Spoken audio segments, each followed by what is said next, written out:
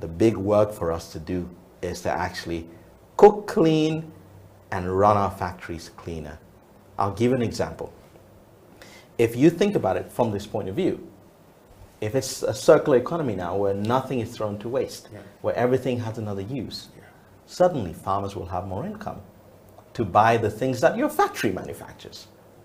If you use their waste to power your factory, you can sell more of your product to them because they now have more money. And so it's an interesting cycle. And it's really interesting from that point of view. And I believe there's a lot of hope. There is a lot of hope. And we just have to get on with it.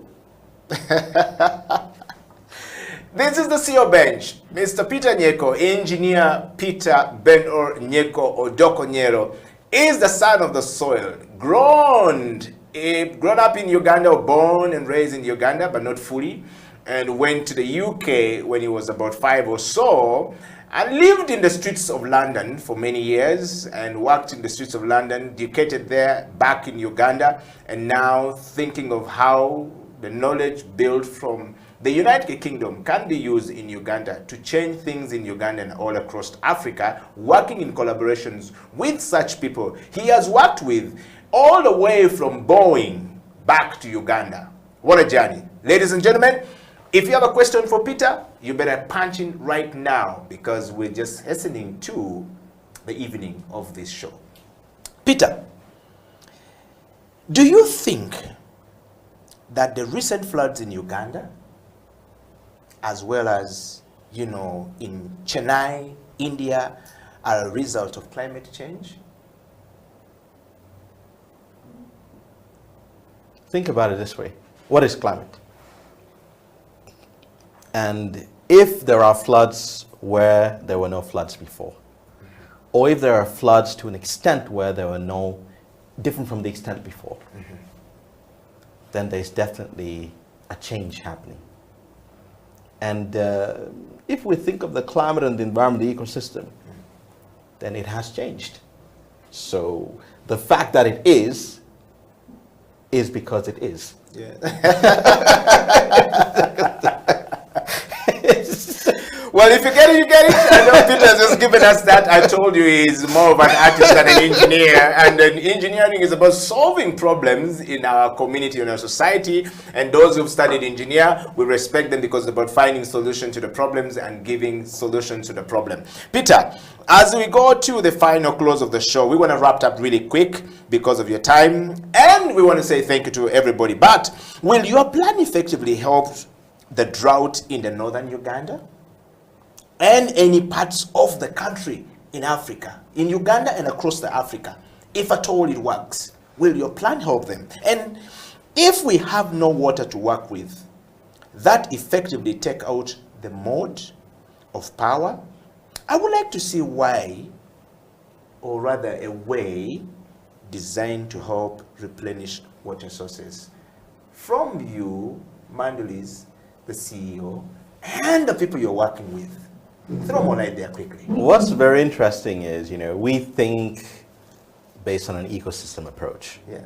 We look at everything that's important. We don't just talk about energy, but we think about what the energy is needed for. So we look at healthcare, that's why we work with electric ambulances. We look at, access to water. That's why we look at, water pumping, water cleaning and so on. But ultimately, it comes down to this. Very simple once again. If everyone stops cooking with firewood, if everyone stops using firewood in their factories, everyone stops using charcoal made from firewood, the trees will flourish. When the trees flourish, I believe there will be more rain. And when there is more rain, I believe there'll probably be more water as well. So it's a very interesting one from that point of view. But secondly, when there are more trees, the land, which was previously, losing its grip and swimming down, wherever it may be, that land, that soil can be more firm. And, also the foliage that falls from the trees makes the soil more fertile. The trees, there's flowers, bees can flourish. Bees are very important for the ecosystem. So just simply not cooking with firewood can change all of that for us in this country. Secondly, we've got to think of everyone who currently works in the business of firewood and the business of charcoal. We have to deliver a solution which enables them to still make a living, to still look after their children, to still survive and flourish and thrive. That means delivering solutions which can get waste into cooking fuel replacement through the existing supply chains, so everyone who previously made a living from what we term as non-sustainable solutions switches to sustainable solutions, still makes a difference, still makes a living, but more importantly, thrives even more. Because what you said earlier was the economy might not understand that renewable energy, climate-friendly solutions are actually profitable. They're actually really profitable. When people understand that you can make a lot more money if you don't cut that tree, they will definitely not cut that tree. We already know that Uncle Yes. PK, just down the western side, is reaping money from the city of Kigali from just telling everyone, don't cut trees. And he's become an ambassador to that effect. Peter, well, we're going to bring this to a close. And perhaps this is my last question to you as we close the show. One time I asked a friend of mine in Europe a question about electric cars. We've talked about electric cars for a bit. We've talked about these things. And this was his answer. I asked him, what do you think about it coming from you, Africa? And this is what he said. I'm more interested in autonomous vehicles. I will take a gas-burning autonomous car over a clean electric car any day, any time. In my view, is that possible? So the reality is this. So things have changed, all right?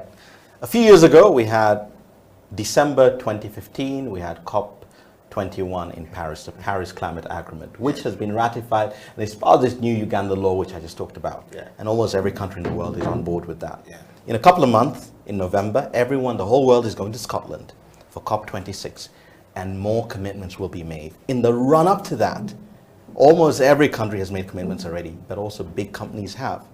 But most interesting is this. In most of Europe, there will be no more petrol or diesel cars manufactured very soon.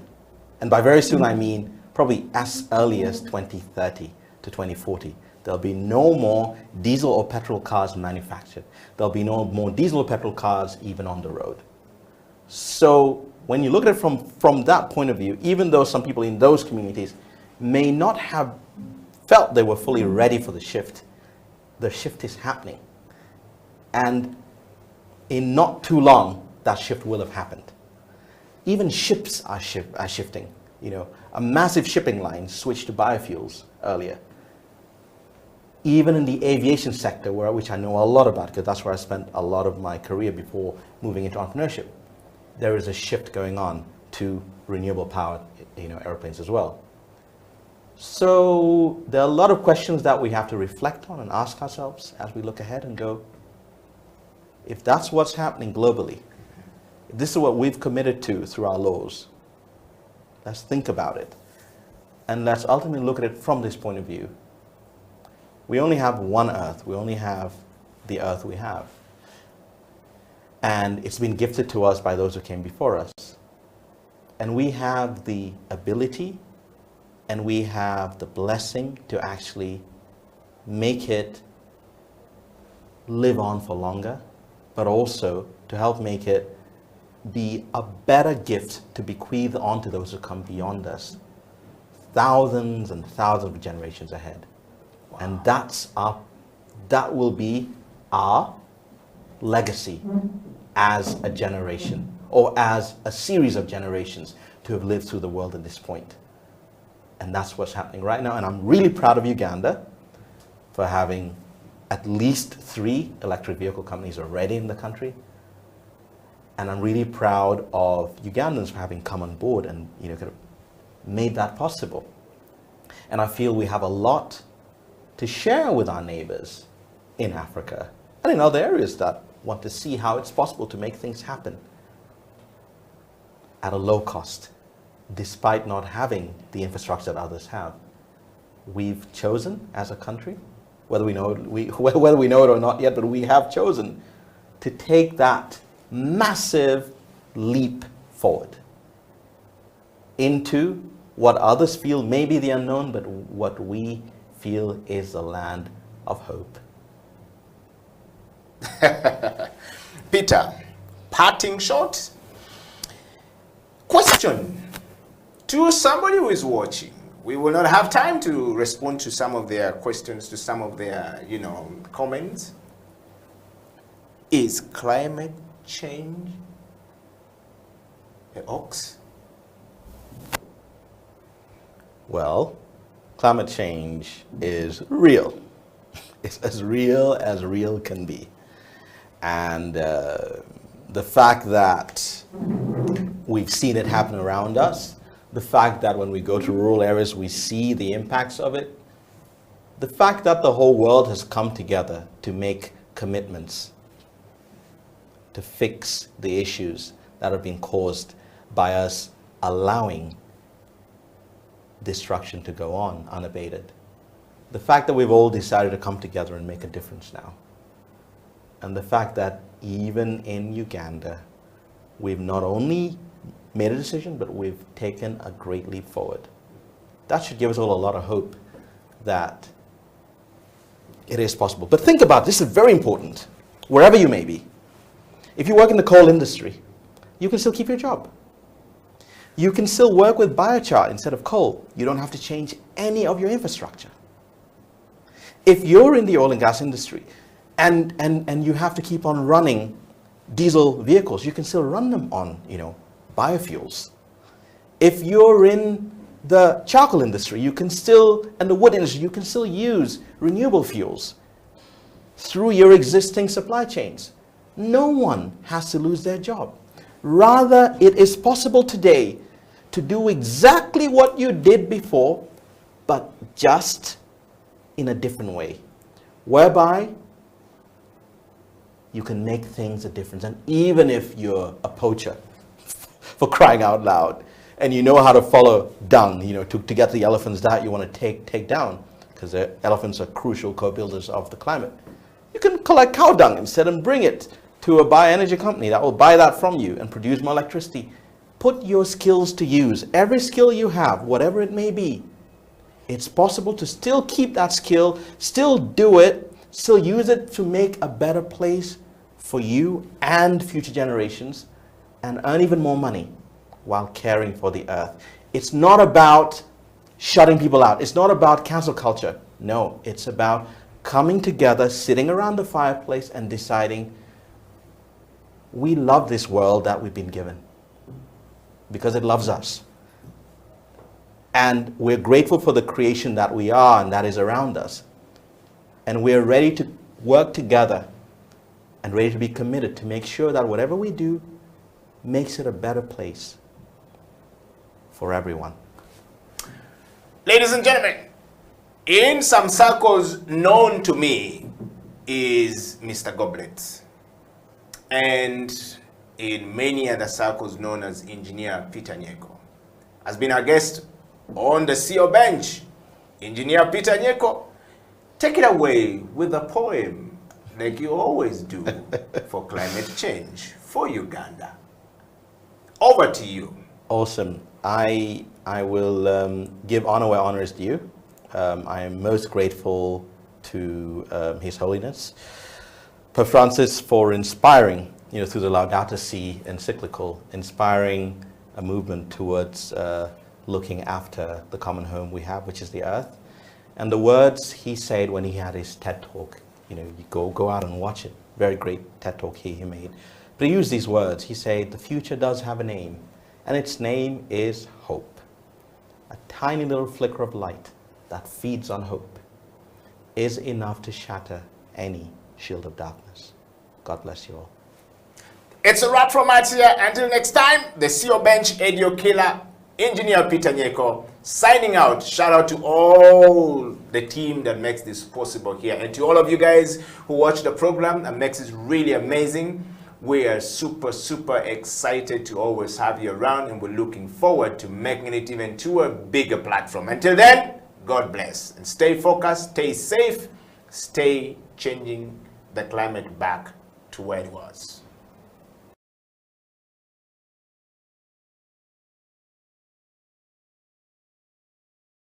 My name is Dr. Jinpo Olowo. Thank you for watching House of Talent Television. I love to inspire people. I love to talk about my experiences and how God has been able to use me in the different exposures.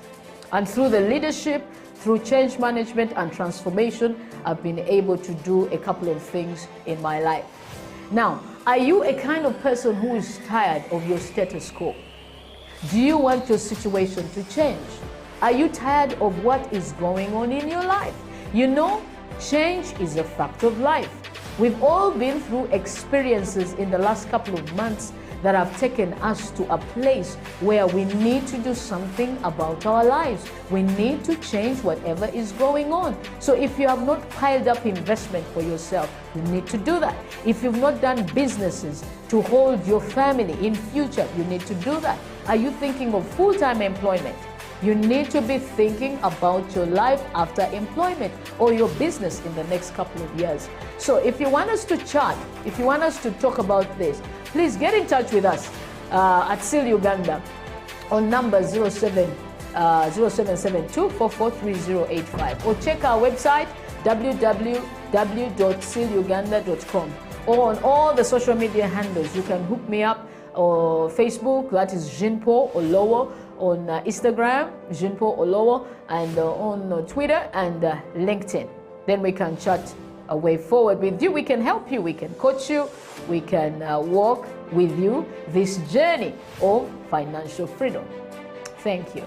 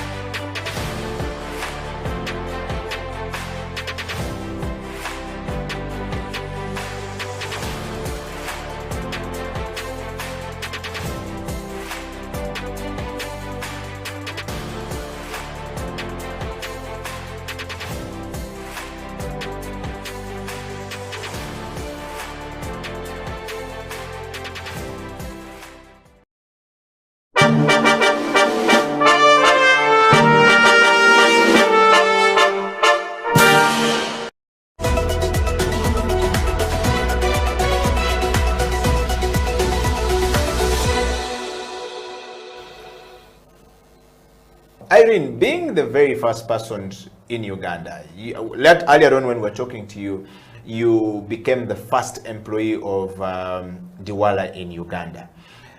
I mean, what does that make you feel like, being the first leader of a new innovation happening in Uganda? What experience has it given you so far? It's a very humbling experience. And I always thank the team at Diwala for giving me the opportunity, because I can tell you, when they met me, it was about 3 years ago, but you know, just chatting about, you know, what technology is in Uganda, how it can be applied to the education sector. It wasn't really, I could say, an interview. It was more me trying to give people some data and some information. And my CEO tells me that from that point, she felt like, you know, I could be part of the team.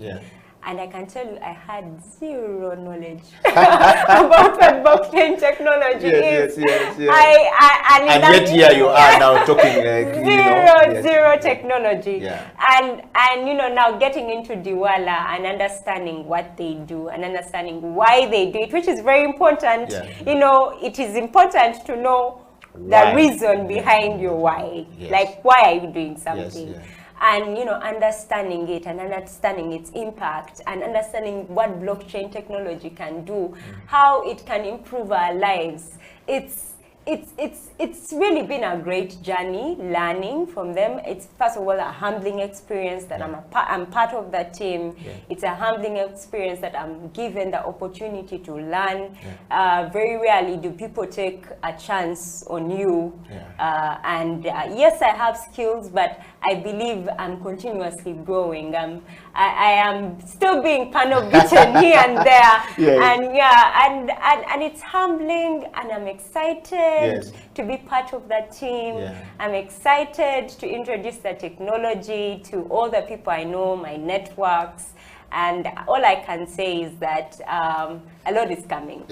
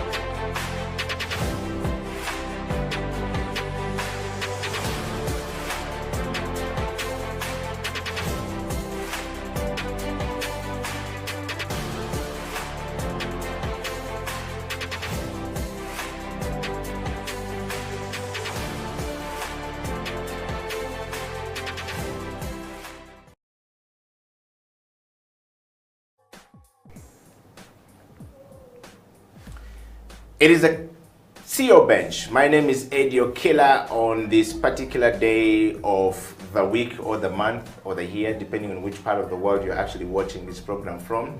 My guest this morning on the CEO Bench needs no introduction. It is said that if a person needs a long introduction, they don't deserve one. And if they deserve one, they don't need one. Ladies and gentlemen, all across the world, on the CEO Bench today, we bring you the story of a young lady springing out of Uganda, from the central region of Uganda. The name means something else, and both of our names are quite very, significant when you think about the words and the meaning behind the words. What the English people say is the etymology of the letter, or the words, or the origin of the words. Welcome to the CEO Bench. And of course, as my name is Eddie Okela, live on House of Talent Television is Divine Nabawesi, who is the founder and the CEO of Bamboo, Divine Bamboo, or Bamboo Divine. That's how now people call her. Divine, welcome to the program. Thank you so much, Eddie. First of all, how are you and how have you been? I'm doing fantastic. Thank you so much for having me here. You are welcome. And the CEO Bench often look at people like you who are doing something significant in our society, or people who are doing something for others, or people who look beyond self. But first, we want to know from you, who is Divine in a nutshell? Who is Divine? Yes.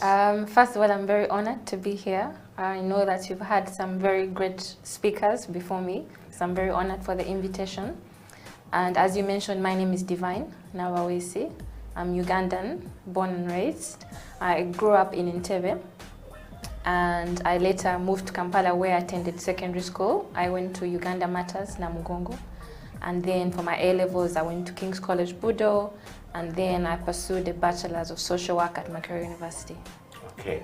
Yes. And when you say you you grew up from Entebbe. Does that mean that's where your ancestry starts from, your home, everything? For a person who's watching you from, you know, New York or from London or from, you know, Finland, and they want to know more about you, they don't know these things. In Africa, we have the origin of where we come from. Is that where your parents spring out from?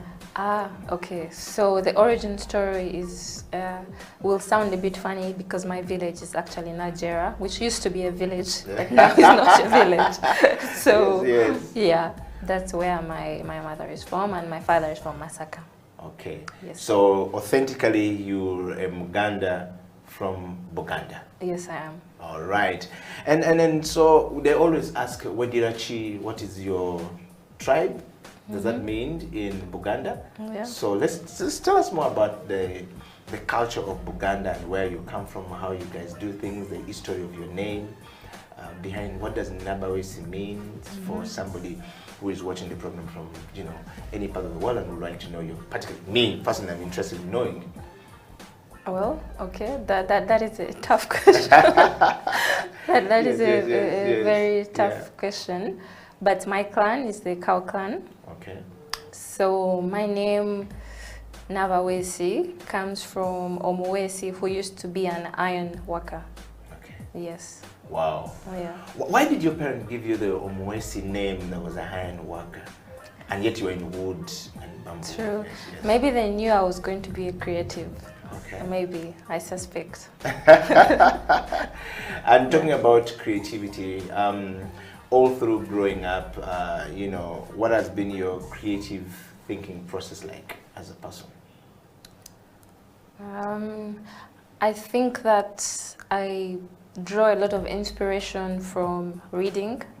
I started to read at a very young age. I'm always reading.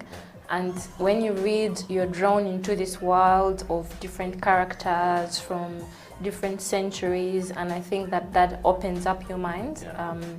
And because you're able to dream and to know that there's a different world out there and that anything is possible, really. So I think for me that's been very important. All right. Talking about that, your parents, your father and your mother, and your history from Nigeria, which is just a suburb of Kampala. For those of you guys who are watching the show from all across the world, Nigeria is just it's what we call a satellite city away from the city of Kampala. You know, a couple of kilometers away from the main city is where she comes from. So technically, Divine was born or comes from the city center. That's the village. And Masaka is what, about 100 kilometers away, or 122? Is it 200 kilometers? About. From Kampala, yes. It's about 120 kilometers away from Kampala. Yeah. So she's a girl around about the city and the town. All right? And talking of that, when we want to look a little bit deeper on the background of Divine from the family point of view, growing up as a child, what was it like with your parents? I think I had a normal childhood. It was happy, but I think mostly ordinary. I was able to explore and play as a child, so I think, yeah, it was a good childhood.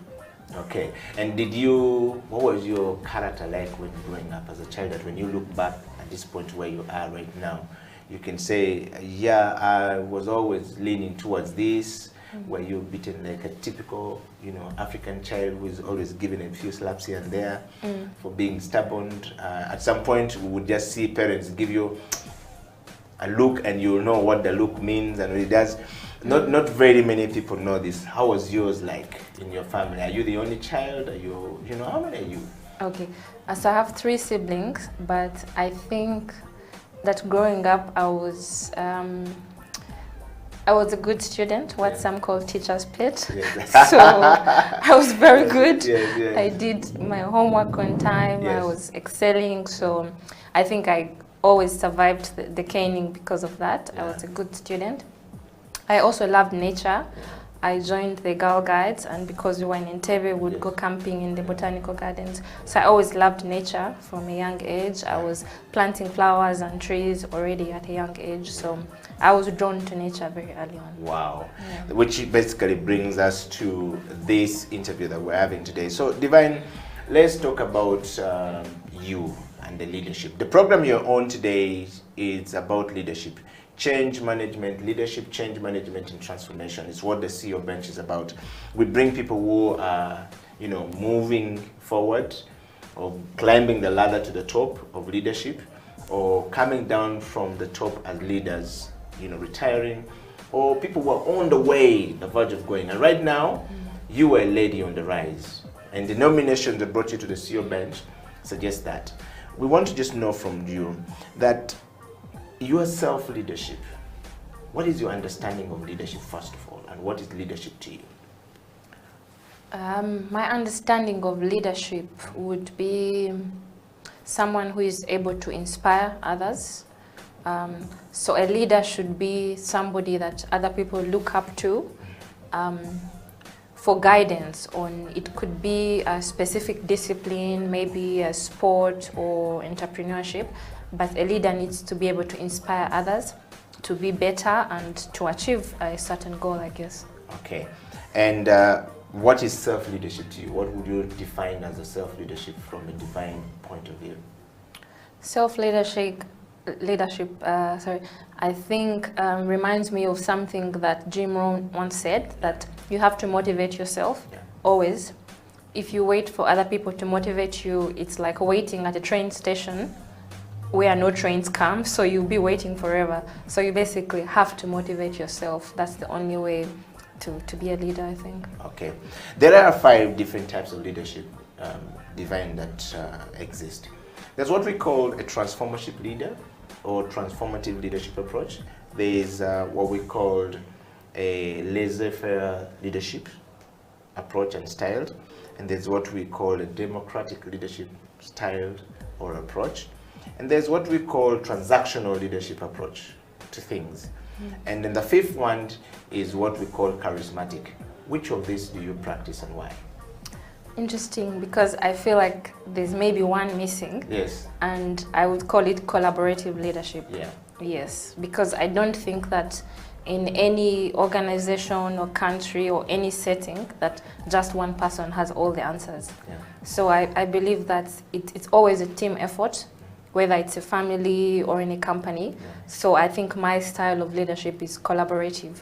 Okay. Yes. All right. And that said, Divine, just as we take a break from this, we want to take a break, but when we come back, we want to focus a little bit more about knowing you and, you know, why you do what you do. And of course, to tell us a little bit more about bamboo, you have been headlining all across Uganda and, you know, even across border about bamboo planting. And we all grew up knowing that bamboo was a tree you can find at home. We played under, we picked the leaves. It was used for buildings, used for building shades, houses in Africa. And at some point it died. It started dying away. It wasn't now the main thing like eucalyptus used to be, the bamboo used to be. No. But you are in this space back. Why bamboo, by the way? Why bamboo? Yes. Why not bamboo? Should I answer now or after the break? Yeah, sure. No, answer that one. Why bamboo? Bamboo is a miracle plant. It's a magical plant. I first fell in love with bamboo, first of all, because it's a beautiful plant. Yeah. Have you been in a bamboo forest? Yes. Where? Not really a forest per se. I would call it a bamboo plant. Yeah. Yes, just a smaller place which is not really a forest. What we'll say 1 acre is not a forest, 2 acres, 3 acres is not a forest. Okay. Yes, I went to one which used to supply the buildings, the places that build places for recreation in Kampala, yes. Okay. So they're the biggest, largest place for production of bamboo. Okay. Yeah. So yeah, that was my first introduction to bamboo. That is just a beautiful, magical plant. When you're in the bamboo forest, the way it looks, the way the wind blows through the leaves, it's just magical. Okay. So that was my first introduction. I fell in love with how it looks. And then as I got to study it more, I found out it's even more miraculous, because from just this one plant, you have over 1,600 uses. So it's a plant that the Chinese have a poem which talks about bamboo, that you can wake up, a man wakes up in a bamboo house, because bamboo is used for construction. Yeah. You can sleep in bamboo bed sheets, in a bamboo bed. You can eat bamboo. You can use it for paper, you can use it for so many things. So it's a really magical plant in terms of development. And so for a country like Uganda, we can really benefit from bamboo. Wow. Yeah. Divine, we're going to take a break, and when we come back, we will be focusing more on your work at Divine Bamboo, and you know what you're doing right now, why you're doing what you're doing, and the leadership in that space, the change and management of change in that space, as well as the transformation. This is the CEO Bench. We'll be right back after the break.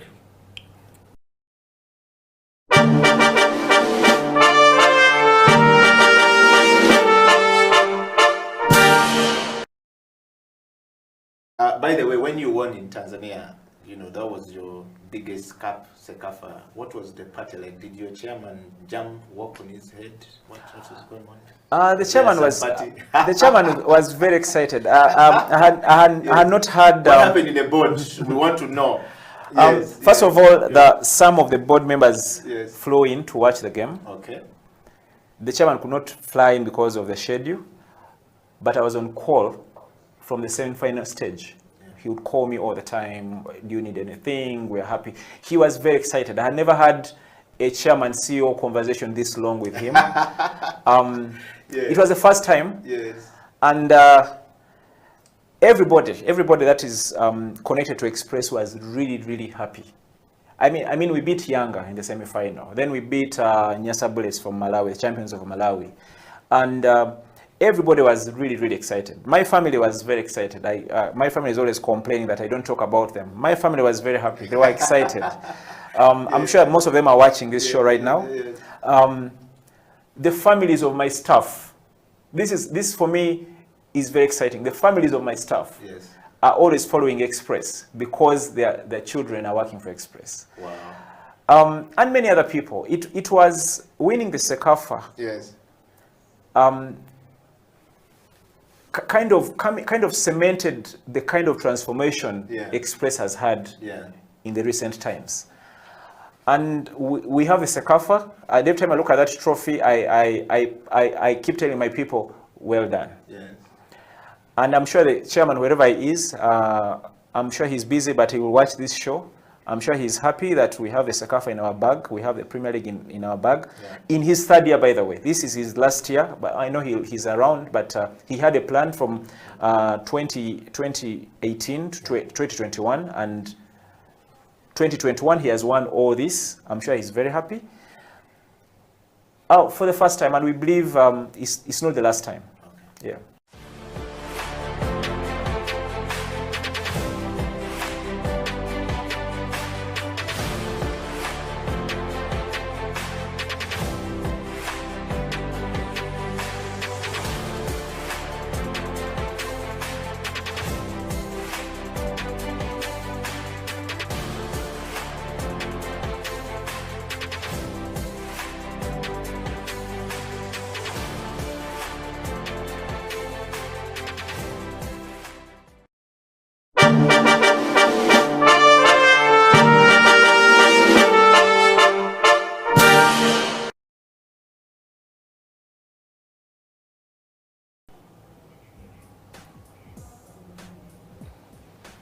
Welcome back from that break. This is the CEO Bench. My name is Eddie Okila, live on House of Talent.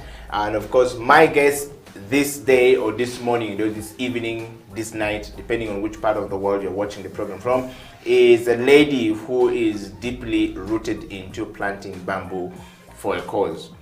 Divine Nabawesi is the founder and the CEO of Divine Bamboo, a limited company, but for a cause, if I get it right. Divine, welcome back to the program. Thank you. Divine, we're talking about bamboo and your life at bamboo and the things and why bamboo and why you picked bamboo. I want to take you straight to this question that I usually ask. In today's rapidly changing world, learning to design our organization to read the turbulences that are brought about by the advent of COVID-19, for example, creatively is quite critical to our existence going forward. And leadership plays at the core of this every time we think about it. You are thinking creatively in the space of I need to plant bamboo. We're talking about climate change at the moment, and it's a turbulence that is coming with it, forcing us to do many things that are not right. I want to take you back to that point. Why did you pick yourself and give yourself, and rather gave yourself the meaning and appointed yourself to start doing bamboo of all the things that you've talked about? Why? Why? That's a very interesting question, Eddie, but I actually think it's the other way around. Yes. I don't think I chose bamboo. I think bamboo chose me. I think bamboo chose me because I really feel like it's my life's calling, my life's work to do this. Yeah. And so it was a natural progression because I already love nature, I love trees, and the more I started to learn about bamboo, I saw how much potential it has, not only for climate change, but like for rural development, for youth empowerment, for women economic empowerment. So there's so much potential there. I had no choice but to start engaging with the bamboo industry. Okay. And initially you were in the construction business before, if we follow you well. And why the switch? Why the switch? I think... What sparked the switch? I think it's related to something we were talking about in the break. Yeah. That a lot of times we do work that we don't have passion for. And so I felt like that wasn't my calling. I wasn't really happy doing that, being in the real estate sector. So I wanted to do something that, that would make my heart happy, while at the same time contributing to social and environmental good. Okay. Yeah. And so let's talk about the Divine Bamboo. When you started the organization, you said you felt like it was a calling for you to go into it. But what is really the real story behind the call, and what is Divine Bamboo in a nutshell? Okay. So Divine Bamboo is an innovative forestry and energy company. It's a Ugandan company. And our mission is to stop deforestation in Uganda. We do that through the promotion of bamboo as a sustainable alternative to cutting down traditional hardwoods. So that was my motivation really, because Uganda is losing so much tree cover. We are losing so much forest because mainly of the need to cook. So because of fuel wood in the form of charcoal and firewood, a lot of people don't have a choice but to go to the forest and cut down trees. Yeah. And so we wanted to provide an alternative to that. Okay. Yeah. And so when you started to provide an alternative to this, how has this been received by the people that you're talking to? So of course, with any new innovation, it's not straightforward. Yeah. You don't get the idea today and then the idea is mature. Yeah. First of all, the idea, the business model takes time to develop. Yeah. And in the same way, the audience, the customers also need time to adapt to the new products and like the new plant in this case. So it's a gradual process, but I would say that we are seeing very positive change. Okay. Uganda is predominantly a country that uses, or Africa for that matter, a continent that predominantly uses wood as a cooking fuel. For many, livelihood depends on it, and therefore we are cutting trees because of this. Has been a long journey of us using charcoal for eternity. I mean, at home you're using charcoal. Now we've seen the new gas fuel coming in for cooking, but not everyone can afford. And the mindset behind cutting the trees and the economy around it is also heavy. There's a lot of money into the charcoal business, which is cutting down the trees, burning the charcoal and selling it. And a lot of the stories we've seen how trees in Uganda are disappearing because Kenya is demanding a lot of charcoal coming from Uganda. And our neighbors, and so is Rwanda.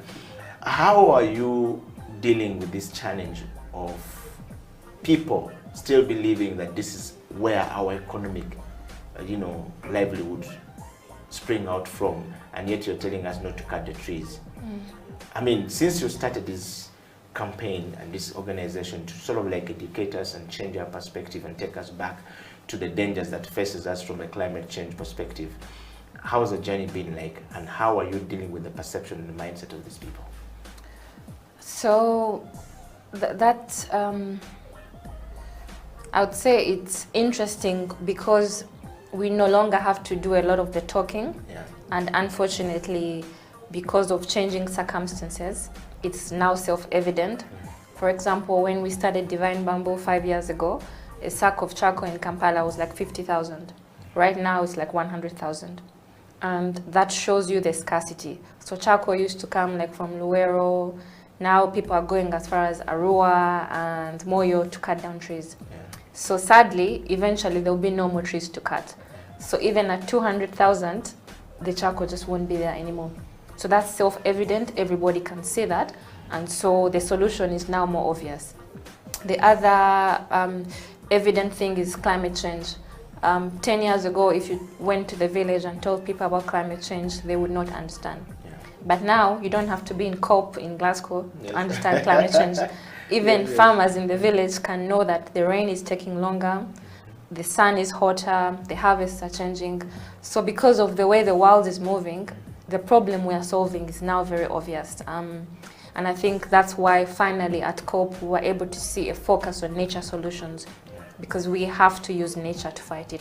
It's not the only solution, but I think it's a big part of the solution. Okay. Yeah. Divine, let's talk about more about the people that you're working with, and at Divine Bamboo. How do you get people motivated to join your dream and your vision and your mission? If you would start from your mission and how you recruited people to it. So again, we try not to recruit people and then motivate them. Yeah. We try to recruit motivated people. Okay. Yeah, because we would like to have a team which is already motivated in solving the problems of climate change, of deforestation, of youth empowerment. So once somebody already has that as a foundation, it's then easy to bring them onto the team and to inculcate in them what our values and mission are. Okay. Yes. I'm talking of the youth empowerment just before we take another break, if you'll break that more. Everybody is talking about youth employment, youth empowerment, youth employment, but we don't tend to get the substance coming out of it or the impact of it coming out. And we watched yesterday or the other day during the COP, 26 in Glasgow, when everyone was talking about the impact, the social impact, the youth, the entrepreneurship it needs to do, and everyone was talking about impact. But yet, when you look at the impact on the ground with the people that we're talking about, it doesn't seem to be quite immense. What are you doing as Divine Bamboo to bring this out? And what is youth livelihood and entrepreneurship from your perspective as Divine Bamboo? So again, I would preface that by saying that the work we don't do by ourselves. We have a good team in-house, obviously, but we also have a network of partners. So for example, we are working with UNDP on a youth empowerment project, and some of our activities included training youth in Kamwocha. So we had a training about a month ago where we trained over 200 youth in Kamwocha. And we want to see how we can bring them on board in the value chain of clean energy. And so our ethos is to meet them where they are. So it's not about preaching, you need to use clean energy, you need to not cut trees, but you need to give them alternatives. And then you also need to show them how that works within their current situation. So for example, if we go to somebody making Rolex or making barbecue, we can show them how if they use our bamboo briquettes, they are cleaner, so there's less smoke and soot, so means better health for them, but also they cook longer, so in the end they're able to have a saving. So it has to be practical for your audience and for the customer. Okay. Divine, talking about that, obviously Africa struggles quite a bit, and Uganda is no different from leadership. Mentorship management and leadership is not quite easy. And the young people of today are not finding it easier compared to the baby boomers, and then the what I would say, our fathers. They had a certain level of mentorship. The ones that came after that stopped the process. The ones that are supposed to be mentoring, those we're calling millennial today, or Gen Z, are not even trying it. What are you doing with Divine Bamboo from a leadership perspective to get this youth that you're training in any of these areas to actually know that leadership is a very key component of them, you know, succeeding in life? I actually have a different take on that. Yeah. I feel that today, more than any other time in human history, there are more opportunities than have ever been there. Yeah. There's so much information in books, on the internet, and so I actually feel that young people today have more resources than ever before. You can go on Twitter and learn from the best minds possible without paying anything, both globally and even locally here. Like, for example, what Robert Kabushenga is doing with his 360 Mentor. He's having incredible people there. You can access it for free. So I think that the opportunities today are greater than ever. But yeah, so what we are doing is we have internship programs. So we have internship programs where we bring on the youth and we teach them how we are working and how they can maybe be a part of the organization. Okay. Yeah. When you talk about this, Divine, it's a good point and I would like to agree with you. But I want to just take you a little bit back to one thing is telling them this is what you need to do, or this is how we need to go. The other thing is holding their hand to go with them to reach there. How are we doing this at Divine Bamboo? Because you fairly deal with a young generation motivated by your work, they're training the younger people. What is their response toward your call and how are you dealing with it, holding the hand to move them forward? The response is very good. We have a lot of engagement on our social media channels, but I think the biggest one, like I mentioned, is the internship program, where they actually come and join the company, and for a few months, maybe 3 or 4 months, they get to work with us. And through that program, we've actually got, I think right now, like 4 current employees who came through that program. So I think that would be our biggest engagement, on top of the outreach that we do, like in Kamocha, where we had the training to show them how to use briquettes in their existing businesses. Wow. We're talking to Divine Nabawesi, who is the founder and the CEO of Divine Bamboo, an organization that has focused itself in planting bamboo and making sure that we actually have clean energy coming up from that space. If you have a question, we would like you to post it out there and Divine will be able to answer it. Kisses and disses are welcome. We don't take things personal. Divine is here to, you know, like answer your question. We're going to take a break, and when we come back, the CEO bench will continue on change management and how bamboo is causing transformation in our society.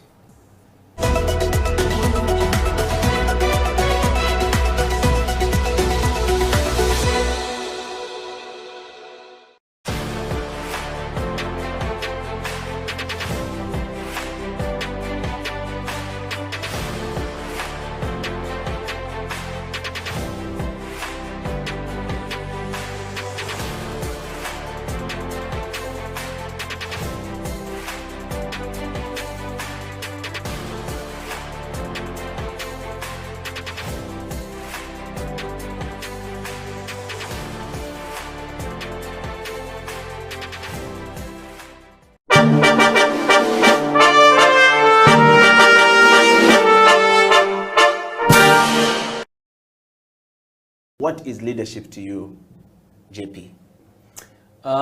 So for me, the leadership, I would say there are different components, but the most important is the art of knowing people. Yeah.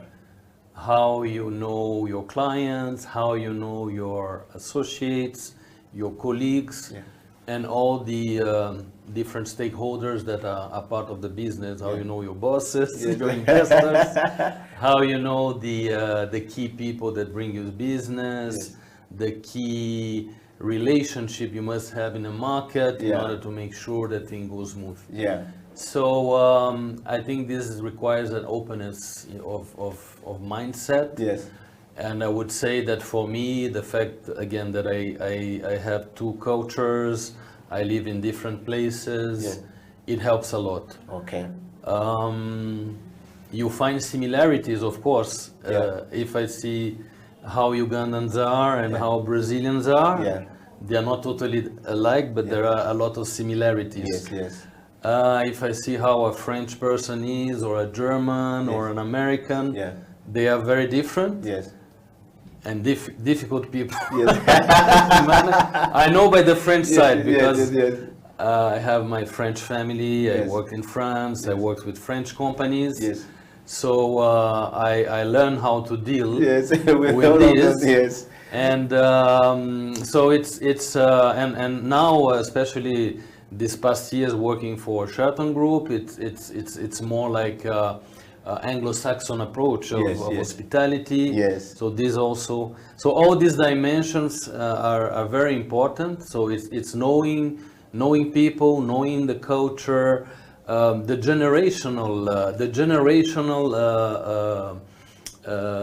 different generations you deal with. It's a very important. Yeah. It became more and more because the gap between generations have changed. Yeah. I would say, or I mean, people that analyze the market trends, Yes. how things go. Before, a generation gap would be 10 years. Yes. Yeah. Now it's shorter. Yeah.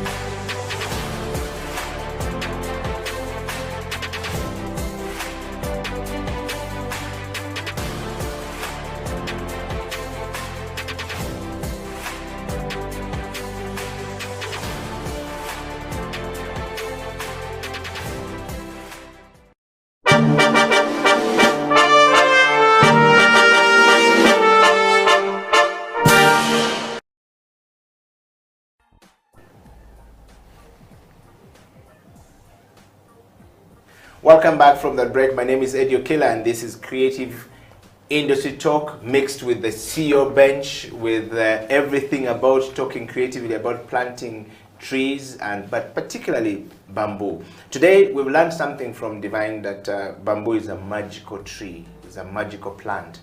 We want to dig deep into that. Divine, welcome back to the program. When we went to the break, we were talking about the impact of the project that you do on the young people that you're working with, the mentorship management and the leadership. Let's talk about change management. There are a lot of things that are happening in our society today. And as the founder and CEO of Divine Bamboo, you must be meeting a lot of challenges that requires change and managing change from one place to another. But first, you started by managing change from you, turning around your life from the construction business and the real estate business into bamboo. No one quite understood why you just did a switch. What was the journey like, moving from what you once was comfortable with to something that it could have been either failure or success?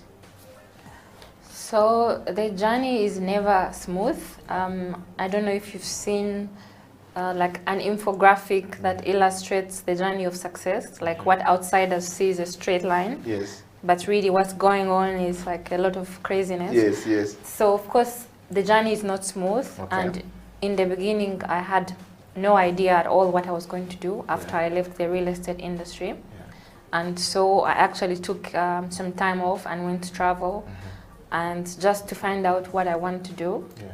And yeah, so I think that looking deep within yourself and being honest with yourself and looking at what you love to do, what your interests are and your passion, it will lead you to your calling. Okay. Yeah. Divine, talking about that, what is your greatest challenge that you have ever faced in your life, and how were you able to manage it as a founder and CEO of Divine Bamboo?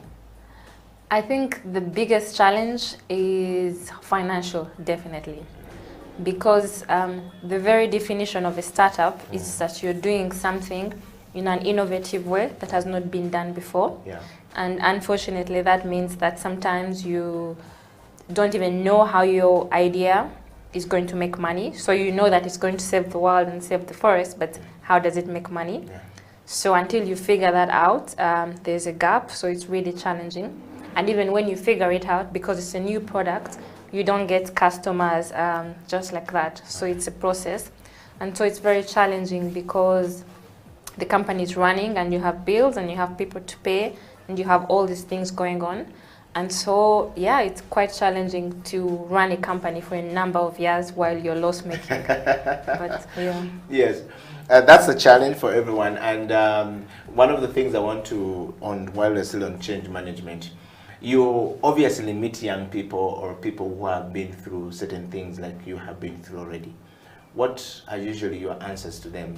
You said the challenge was when you started running the company for some time without financials and, you know, splitting everything. I'm sure you went back to your parents quite too many times to ask for a few shillings here and there to help you, and they kept telling you, but this thing of yours, we're not sure about it. And then they start to measure your degree, which you have gotten, vis-a-vis what you are doing that doesn't sort of like, you know, take you to the corporate world where it's almost assured that you're going to get salary at the end of the month. There are many people like that who are stuck and they're watching you right now. What advice would you give them on how they can manage that change that sometimes can make some people become very comfortable and fearful to move? So one of the best pieces of advice I've ever had was like, when things are tough, especially in business, instead of giving up, just keep doing what you're doing, and by this time next year, be here doing the same thing. So you need to have a laser sharp focus. Yes. You need to tune out all the noise and just keep doing what you're doing, because eventually your work will speak for itself. Eventually your customers will find you, your people will find you. But obviously it's not easy, it's easier said than done. Yes. So you need to prepare yourself. It's really, really tough. So your tolerance of pain has to be also quite high. Yes. But in the end, it works out. Okay. So I would say persistence. Just keep doing what you're doing. That's Okay. all. But how do you find persistence, hope, trust and character in the midst challenges of bills coming in, you know, change from where you used to be comfortable with salary and to where you now need to, you know, drink a cup of coffee at Endiro Coffee, like where you used to sit, and the pocket is not coming as clearly as possible. How do you manage that change, which is really very tricky at that point? I know you said it's not easy and said and done, but I want you to just dig a little bit deep on your story of when you didn't have the finances, but you had to start. How were you able to keep going, and how did you eventually hit the finance button?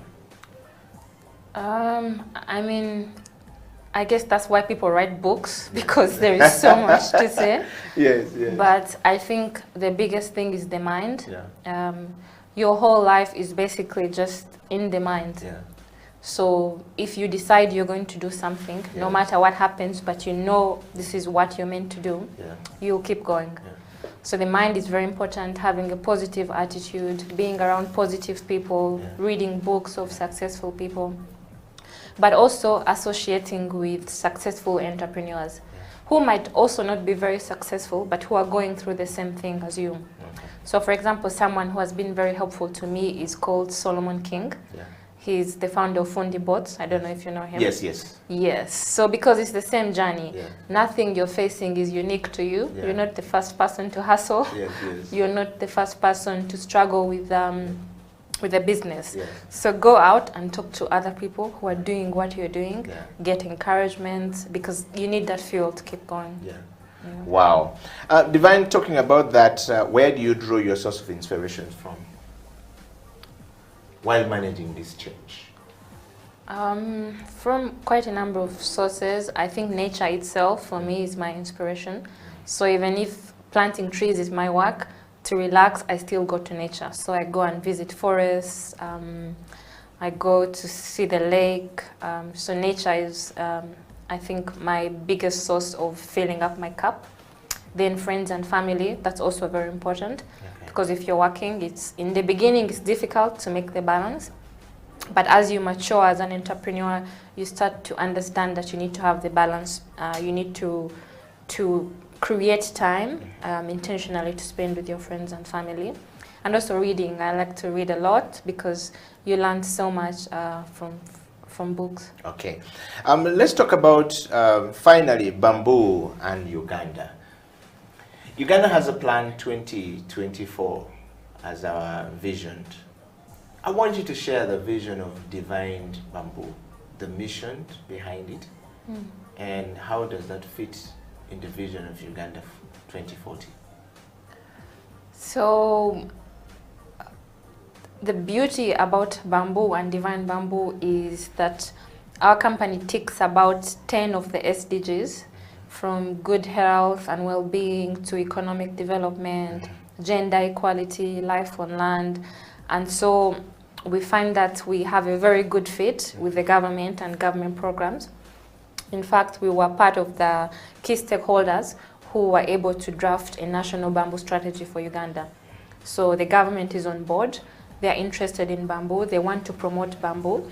And so we look very much forward to working with like the National Forest Authority, Ministry of Water and Energy, the Ministry for Youth and Gender, because we believe that our programs can really help with rural development.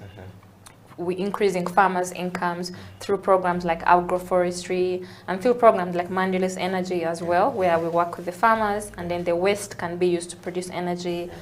So our projects and our company can really help to work alongside existing programs to increase people's incomes, to help to reduce deforestation, and to make sure that we preserve our forests. Okay, let's talk about the Uganda Vision 2040, and I want us to go a little bit deeper into this. Uganda Vision of 2040, which you've talked about, but what drive and legacy would you want to be part of this 2040 vision of Uganda from that perspective? So again, I'll take us back to the last week. The news has been dominated completely by COP26 in Glasgow, and especially nature solutions coming to the forefront. So prior to this, I feel like nature solutions were a bit underfunded and underrepresented, but finally nature got to be center stage, and now everybody is waking up, from government to billionaires like Bezos and the Gates. Everybody is now waking up to the importance of nature. So I feel like we are ready. We've been waiting for a long time. So we are ready to work with all partners to help achieve the targets that the world is setting. How can we reduce global warming? How can we contribute to the decarbonization? And so we are well positioned for that. We are working with farmers because we believe that it's going to take everybody. It's not just one company or one person. We're working with farmers, we are working with producers and businesses and schools. And so we are ready because we work with women, we work with youth, and hopefully we can help to influence the energy, the clean energy industry. Wow. Divine, from the French angle, a couple of years ago you first appeared in France, the Campus France program that you went for. Let's talk about it. Was that your first time in France, and how did you get there? Yes, that was my first time in France. So I attended a program at Alliance Française, and I was the best in, I think it was Delft d'Or, which is a level of French, of the French language. So then as a reward, I was given a trip to Paris and the south of France to go and learn more about bamboo actors in France, but also just to experience French culture. Okay. Yeah. And while in France for that program, or on that exchange program, what did you learn from there? What were the learnings that when you came back to Uganda, you have been applying, you know, from the art and culture perspective to the environment perspective to the people perspective? What did you learn from there that you're implementing here that you can talk about now? I think probably one of the biggest learnings was the fact that great things take time.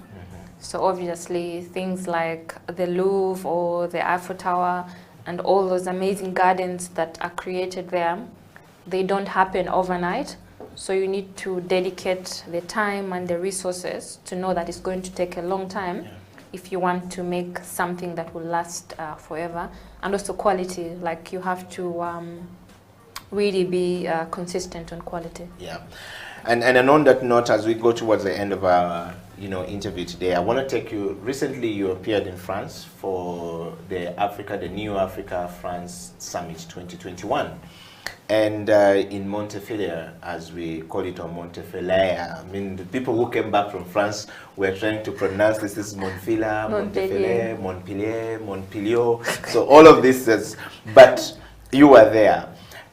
What was the learning that you picked from there? What is your understanding of the new Africa-France relationship? Okay. So first of all, it was a great honor to be among the few Ugandans chosen to go and represent Africa in Paris and Montpellier. So for that, I'd like to thank the French Embassy and Ambassador Jules, and of course President Macron. So it was a very exciting time to be there, because I think that the world is shifting and things are changing. And so it's very progressive of President Macron to have this summit where in his speech he said all the presidents were calling him, like, why didn't he invite them? And he said he didn't want to talk to presidents this time. He wanted to listen to young people, the people of Africa. And he had some very tough conversations actually with some youth from Africa. So I feel like it was a chance to be open, a chance to have a new relationship, and to forget, can I say, old mistakes and old wounds, but move forward together. So it was really exciting to be there. Okay. And Divine, from a Divine Bamboo perspective, what did you learn from there? What kind of collaboration did you pick from there? What sense did you pick from there that you think that you are using right now or you will be using going forward? So the sense I picked from there was the energy of young Africans, Africans from Kenya, from Chad, from Burundi, from really all over Africa. There's a lot of energy, a lot of good things happening in all industries, from renewable energy to beauty and mobility. There's a lot of intelligence. So Africa as a continent has a lot of potential, and so that was really invigorating. But also within the Ugandan delegation that went there, we were able to really network within the delegation and to form some very good synergies, and I'm happy that some of those are already moving forward. Okay, and let's talk about the transformation of your business from that perspective. When we were into following what was happening in France, we would see a lot of France talking about, we need to transform Africa, we need to work with Africa, transform Africa. We want to focus on the collaboration. Collaborations means equality, it means fairness, it means forward thinking, it means many things from their perspective. And you guys were in the audience. What transformational approach or information did you pick from there that you are going to apply back home here from your perspective as Divine Nabawesi, as the founder and the CEO of Divine Bamboo? One of the biggest things that I picked was a willingness to collaborate on both sides. The French companies, the French government is ready to collaborate. The Africans are ready, they have great solutions, they're very intelligent and energetic. So I think now is the perfect time for synergies. And so you could be a local company in Uganda, but with all the technology and opportunities, there is so much potential for collaboration. So you could be a local company, but with global clientele. And so that should be our mindset, that just because you're in Kampala doesn't mean you can't have clients in Paris or London or whatever. Okay. That said, by the way, Divine, our biggest problem has always been one language. We speak one language. And so we can't do business with people who live in Mali because they are francophone, based countries, and we're anglophone this side. So we've not been able to do business together because we're sort of like a language barrier in between us. Don't you think that poses a big challenge into this transformation that we're talking about? What's your thoughts? Maybe, but with every challenge, there's always an opportunity and a solution. So, as you know, there's opportunities here in Uganda to learn French. You could go to Alliance Française, they have evening classes, so you could slowly start to teach yourself. There are apps that you can use like Duolingo, but you could also maybe have a translator or work through a website that manages the interaction between Anglophones and Francophones. I think there's always a way if where there's a will. Okay. So would you advise now the East African nations who are mostly, you know, Anglophone countries to go and learn French in order for them to interact with some of these opportunities you're saying? Because if you're going to interact with a company that is based in France and is going to provide solutions, you want to have a global, clientele.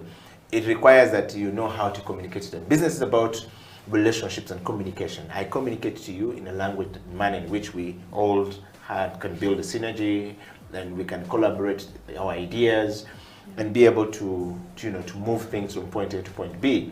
But where I find it, I can't communicate with Divine. Even though I know what to say, I might struggle to say it or struggle to express my emotions to Divine. It's different when somebody's translating it. We saw it on the stage that most Ugandans who went and most Africans that went there and couldn't speak French struggled to understand because the translator was giving the translation, but things were being lost in translation, and some people may not have gotten it very well. Luckily for us, Uganda, we had one Peter Nyeko who was there to, in the evening, sit down with the 20 people, whoever was available, to sort of like break things down because he studied in France, he's done all these things. But the point I'm trying to make here, Divine, is very simple. 5 languages in Africa.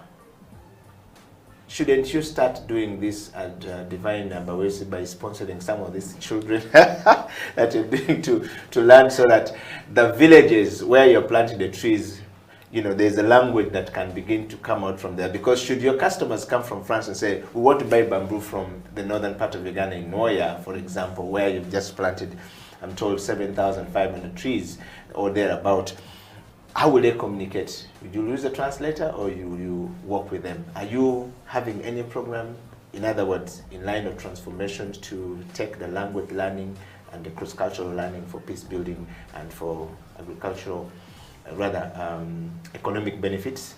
That I can talk to you, you can talk to me, we can transact business based on that we understand the language. Are you doing that, or you have any plan in that line of transformation? It's interesting because the conversation today is always about young people and youth, and how the future belongs to them. Yes. So, but therein is also an opportunity, because when you're young, you have a lot of time, you still have time, and your brain is still very fresh. So then I would encourage them, the young people, to start learning different languages, and also parents, I guess.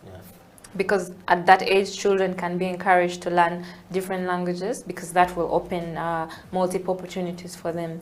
Unfortunately, we're not able to be sponsors right now, but they could talk to the French embassy or maybe the Ministry of Education, and I'm sure there are programs out there that can support them to become bilingual or trilingual or even more. Okay, on that note, how many languages do you speak, by the way?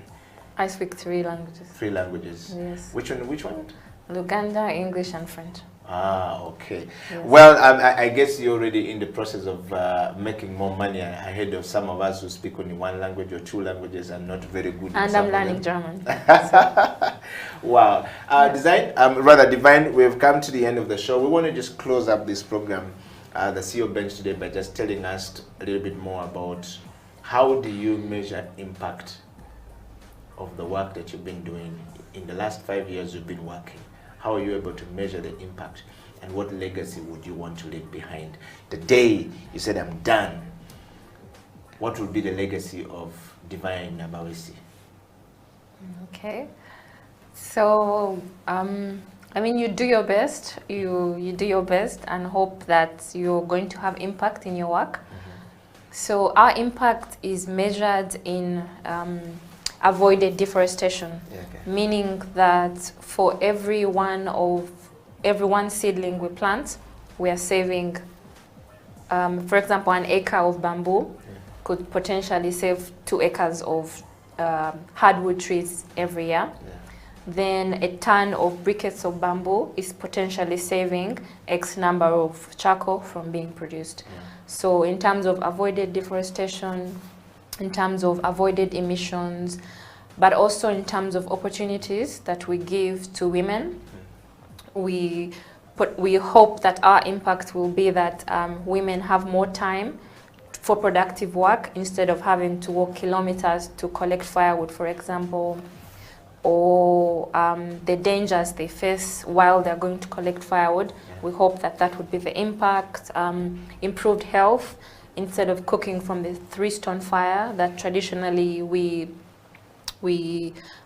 in Africa are used to cooking on, that now they can have improved means of cooking. That would be an impact. The youth we are training, the opportunities, the income generation opportunities that we are creating, and also inspiring other young people and other women that you can come up with an idea that you believe in, and if you give it your all and give it time, eventually you will make a difference. Wow. Well, thank you very much, Divine, for coming to the program today. We want to say thank you for accepting our invitation to come and sharing with the ideas. We're definitely going to bring you back to the program, and looking forward to seeing the impact of bamboo in our society in the next couple of years to come.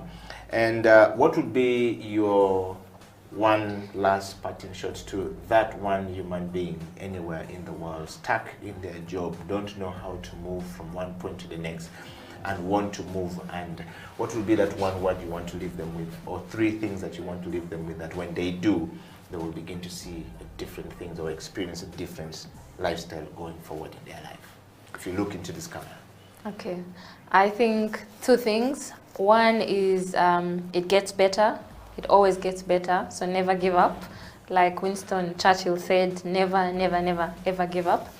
And then the second one, which really helps a lot, which really helps me a lot, is remembering that there's enough for us all.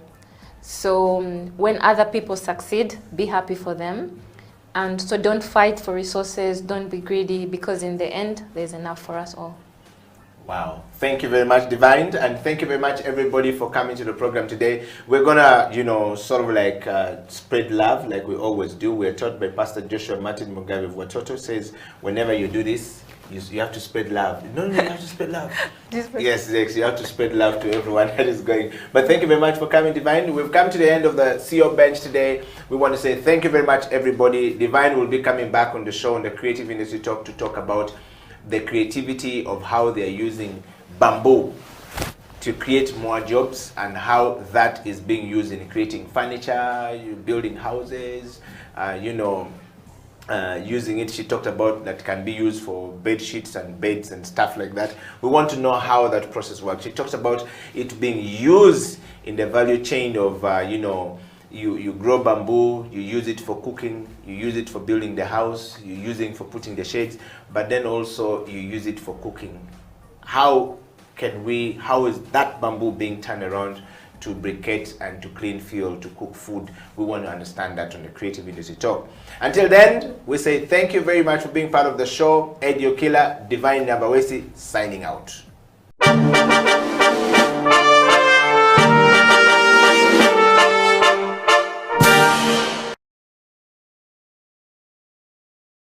Learned a lot from the YouTube on how to make cakes. I don't need to come to an expensive school in Kampala. You can use it, technology for it. Just get people exposed towards something and they see the good thing about it and they take off. So we can see that with technology, with ICT, women can transform their lives right from the home. You walk to an ICT center that is near you. Yeah. Students, even at home, can walk to the center. If you have a wireless system, hotspots available, like in the market in Gulu, we established the hotspots, and the women during the COVID, you can use it to sell, find market prices. Farmers are using it to find prices of, of their products.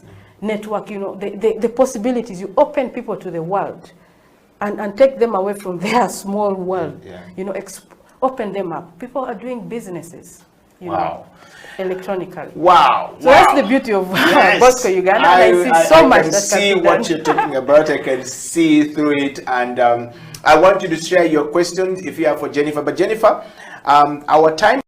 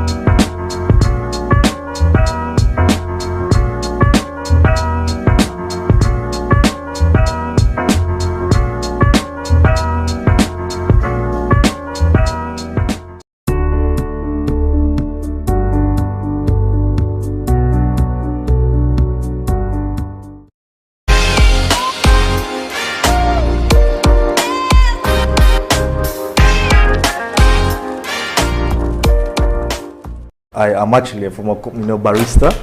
I used to work as a barista in the few restaurants and hotels. But then the dream came, way too back when, we grew up from humble settings whereby tea was the order of the day. We used to drink tea. And as you said, the myths of coffee. So our parents found it very hard, purchasing coffee, knowing the fact that it is expensive. But then later on, when we kept on evolving, we realized that there is more we need to discover in the coffee. All right. So, Okirwan, yes, I would like us to have this whole conversation while we are seated around here, okay? Yes, please. So that we can have our viewers see whatever we are doing. Yes, please. So you might take your seat as we're making this coffee. Yes, please. So that we are able to show our viewers what we are really making here. So you're telling me about tea and how it went into your family. Like tea? Tea, I should say 70% of the household community in Uganda drink tea. You get it?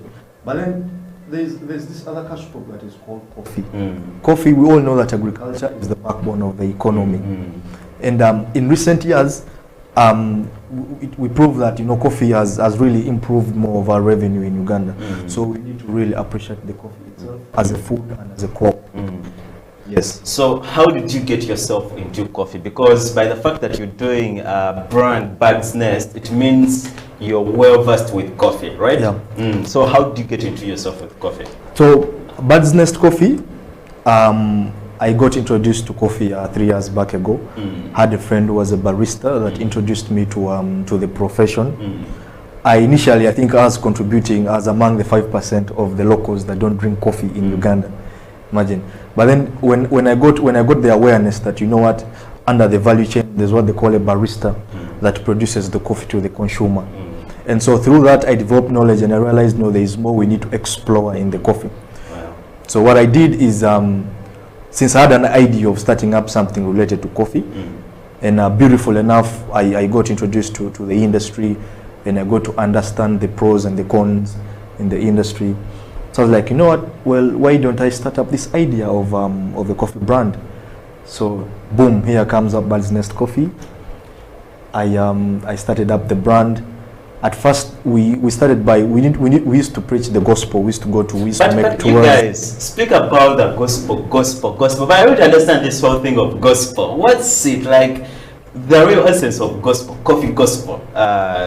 The word religious gospel. What's coffee gospel or what's the gospel? Like you use it a lot. Beautiful. So the gospel, what basically we mean is we bring good news of coffee. Good news, isn't there bad news of coffee? No, but then the good averts the bad. So I believe there is more good than bad. However, of course, whenever you do anything in excess and in ignorance, basically yes, it's going to be we're going to have in that element of negativity. But then we're not supposed to look at the negative part more, so we're supposed to appreciate the positivity in the coffee. Well, as a consumer, I like to appreciate my coffee, and as organic, as Crow told us, his coffee is so organic.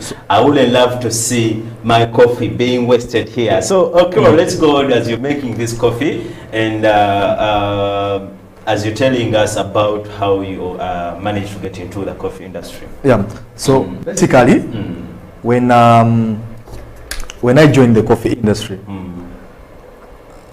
as I said, I contributed 5% of the people that used not to consume coffee. You joined the 5% of people who exactly. I was among them. You were among them. I was a good fan of tea. Which tea do you like? Like this normal local tea of ours? Because there are various types of teas. We have the rooibos, Earl Grey, those London teas. Yeah, so the herbal tea. Of course, it was local. It was local. We used to drink black tea, Garigenyini. So we grew up drinking that tea. But then when I got introduced to the profession, and beautiful enough, oh my God, this is gold, I should say. Coffee is gold. So Bird's Nest, yes, we started that slowly. We started with the gospel, I said, which was the good news. Gospel. So we used to preach the gospel. But then, of course, when you're starting up something new, there are always challenges and so there are always challenges. Like, why did you learn to do all this? Because the fact that you know how to use such equipment means you have a crew about coffee. Did you go to school, or you were just interested and you go to learn making all these beverages? For the coffee industry, the first crucial thing is the passion. You need to have the passion in whatever you're doing. When you have passion, everything is easy to go. So basically, when I joined the coffee industry, I realized I needed more skill to take me on. So I went on and I uptook a course from UCDA, the barista course. And it's through that I learned how to brew coffee and also how to handle coffee. But then I realized that for us to consume a cup of coffee, how are we going to increase the 5% probably to the 50% that we're looking for? We need to create awareness of coffee consumption. Yes, I do have this equipment. Looks it's a little expensive, but then no, you don't need an expensive equipment to brew your what? To brew your coffee. So this is basically called a Chemex. It's a manual brewer. It's a mode of brewing coffee, and with this we put coffee ground. This is coffee ground coffee. Then we brew the water. We add in our hot water. Then we brew the coffee basically. So I should say this is a privilege for me to make coffee for you, sir. Well, it's a privilege for him to make us coffee on the coffee break. That's Augustine Kroll who's making the coffee right over there. Yes. But you can join in the conversation using our social media platforms. That's on Facebook, that's House of Talent TV. You can also use our Twitter handle, that's at House of Talent. Tweet us, use the hashtag The Coffee Break. Tell us, how do we manage to improve or increase coffee consumption in Uganda so that we can surpass the 5% of people who consume coffee in Uganda? Because we would like to see that we have 20% of people consuming coffee, 25, 35, less than the 5%. I mean, more than the 5% we are having in Uganda who are consuming coffee. Because me, I consume a cup of coffee every day, which means I'm out of the league of out of the league of 5%. If you're not consuming that cup of coffee a day, which means you're in this 95% of people who are not consuming coffee.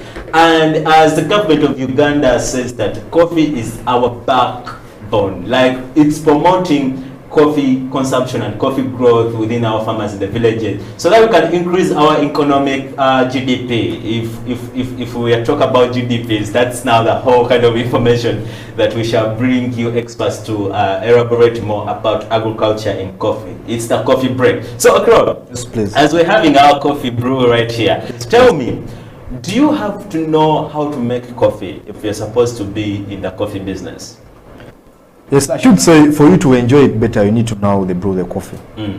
But then the only narrative that we're going to employ here is that you don't need something expensive to brew coffee. Because the Wananchi probably in Rwenzori, in the Elgons, will not have money to afford this. But then yes, you can enjoy your cup of coffee locally made. You can get your mug, add in your grounds, then add in water and do it. Yeah, I mean, we've shown our viewers right here on the coffee break how locally you could make a cup of coffee at home and you could enjoy it. But I mean, like, if you want to get into the coffee business, because I believe one of the reasons why we're not having coffee consumption like at a higher rate, it's because our viewers, all the people out there, don't know how important coffee is. They don't appreciate coffee. You know, like in terms of a beverage, in terms of like a sales part of it, they don't know how important it is. So would they first know like how to make a cup of coffee so that they can appreciate how coffee important, how it is important? Thank you so much. I think before we go to the making of the cup of coffee, the locals need to understand what coffee is and the benefits from that. Because once they get to understand the benefits from the coffee, then trust me, that this is going to be easier. This will be a priority for whoever wants to consume coffee, because if you know coffee has antioxidants and it has caffeine, you know, this helps the risks of one getting cancer. And basically, if you tell a local that, you know what, if you consume the cup of coffee, there are very less risks for you getting cancer and the antioxidants you're going to receive. But I think it's true. Like this cup of coffee, I have less risks of getting cancer. Yes, the British Medical Association recently made a research and says, you know what, 70% of the people that take coffee are likely to have lesser chances of dying at an early age. That is the British Medical Association. Then also it says the caffeine, the organic caffeine that is coming from the coffee, acts as an antioxidant, antioxidant. So basically, coffee is the way to go. Very healthy. It also prevents you from getting certain diseases like diabetes, type 2 diabetes, and we also have it's called it's something like that. It's Alzheimer's, something like that. Alzheimer's, yes. So basically, coffee is something organic, and coffee is medicine. Coffee is food. So basically, you're like telling our viewers out there to drink a cup of coffee to avoid getting such diseases or getting at a risk of having such diseases, yes. But there are so many benefits because this also stimulates the muscles. So I should say there are very many benefits. Yes. Well, is our cup of coffee ready to be taken? Almost. Oh, it's almost. Anyway, guys, we're going to go into a short commercial break, and when we get back, we shall get back as we're having this cup of coffee right here. So please don't go away. We shall be right back.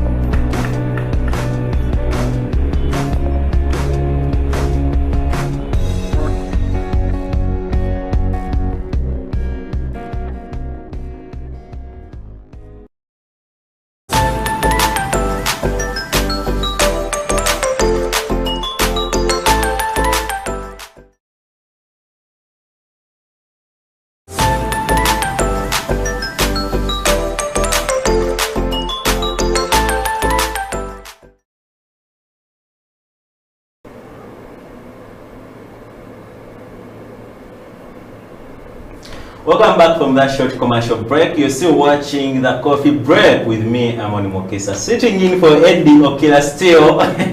You might wonder, is this guy taking over the show? No, I'm still sitting in for Eddie Okila, the host of the coffee break. We're still talking more about coffee and how best can we improve coffee consumption in Uganda. And in the show today we have Augustine Okirol, who is the CEO of Bird's Nest Coffee, a brand that he says that it's 100% organic. We're yet to test his coffee to prove that, you know, because it's not enough to just say it's organic. We need to take it to see, or to drink it to see whether it's 100% organic. And by the way, for your information, if you really want to improve on your coffee quality production, please go organic. Organic, I mean, don't use like pesticides, don't use other things that will make your coffee not taste so much organic. And also like mulching, you know, pruning in those gardens out there. If you're a farmer watching this show, this is your information. Practice all the things on the show. So Augustine, before I went into a break, I promised our viewers that we shall come back and check this coffee right here. Yeah, is it ready to be taken? Yes, please. This is so let me have the honors of tasting Bird's Nest coffee. Thank you so much. Right now, live on the show, the coffee break. Yeah. I think we shall have that put over right there. Yeah, thank you so much. Yeah, and then we can have a taste of coffee. This is the coffee break, and if you're watching us on Facebook, please share with us what you think about coffee consumption in Uganda. How best can we improve coffee consumption? If you're on Twitter, tag us at House of Talent TV, and also you can tag me into this conversation at Amon Mukisa on Twitter, and we shall be able to have this conversation right here. Here I get my dose of Chemex coffee. Yeah, Chemex filtered coffee. Well, I have to be the first one to test. Thank you so much. It's really less acidic and nice. Yeah. It's smooth on the tongue. Yeah. Well, I can't say it's really organic. From an expert point of view, it's a nice coffee. Well, this is the coffee that we have had here today. Yes, please. How best could we have a person who's watching out there, who's watching the coffee break, yes, take this cup of coffee at a lesser amount of money? Yes. Yeah. Basically, so now that's what we have to look at, you know, we basically and the government and the locals. Because if we're going to improve on the local coffee consumption, then we need to lower down our rates. Because right now, a cup of coffee, when you go to bigger restaurants, a cup of coffee is going to cost quite some good amount of money. Yet a wanayinchi or muntu wa wansi is likely to afford the cup of coffee. So what we need to do is we need to calm down and lower the rates of coffee so that it's affordable for every local. But then still, we have locally packed coffee. You can get 100 grams, which just costs around 500 shillings. But I mean, before we go to that whole conversation of having locally packed coffee, how do we get this coffee in there or out there before it's getting packed into these grams? Because it's not just a matter of getting this coffee and pack it, which means there are processes and procedures that we go through. And sometimes these procedures are very, very, very hard to achieve. Yeah, to achieve. So what are these procedures and how best can we do them? So now, it all starts with the farmer. Because it makes little sense when you are the producer of the coffee, you're growing the coffee, but then you yourself, you don't consume the coffee. Yes. So I believe the whole gospel starts with your family. If I'm a farmer and I'm only producing coffee for export, and I'm not consuming it, then there's a big problem to the economy. How am I going to do this? Fine, do export some coffee, but then leave a percentage for yourself for consumption. I might export some coffee, and I leave a percentage for my consumption. But even the less, or the little I leave for my consumption, people are not going to consume it. How do I get them to consume that coffee? That's the real thing that we want to talk about here. So why we have a lesser consumption rate of coffee? It's because there is more we need to do. We need to instill knowledge about coffee preparations and the coffee itself. Fine, yes. How are we going to instill this knowledge? We're going to go back to the farmer and tell them, you know what? For you to prepare this coffee, you're going to need a fire and probably a saucepan whereby we're going to roast our coffee locally. You don't need to go to a factory to roast coffee that you're going to consume at home. Those are some of the things we've done during our awarenesses when we go to Rwenzori and Elgon regions, basically specifically to the farmers. So we show them, you know what? You don't need a machine to roast your coffee. Get your sigiri or charcoal stove, get your saucepan, add in your green beans and roast. After you roasting, the next step is going to be grinding. Grinding, you don't need a coffee grinder to grind your coffee. We're going to do it locally. You're going to get your stone, then you do what? You grind locally, and you consume. Trust me, if we start with that culture, we are going to evolve day by day, and the consumption is going to be easy.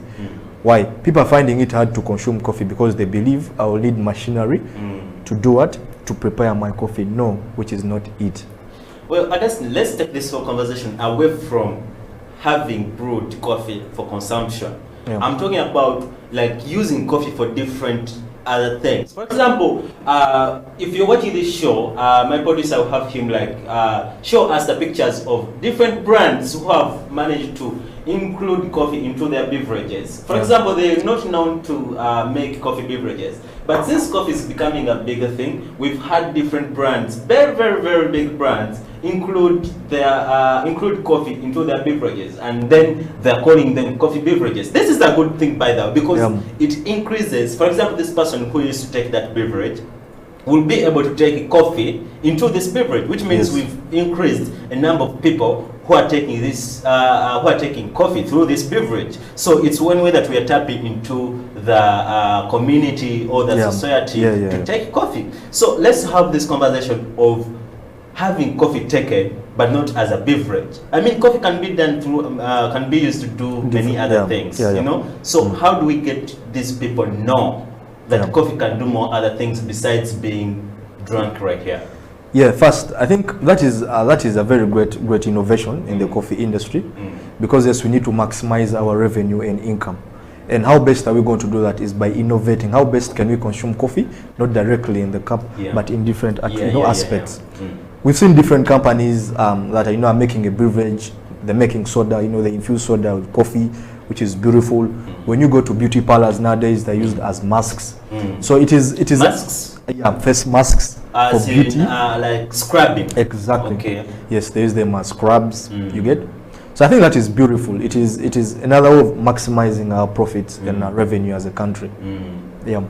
Okay, and then let's talk about the issue of farmers. For example, I kind of think that for us to maximize or to improve coffee consumption, we need to include farmers in our chain. For example, if there is a farmer in a certain village and is growing coffee, but for the risk, he's growing coffee to pay his school fees for the child who's in a certain school down there. I mean, he doesn't know that he could add a value to this coffee so that it could be of higher value. For example, if I harvest my coffee, I pulp it. Okay, like I process it and remove that whole skin, then I remain with the coffee cherry or the coffee bean. I've added value to my coffee, and if I'm selling it, it's going to be of a much more, it's going to be much more expensive compared to when I sell it when there is a cherry or a skin on that coffee. So the buyer who's buying this coffee will give me less money. Yeah, true. So how do we help these farmers to add value on their coffees? Because it all starts with farmers. Yeah, thank you so much. Yeah. Yes, as we've said, when you look at the value chain, you're going to realize the farmer that is doing more of the donkey work and whatsoever, the hard work, is gaining pennies. Yet you're going to find the middleman, and yet the consumers are earning, way too much profits from the coffee. First, how are you going to do? Yes, the government under UCDA, they're trying so much to labor, and they're telling the locals, you know what, for you to earn more on your coffee, you're supposed to add value in it. If the green beans are being sold at 5,000, but then if you take an extra mile and you remove the pulp from the green beans, you're going to add value to your coffee, and you're going to receive more money from that. So basically, it is all about preaching the knowledge. The farmer needs to know what to do and how to maximize their profits. Because at the end of the day, you are doing a lot of the work, but then it's someone else from a different chain that is earning more than you, the farmer. Yet we cannot live this world. We all know that for the economy, you need a farmer. Because if it wasn't for a farmer, then coffee would not have any sense. Do you think farmers are really valued? Like they're not given what they're worth to be given?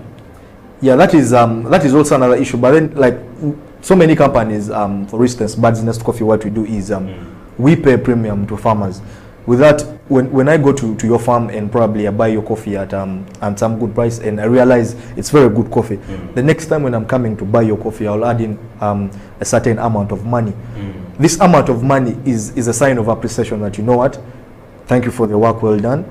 And this motivates the farmer as well to keep quality and maintain quality in their coffee. So I believe that is the way forward. And the farmers have to fight hard to eliminate certain actors in the chain, because now if you're a farmer and you're dealing directly to let me say the consumer, there you're likely to get more money. But then when there's so many actors in the chain, you're likely to lose out on the money. Okay. So just briefly, how do you get your coffee, like through this process right here? Yeah. How briefly? Yeah. How? So to this process, I first commend my farmers in the Kapchora, Elgon region for the work well done. They're very dedicated for this. They make sure they maintain the good farming practices so that you get the quality of the coffee beans. Quality starts with the farmer. Quality starts with the farmer. So with my farmers, we get this coffee, I buy it at a premium, very good coffee, I take it to the lab, we sample it. So what I've basically tried to do is I'm trying to eliminate the money I would have given to a middleman. I'm then doing what? I'm re-emitting it to the what? To the farmer. I think that is the way forward. So when I get this coffee, we do roast it, which is adding value. I'm adding value to it, meaning I want to get more profits from the coffee. So when I add value, I again repackage it, which is also another format of value addition. Then when it's done to that, we do what they call capping. Capping, we are basically analyzing the coffee if it's beautiful, it is ready for consumption. Then basically it goes out to the market, to the consumers. Okay, let me take a break and consume my cup of coffee, and we shall be right back. It's a short commercial break. We shall be right back.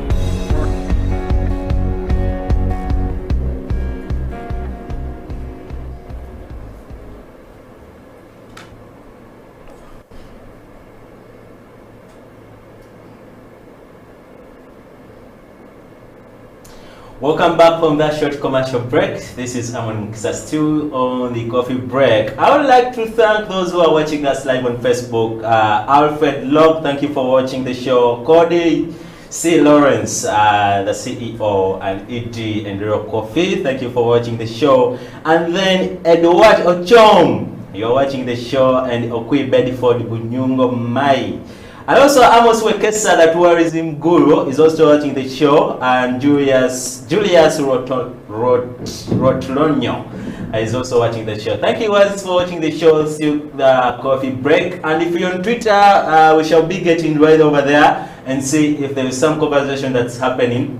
But still on the coffee break, I still have Augustine still telling us more about how best can we increase the coffee consumption in Uganda. Augustine, before we went into the break, you're telling me about how you get your coffee to this stage. What's the meaning of the word organic? You told me your coffee is organic. Yeah. So basically what we mean by organic, we're not saying that, you know, you should not use fertilizers, and you should not use pesticides, because that is another way of, it is a good farming practice and how you're going to maximize yields. However, when you're going to apply all these, the fertilizers and whatsoever, you are given ratios of application. Thank you so much to ECDA and the extension officers in different regions that have labored so much to train the farmers, because we know when you apply anything in excess, it becomes harmful. So basically, organic means from the farm to the cup, nothing has been added unto that is foreign. Basically, so what I mean is, when it reaches to the point for a consumer, nothing has been infused with the coffee. It retains its organic element. Nothing has been added onto it. So that's what we mean by organic. Okay, speaking about UCDA, UCDA is Uganda Coffee Development Authority, and it's an arm under the government. Do you really think the government has done enough to ensure that coffee has been consumed a lot? Yeah, a lot. I need to first commend UCDA, because we're seeing currently there's a gradual increase in the coffee production. Despite the fact that we've been affected by the COVID, the economy has been shrinking, but then we see now the bags of export are increasing from 5 to 7 million. So thank you so much. That means we are increasing in our GDP, and also revenue is coming in the country. So basically, yes, UCDA has done a lot. As we said, quality starts from the farm. So UCDA, which is mandated to oversee the developments in the coffee industry, has labored so much, creating awareness for the good farming practices in the garden. You know what? Actually, even the laws that are implementing right now, we're seeing the coffee bill that has come in right now to regulate, coffee farmers and the rest, relating to coffee. So I think it's a beautiful thing. It's a beautiful thing UCDA is doing, and it is also certifying. For you to get a seedling, you need to get a seedling from a certified farmer, which is good. So we are maintaining quality and so on. Well, guys, time is not our best ally. So far, our time is fast spent. As much as we would love to continue with the show, because the conversation can never stop. Let's take this conversation on our Twitter handle, that's at House of Talent TV, and also tag me, that's at Amon Mukisa. Use the hashtag the coffee break, and also continue the conversation on our Facebook page, that's at House of Talent TV Uganda, and we shall be able to have this conversation about coffee consumption in Uganda. I mean, people like Amos Wekesa, people like Kabushenga, coffee enthusiasts, they must be in this conversation to at least see that we have our coffee up there shooting in numbers with a high percentage. Well, Okrol, since our time is fast spent, what's your last word to the viewer watching out there, and what's your last word to the coffee consumer out there? Yeah, basically, so what I'm saying is thank you so much for the opportunity. So this goes out to all the locals, the nationals, the Ugandans. So the best way we are going to maximize our profits and revenue is by promoting local coffee consumption, because we are seeing we are producing more but then receiving less revenue coming in from our coffee export, because we say 90% of our coffee is exported. So I believe the best way we're going to maximize our profits is by local consumption of coffee. We need to advocate for local consumption of coffee.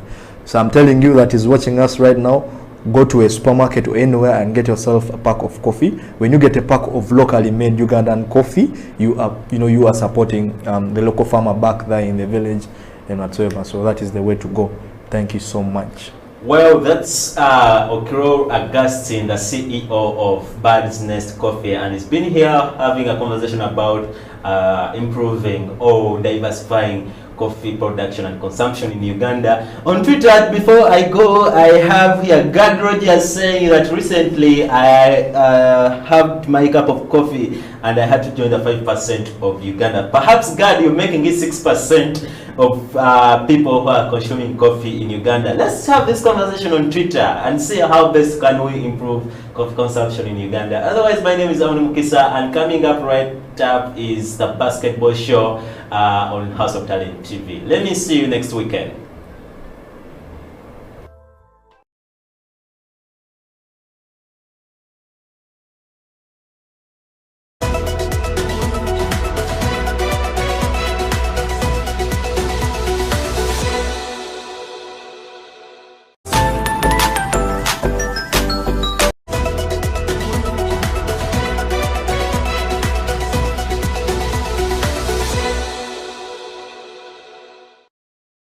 if you look at City Oilers, I mean, we've been, you know, champions for the last, you know, 7 years, and I can tell you that it's because of you know, the players that we have on the team, and I would say that we have, you know, some of the best players in the Ugandan league, you know, on the City Oil. So as a coach, you want to pick your best players in the country to play, and I will not say it is unfortunate that they all come from City Oil, but you know, a lot of those players, you know, are City Oilers, and I really, you know, don't want to see it that because I'm a City Oilers coach and management is City Oilers, it's just purely on statistics, and in summary, you're saying it's purely based on merit. It's definitely based on merit.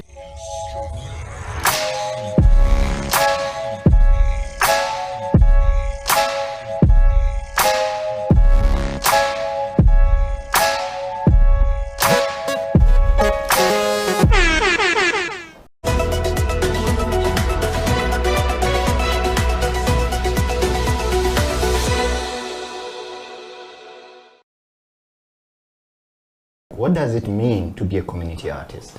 What does it mean to to work within a community whereby you are all in the same boat, but maybe no, what did they say? You are in the same storm, but in different boats. Yeah. So so I think here for me, if you are working for a community, there are certain things that you have to do for the sake of the community, and where you're not expecting to earn from. And if you're working for yourself, it doesn't mean that if you're working for yourself, you don't work for the community, or when you're working for the community, you don't work for yourself. So I think there is a need for a differentiation here in terms of like, what do I do for my community and what do I do for myself? Because at the end of the day, you need to survive. You need revenue. You need to pay your bills or support your mom as well with your siblings. So I think you are doing that because you want to earn. Exactly. So that you can improve onto your life, so that you can, like you said. So for me, I think the advice would be like, what is the relationship between your community work and the work and your business? You know, if you think your community work is your business, then you have to have a model that is going to work to help you to earn from that community work. But then it ceases to be community and it becomes your business. You get what I mean? So when we work for our communities in the arts community, we work for them. We actually invest in them, you know, and then for us to survive as individuals, we have to find other alternative sources of revenue. And that's where I think Abdul has to think around and say, okay, my graffiti, my community education, my art, my area is where I feed my community with my skill and time and investment. But for me as a person, I need to find my own business revenue. So in other words, Faisal, what you're saying is that what we're seeing are being put on the screen. The public art. So for example, Abdul, what Faisal is saying, that you can sell that art piece. So that should be in somebody's office. That should be in my office. That should be in Faisal's office. That should be in my sitting room. It reminds me that this work is painted by a community, by Abdul in this community, and I have it in my home.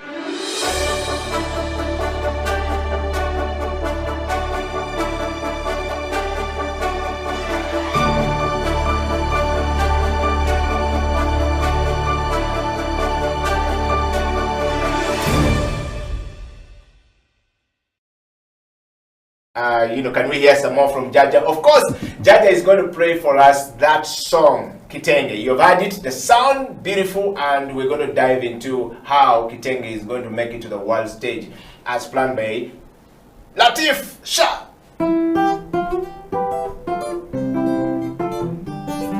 Abamina bachala mwena naddala bali erudde eri muno London kyembakudira kiri kimu butekubagiza wadde embeera za korona bangi zatutagula kakati tuve mu mayumba kitengi pate yine ensonze bumale ate nga tetusaanidde ddala kugisuwa mwani yabagamba okwambala engoye z'emivumba tujja kwambala bitengi byokka dizayina latifu Uganda omurasita owakabye yatunga mu nnyonyi Maliki Jeni ne Hawa abo basibi banviri alo tujja kuba nabo Anifa wa makeup Mariamu yedikoleta konne popini ebyokulya bingi nnyo ebyekifirika Madamu Sara shoshi ebitaddemu umukono Olivia Katharini Nalima Maka manyinga ulira Kolono twambala ebitengi byokka Kolono twambala bitengi byokka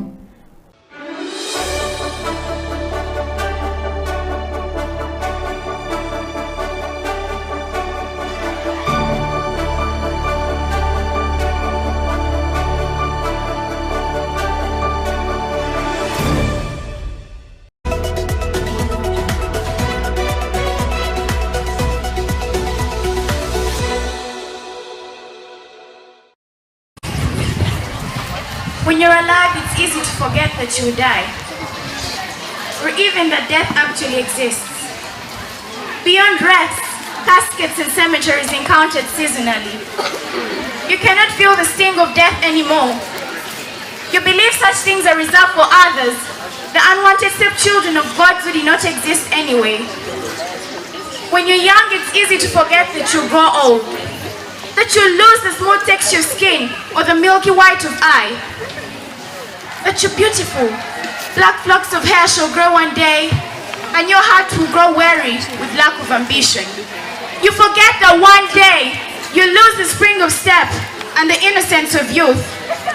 You'll lose the liberty to dream dreams and the lifetime to chase them. You forget that you'll grow bold, bent and bitter. When you're healthy, well sane and strong, it's easy to forget the pain of illness. The physical pain and the mental pain, the anguish of immobility, the dread of impending death, and the insane lasting afterlife itself. When you're born in Kampala, it's easy to forget the deprivation of rural childhood. When you're bread and buttered bread and frozen milk, it's easy to forget the hard-corn cobwebs welcoming the toddler in Morocco to yet another day every day. When you're perpetually conflicted between beef and mutton for dinner, it's easy to forget the thousands of fellow citizens out there who've been constantly unsure of their next meal from the day they left the womb. If the toughest read in your life has been choosing between Buddha and Namagunga for your high school education, it's easy to forget that 70% of the nation's children do not have the chance of knowing the meaning of the boring word blackboard. When you're alive, it's easy to forget that you'll die. When you're safe, sound, fat and pampered in your gated and manicured suburban homes, it's easy to forget that the masses of Ugandans out there can only manage half the night's sleep, wooing to incessant battles with mosquitoes, bedbugs, and stomach grumbling from emptiness. When you've gained admission to Makerere, it's easy to forget that you were once mortal, that the blood in your veins isn't of blue hue, and that your arteries are not pipes of gold-plated steel. When you're young, it's easy to forget that you grow old, and surely you'll die. When you're young, when all you think of is girls and boys and toys, a good job, money to spend and life to live, it's easy to forget that your country needs you. That by sitting there and wishing for good times, by refusing to involve yourself in efforts to right the wrongs of society, you're effectively betraying your country.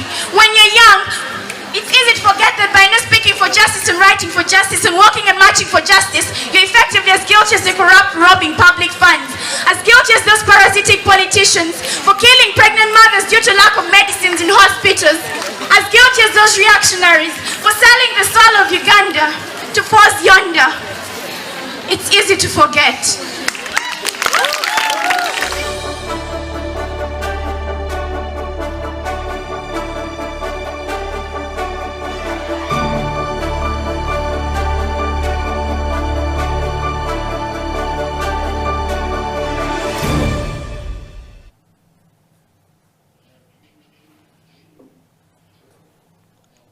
Welcome back from that break. That is what we call poetry right there. That is Kagai Peter Ngobi's work at Nabisunsa Girls, one of the traditional schools in Kampala in Uganda, one of the strongest schools, girls schools in the eastern part of Africa, right here in Kampala, right here in Uganda, and you can see what this gentleman is doing with the poetry clubs in Nabisonsa Secondary School, and we're going to see a little bit more about that. Peter, welcome back to the program. Thank you. I want to encourage everyone, first of all, to send in their kisses and disses to you. Those who have to send kiss. Bring. Yes, but I want to take you straight, Peter. Welcome back to the program. Peter, our topic today is, I'm going to ask the team to put it up there for everyone out there, is looking at defining and distinguishing poetry, prose, and drama in Uganda and beyond borders. I will repeat this. Defining and distinguishing poetry, prose being style, and drama in Uganda and beyond borders. Now, always when we talk about this, you of course have a very elaborate, write-up there. If you look at your, the first work which you brought out was Romeo and Juliet in Kampala. We want to know what inspired that. Was that your first work? And while you throw in a little bit about those three things that we've talked about, defining, of course, and distinguishing the difference between the prose, the drama, and of course the poetry in behind. And so many times we don't know which one is which, and we want people to understand from the creative industry talk what this really is about. We're talking about defining that moment, given the COVID-19 situation, given the education system that have been completely, down for the last 2 years, and we're being told that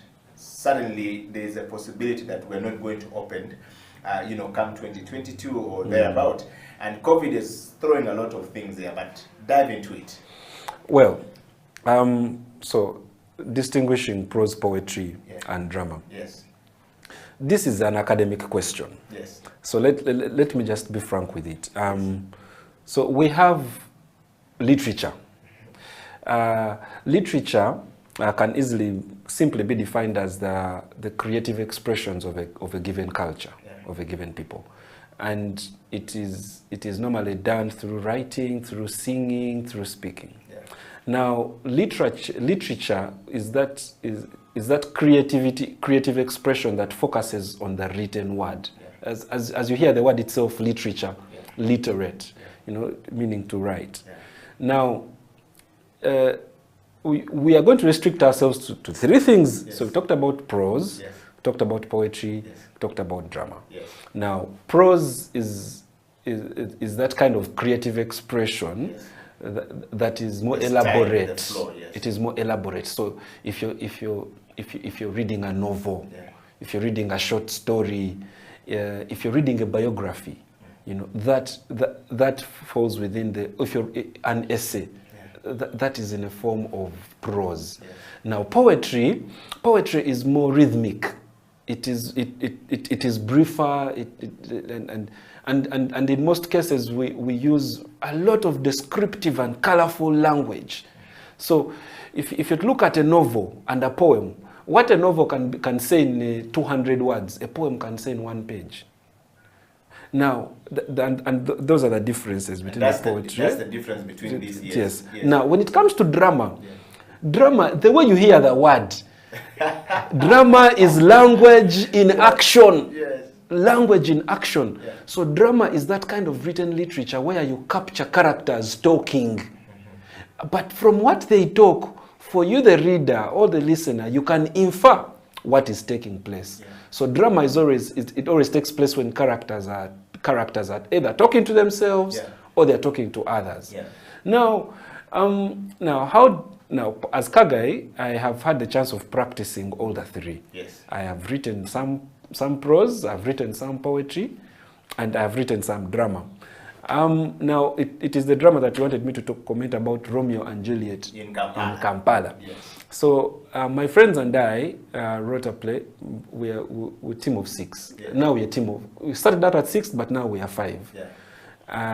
There is a poet who is myself. There is a percussionist, a drummer. Now he's in Brazil, but he's Ugandan. There is a break dancer, Abraham Stecher. There is a big girl, and there is an actor called Biamukama.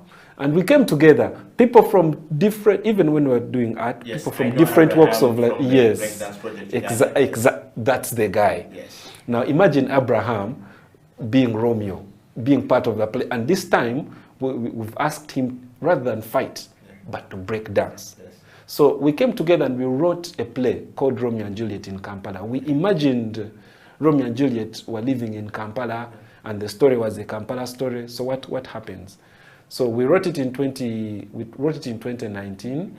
We staged it here in Kampala, and then also staged it in Germany and we did it again this year at the Afri-Cologne Festival. Yeah. We basically Ugandanized Shakespeare. We Ugandanized the story. Yeah. Then I've also worked on other plays like Arrest the Poem, which we featured at the Baimba International Festival in 2018. We wrote another play called Tokubatota. Tokubatota was also featured at the Baimba International Festival in 2017. And then I wrote a one-man play called The Audience Must Say Amen. Yeah. That one was adapted from my poetry book, the first one that I published called The Headline That Morning. Yes. And it also featured at the Kampala International Festival. Yeah. And also the Afri-Cologne. Somehow the Afri-Cologne Festival loves my works. Yeah. Yes. To the writers out there, for me, what I would want to advise you is that when you are a writer, in as much as it is important to know your voice and to know your niche, it's also more important to also be flexible. Now, for me as Kagai, my poems have been adapted into drama. You know, where even when you are writing a poem, you don't remain rigid and say, for me, I only wrote my poems. They are supposed to be published. They cannot be performed. I think as an artist, you must allow your works to grow beyond you. Team up with visual artists and see what pictures they can draw out of your poems. Yeah. Team up with fashionistas, see what kind of costumes they can develop. With songwriters, see what kind of songs they can develop.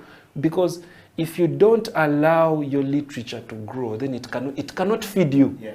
And for the times that we are living in like these, for these COVID times we're living in, it's very important that as artists we allow our works to grow into all the genres that they can grow into. Yeah. So if you're a poet out there and you write your poems and you keep them in your books and then, put the book under the pillow, let me tell you, that is not a place where your poems should be. Yeah. Your poems should be outside there with musicians. They should be with the graphic artists, They should be with fashion designers. They should be with theater directors, so that you can allow them to become products that are beyond just, poems on a page. Yes. Yeah. Wow. On that note, Peter Kagai, we want you to just give us an understanding of the three things that you have talked about in a poem. In a poem. Yes. Right now. Yes. On the spontaneous, if you're looking at, if I want to see the good example of prose, of a definition defining and distinguishing between the poem, the prose, and the drama. Yes. Yes. I know you match three of them in one go. Yeah. We're going to put you in a spotlight just so that somebody out there can actually understand exactly, practically what you're talking about. Okay. Yeah. All right, everybody. Here is Peter, and we want to hear from you. If you're a poet, if you're a drummer, if you're a writer, please. I think that Peter is giving you something very interesting. Let's dive into it right now.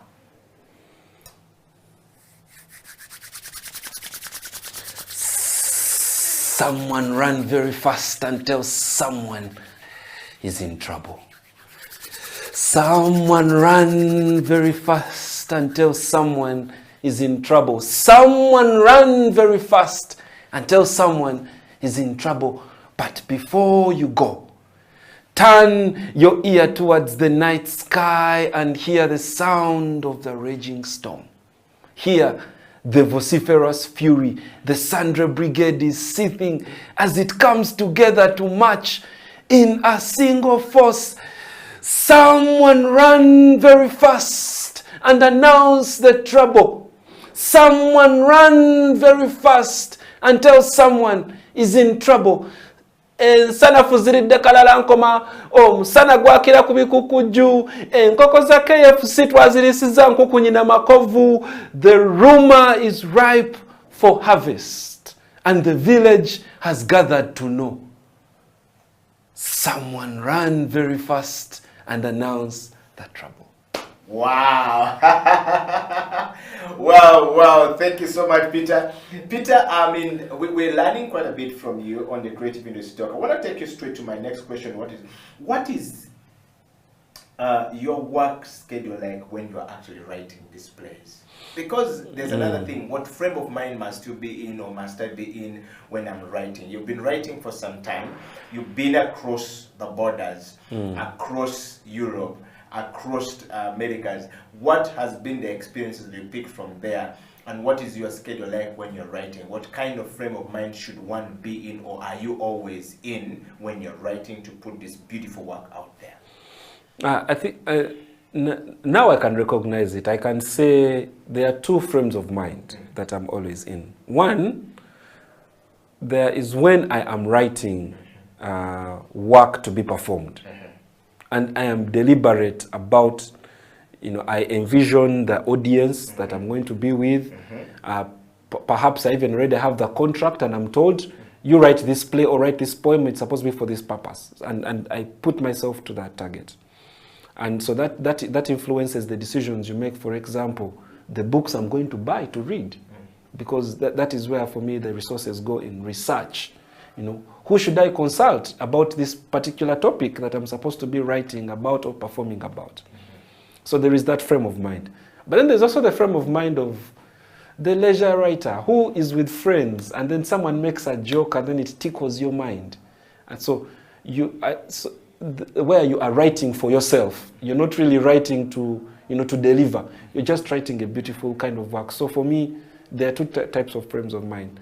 So for the very first one, I have a process. And for me, the process is, I take it like an assignment.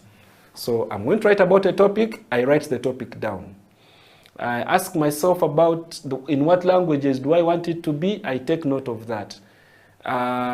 What other ideas do I want to explore? What are the themes I want to explore in this particular topic? I write them down. Who has written about them? I go and buy those books. It could be an academic book, it could be a drama book, it could be a novel, it could be a poetry book. So then I start reading about that topic. Then in the process of reading about it, I am listening to what people are saying, I'm listening to the radio, I'm watching TV, I'm on social media, try to tap into the vibe of what are the people saying or thinking about this. Then, and that could sometimes take a period of 3 weeks, 4 weeks, 5 weeks. Then after 2 weeks, of reading and researching and listening to people, then I start writing the poem. There is that deliberate process. Yeah. Then for the second stage where I'm writing for myself and I'm really writing about what inspires me, that I can do anytime, any day. In fact, sometimes I task myself to say, you know what, I want to write 100 poems this month. And it doesn't matter whether they're going to be the best poems or not. For me, what I want is my deliverables at the end of the month. At the end of 30 days, I must have written 3 poems every day. So you write a poem and I say, I'm going to write a poem when I wake up. I'm going to write a poem after I've had my lunch. I'm going to write a poem before I sleep. And I'm going to just be writing about the things that are happening in my day. So you sort of document your life, or you make a diary of your life through poems. And these are things you're not going to share with anyone, things that you may not even like. So, but what I recognize most importantly is that the moment I decided to become a writer, I said this is my 9 to 5. The same way a lawyer wakes up, an engineer wakes up, they leave work, they go to one office, they have a boss they account to, they have deliverables at the end of the month. I, as a writer, even when I'm my own boss, I have to give myself deliverables. Which is disciplined. That discipline is key. I know so many people who decided to become writers because they are lazy. They didn't want to go and do other things, and they thought they could just get away with it. So they come into this world of creative writing, and they slack. You know, guys who write one book in 6 years, you know, they write 3 poems and they recite 3 poems for 5 years. And you're wondering, where is your effort going? And you're still wondering why creatives are broke. You know, we need to put ourselves to that question and ask ourselves, what are we doing to make sure that we produce more and more and more and more and more and more and more? Because it is in producing this lot, this a lot, that we can get the best out of our generation. Wow. If you know, even when we say these are, you see, even when we say these are our talents, yeah, it should not be an excuse for us to avoid the hard work. Yeah. You know, we keep saying that, you know, writing is 1% inspiration and 99% perspiration. You see, in fact, we write more. We find ourselves writing more when we are less inspired than when we are inspired. Right. If you're going to wait for inspiration to hit you to write, you're not a writer. You are a waiter. Writers write. Like lawyers, lawyer, and engineers, engine things, doctors. We writers write. Whether you like it or not, whether you're unwell or not, whether you're broke or not, it's what you do. So the most important thing is to come up with a routine that's going to make sure that you keep producing. You keep, you know, the Irish people say, you know, here in Uganda we say you are as broke as a poet. Yes. The Irish say you are, no, in Uganda we say you're broke you're as poor as a church mouse. As church mouse, yes. The Irish say you're as poor as a poet. So, unless we want to keep in that vicious cycle of poverty, of writers or artists always complaining to some government to Yambe, if we want to break that cycle, we have to also break our cycle of indolence. Yes. We have to be prolific. We have to come up with routines that push us to keep producing more and more and more and more, because that's what our economy needs. Wow. Peter, hold it right there. We're going to go for a break. This is the Creative Industry Talk. My name is Eddie Okela, talking to Peter Kagai, who is a poet, and he is a writer, a lawyer. I think I love what he's saying, that if you're a writer, if you continue to sit and don't write and wait for inspirations to write, you are a waiter. That's the line for the day today. Stay right there. I'll be right back after this break.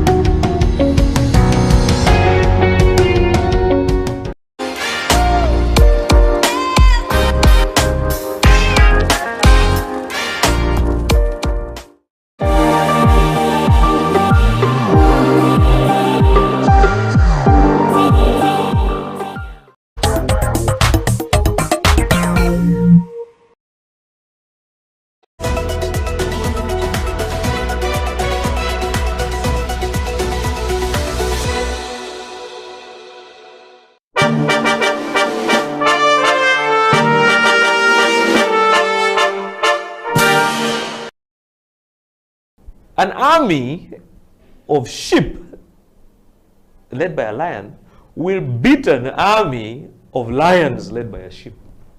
That's a fake. Yeah. So let's be very honest about this thing, and really understand that you need to understand where you lie and where you fall. So it's very important for us to understand that leadership has to be definitive. You can't be laissez-faire. It has to be definitive. You have to be strong. just like a lion. You know, when a lion meets an elephant or a buffalo or whatever, the buffalo and all these animals run away. And yet, by the way, they are stronger than the lion. They are heavier than the lion. They are more intelligent than the lion. They are taller than the lion. They run away. The lion, because of its attitude, it sees lunch. That is a leader. Mr. Tonatra, thank you very much for coming to the CEO Bench. And I want to ask you, so if you were elected the President of the Republic of Uganda today, what would be your first State of Nation address? Now, as you look into the camera and close the show. I think my first State of the Nation address would first of all to... I think I'll just close it down.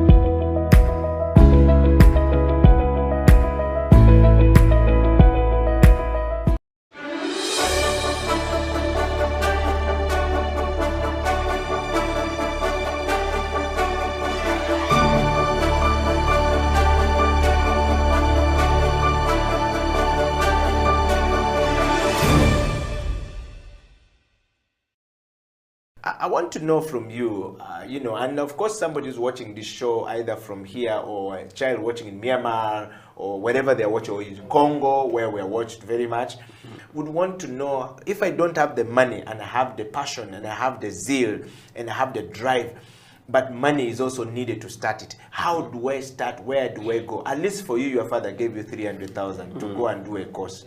We don't know whether you spent the whole school fees or you only spent 1 month, took part of the school fees. What happened? How did you start, you know, your fashion? Did you get money from somewhere? How should one start if I want to start? And I was like Kasozi. I think we should try to be close to people who love what we do, basically. Yeah. Because even me, I managed to skip from that low level to another level because I had networks. Yes. Just me and Mia meeting Gloria Wavamuno changed my mind. Because I used to be Muyayona Street. So someone introduced me to Gloria Wavamuno, that I'm good, me I didn't know. Then, yeah, I lost my phone like over 2 months. Yes. So surprisingly, I got a text from Gloria. Customers have been looking for you over the last 3 months. Then my mind was like, the daughter of a tycoon is looking for me. I was even moving on Loom Street. Yes. So that changed my mind and started respecting myself a bit. Like, somehow I'm important. If someone important is looking for me, that's opened my mind and started to know that I need to be serious, have a skill, have a business, and also work more with my fashion, because by then I was still an amateur. Yeah. So I never had money to go to buy books, and no designer could invite me, So I got to know basically all the knowledge through Alistock, but I couldn't afford any book. I could go open and feed the mind. I move out, I make notes before I forget. Yes. Yeah.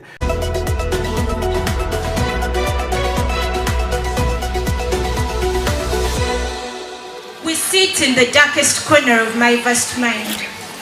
Rhymes, metaphors, and I. A friendship for 15 years and a million demons we share. Our feet shackled together. Today is just another day in prison. Another failed attempt to escape this compulsion. Compelling my resistance to this attraction of pepper and pen. The urge to pick up this ink and stain this white is overwhelming. An agonizing ecstasy. My mind brimming and bursting at the seams with words and sentences. Drowning me, choking me with desire to write. So dark, so painful, so sweet, allowing me no peace until these words are allowed to flow from the gooey matter of my brain. Through my veins, out of my fingers, into this pen, through the ink with which I jot this down. In this moment, I realize I've become a prisoner of my talent. Yes, I say talent not with vanity. I say talent because in days such as this, it ceases to be a privilege. It turns into a jail cell I've tried to break from, but each time I attempt to escape, I fall right back harder. Now I realize this was never my decision to make or to change. I am part of a separate entity of spirits who live by the pen. We teach, we correct, we rearrange, we give thoughts, opinions, and ideas wings with which to fly.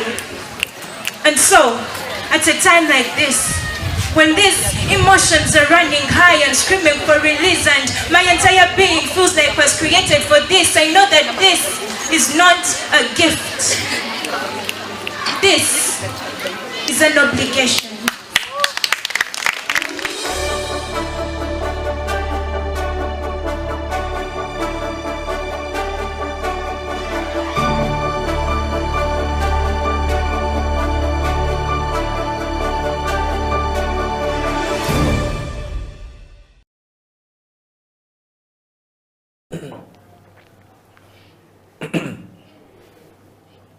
Welcome back from that break. This is the Creative Industry Talk. My name is Eddie Okela, talking to Mr. Peter Kagai, who is a poet, a writer, a theater writer, and a drama writer. That's the man in the studio today on Creative Industry Talk. Peter, welcome back to the program. Thank you. I want to just remind everyone out there that we're live on Twitter, on Facebook, on YouTube. Go there, share it far and wide. And I want to take a moment, Peter, to just read a couple of questions coming in from people in the diaspora here. I'll start with one person in Germany. Eddie Okela, thank you very much for bringing my OB to the show. That guy, I was with him in school, and the story he's talked about is true. He's always been a bookwormer. Not little wonder he's ended up as a writer. OB, yes, what's up? Good to hear from you. Yes, and another one here says, I got another lady here called Susan, all the way in the US. I stayed up the moment I watched, and I read that Peter was coming into the program. Thank you very much. Busoga, oh yeah! Oh yeah! And of course, I want to read a 2 or 3 more questions. There's somebody in London says, Eddie Okela, thank you very much for bringing Mr. Peter Kagai on the show. I'm a writer, and I wish we could amplify what Peter just said before we went for a break. We writers are always lazy. Those who say they are writers and cannot write constantly or cannot even write 3 or 4 pages daily are not writers. A writer worth their salt must always write at least 3 poems a day, and if you are writing a book, you must not go more than 2 years without writing a book. In a year, you should have written at least 2 books, even if you have not published. Wow. Yeah. So I agree. We got some writers out there who are coming. This one is coming from the British Council in Kampala. My name is Susan. I work with British Council in Kampala. Thank you very much. I know that guy. He's a great, talented guy. We've worked with him before. Shout out to Peter Ngovi. The words, man, if you're not a writer, if you're waiting for inspiration, you're a waiter. I don't want to be a waiter anymore. Well, Peter, I guess we got some love coming out from people there. Share your kisses and disses coming to us. We want to hear it. I've got a very strange Ugandan sending a message from Denmark, one of the universities there. I live and work in Denmark, and of course, I'm a Ugandan, but thank you very much, Peter, for coming to the show today. I love what you're saying. I think if we continue to amplify our voice to say, instead of waiting for government to yambe, creatives should always hold their power back. That's what Peter is saying. A creative mind is a mind that is bigger than a politician. Politicians are not creative. They use the creatives to move forward. What Peter is saying is true. So why then are we waiting for these guys to tell us what to do? Yet we should be telling them what to do. In our writing, you can write a poem, you can write a story to address your member of parliament or your LC or whoever you want, or the leader in your society, and they will listen to you because people will always relate to what you are saying, which they usually don't pay attention to. Thank you very much, Creative Industry Talk, for bringing such great, interesting minds to the show. Peter, over to you. I think you can see that a lot of people were reaching out. talking about the same thing, making this possible and allowing this opportunity to come to people. I want to take you to your next question as we hasten to the close of the show. Peter, what would you say is your interesting writing quirk? What quirk? Yes. Oh, what do you mean quirk, if you don't mind me asking? The word quirk is Quirk. Ah. Yes, the one that you poets like to use the most. Quirk. Yes. What is your most interesting, you know, what I would say, the most interesting writing time of the day? I'll break it down that way, yes. Okay, I write anytime. Okay.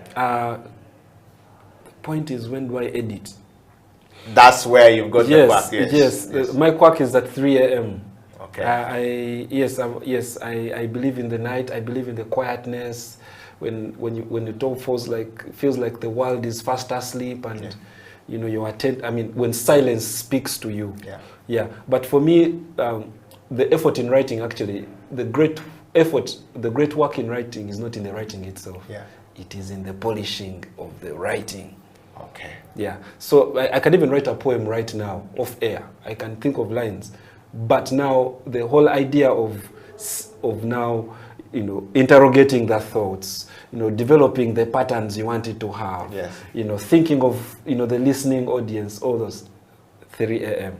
Wow. And my next question is, how do books get published? This is a question that came in from somebody. A viewer wrote and say, can you ask him, how do books of poets get published? Let me just break down. Okay, two ways. There is self-publishing, and then there is traditional publishing. Self-publishing is where the writer wants to do it themselves. You want to be in control of the production process from the word get-go up to the end point. So from the word get-go, I mean from preparing the manuscript to printing the book at the end of it all. So, but the processes are simple. So you develop a manuscript. Now, according to Makerere University, and I'm giving a standard that at least is public, that can be publicly interrogated. According to Makerere University, your manuscript should have about 30 poems. At least 30 poems. Then after that, you take the work to an editor. And then that editor is the person who helps you to polish it up to make sure that it is legible and it is worthy being consumed by readers. Then after that, the manuscript is forwarded to the designers, the layout designers and cover and designers and illustrators if you wanted to have some pictures. Then you have to go to the Uganda Society Library to get the international standard book number. It is only 30,000 shillings. It is that barcode that each book should have, so that it can be internationally sold in all public places and be catalogued in all libraries. Then after that, the book goes to printing. You have to find the appropriate printers for you. And of course, there are the proofreaders that you also have to hire. Then after the book has been printed, now the book has to be sold to the market. So now thinking about now distributing the book and making and giving it visibility, and that's it. Now that is a process that you can do as an individual. You can hire people to give you those services. You can even have your own logo that you'd want to attach to your books. There is that. The second process is where you find a publisher who does this work on a daily, and what you do is you sell them your manuscript, or you come up with a legal arrangement where you become co-owners of the copyright in that work. Wow. Peter, there's a book up there called The God Prayers. Yes. Can you take us through the God Prayers and actually give us one of the poem in that book? So The God Prayers is is a poetry collection written by Ita Patience Mbeki. Mbeki she's now a PhD student at Makerere Institute of Social Research. Yeah. But by the time we published it, she was a teacher at King's College Budo. So what we were doing then was promoting literature among young people by encouraging their teachers to also write. Wow. Because the idea was if the students see their teachers publishing, then they would also want to they'll be more confident to also think of taking on publishing. Yes. Unfortunately, I don't have all the poems in that book Okay. offhand, but I can tell you about a poem there that I like. Yes. There is a poem in there that I like that is called of absentee wives and mothering housemaids, where she is an author. She is a woman who is talking about why I like this poem. She's talking about how the modern day woman today has abandoned her domestic responsibilities to the house help. Yes. You know? Yes. And so and you see how house helps become wives and mothers in their homes, where they're replacing the role of actually the wife, because the wife has also become a man. Yeah. So I really liked that poem in that book.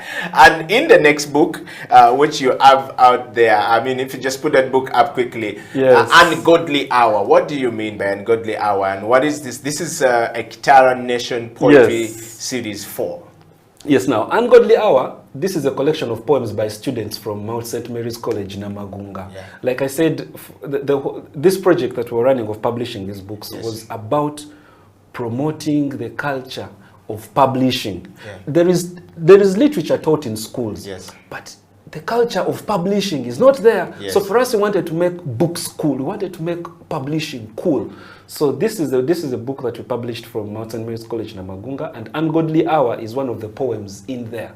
Okay. And the poem itself, as you can see the cover, it is an hourglass, and there seems to be a lost soul that is drowning. Yes. And in that poem, these teenagers are talking about the things that they do at home at night when their parents are asleep.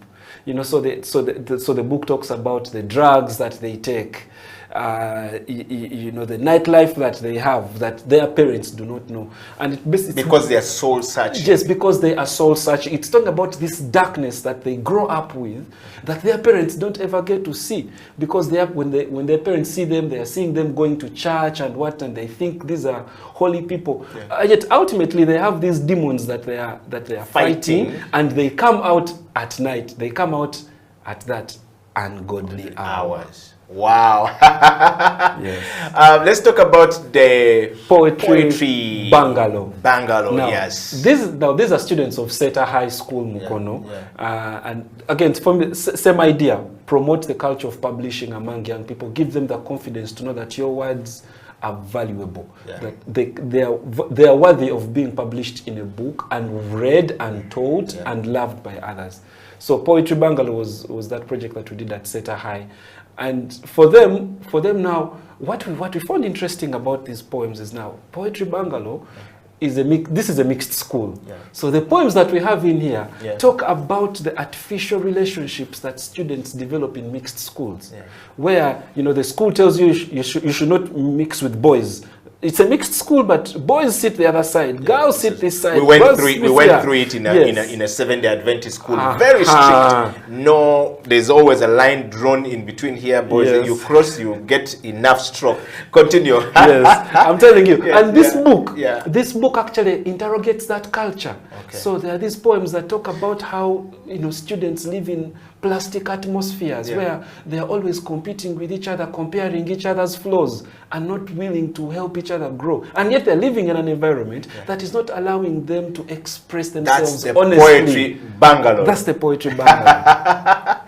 Wow. Well, if you're joining us, it's a Creative Industry Talk. We're talking to Mr. Peter Kagai Ngobi, who is a poet, a theater poet, a drummer, a lawyer, and he's the man who is the Publishers World. He is the co-founder and editor editor-in-chief of the Kitara Nation, right? And you can see the work of Kitara Nation right out there, you know, showing far and wide. Peter, I want to ask a question coming from the viewer up here that says, thank you very much, Peter, for that answer on the publishing. That's really good. I wish we could have people talk more about this for young writers like some of us. I didn't even know that you have to go through this. It looks so very elaborate, but thank you.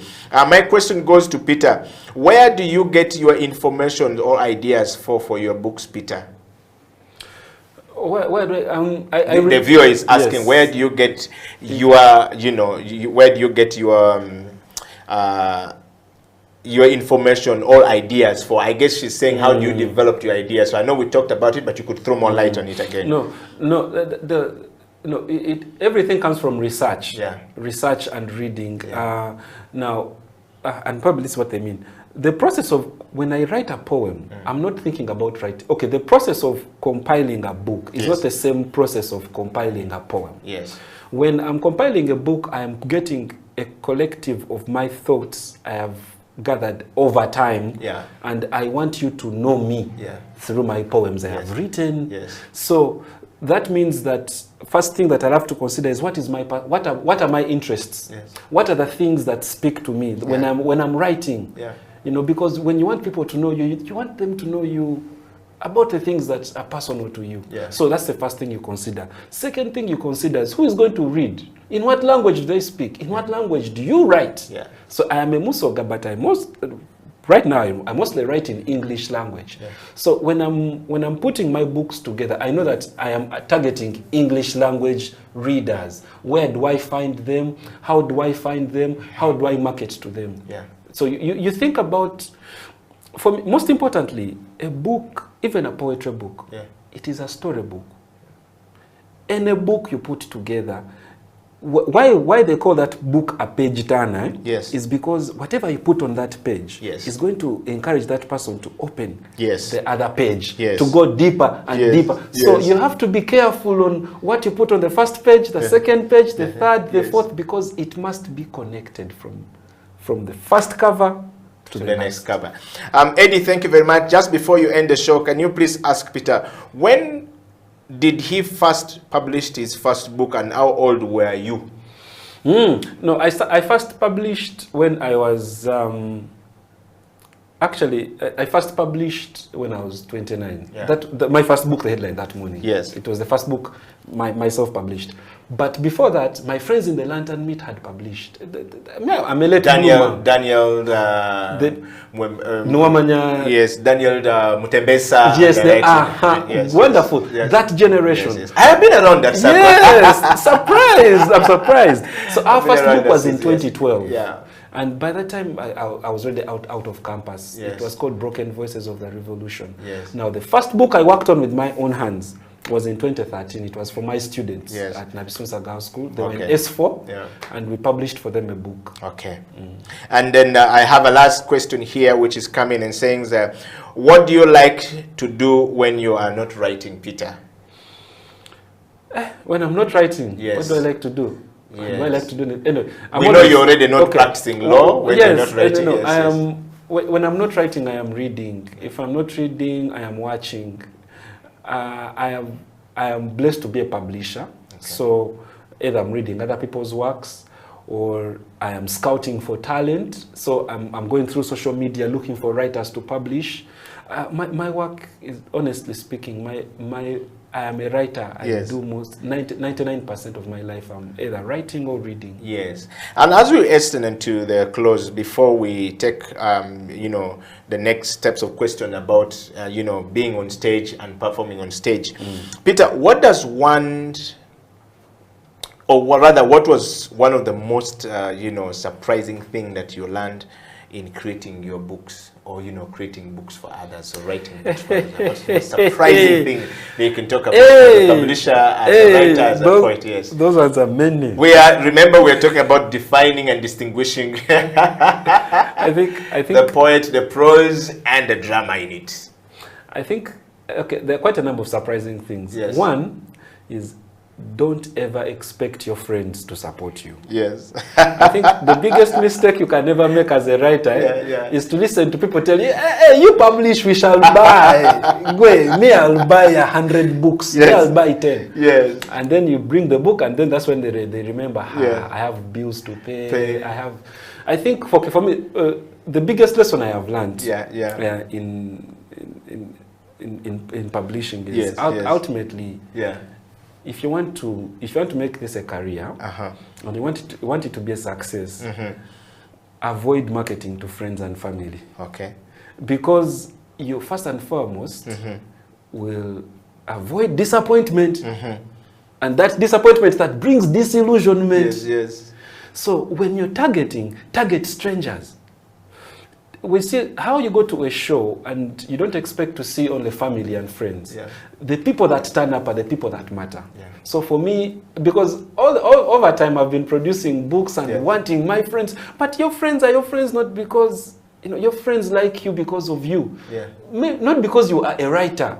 So when you try to force your passion on them, it might even distance them. I have siblings who have never read my books. And we meet every day, but reading is not their thing. So if I become emotional and I'm like, yo, Enoch, you're my kid, bro, you're not even buying my book, then I'm actually killing off a market and giving off a wrong vibe. Yeah. But if I target the reader, who is a stranger, but that person who loves reading, then that person is always even going to help me grow my business because they're going to market me to other readers. Yeah. So I learned that very fast. Yes. Avoid the obvious. Avoid thinking that your friends will support you, your family will support. They love you as you, not because of you. In fact, they don't even understand your art things. So look for the people that art. And for me, by the way, this is very important because most of us get frustrated when we don't see our friends supporting our hustle. It is not that they don't want to support us. These things are not for them. They also have their own passions. Yes. So I learned that. Secondly, third, actually. Money. I want to talk about money. Yes, third is the money, yes. Whether you like it or not, you will not escape the question of resources. Yeah. And you must have answers. And you can't produce all these things without resources. You must have, no, God is, look, unless you're going to wait for manna and quail to drop from heaven, but you must provide the answer to that. No one else is going to. Yeah. Don't think that there is someone with a basket of money waiting to just dish it to you. So you have to lobby. You have to know who to talk to in the industry. You have to know why it's important to start companies, why it's important to, to have a tax identification number, why it is important for you to know where to get the Uganda registration services, the Euro holograms. You need to know the business. You need to know the industry, so that way you can know who to go to when you need that particular kind of help. Without that, you'll keep on writing in the dark, and that's why your writing will stay. Talking of that, Peter, we are coming to that part of the show that is really very interesting, and I love what you have said, that the three things I picked from you. Number one, you must love what you're doing. Number two, you must not force your friends to love what you're doing. Target those who you know are going to buy. Know your readers. Yes. And if you know that these are the readers, these readers, when they pick, they will pick and give it to another reader, and they will recommend, and that will be number three. You talk about money being key. You are not going to write these things for no money, and if you don't have the money, you cannot produce this. And if it is not sellable, then your friends won't buy it, however good you are. Because Sylvester told us here, look into your phone numbers. We had Sylvester Kabombo here last week, and he talks about if you look into your phone book and you don't find 50 people who can buy your ticket to come to the concert, then you are expecting the festival people to bring you in or the promoter to bring you in, yet you yourself can't have 100 people. Then you need to go and delete your phone book or stopped.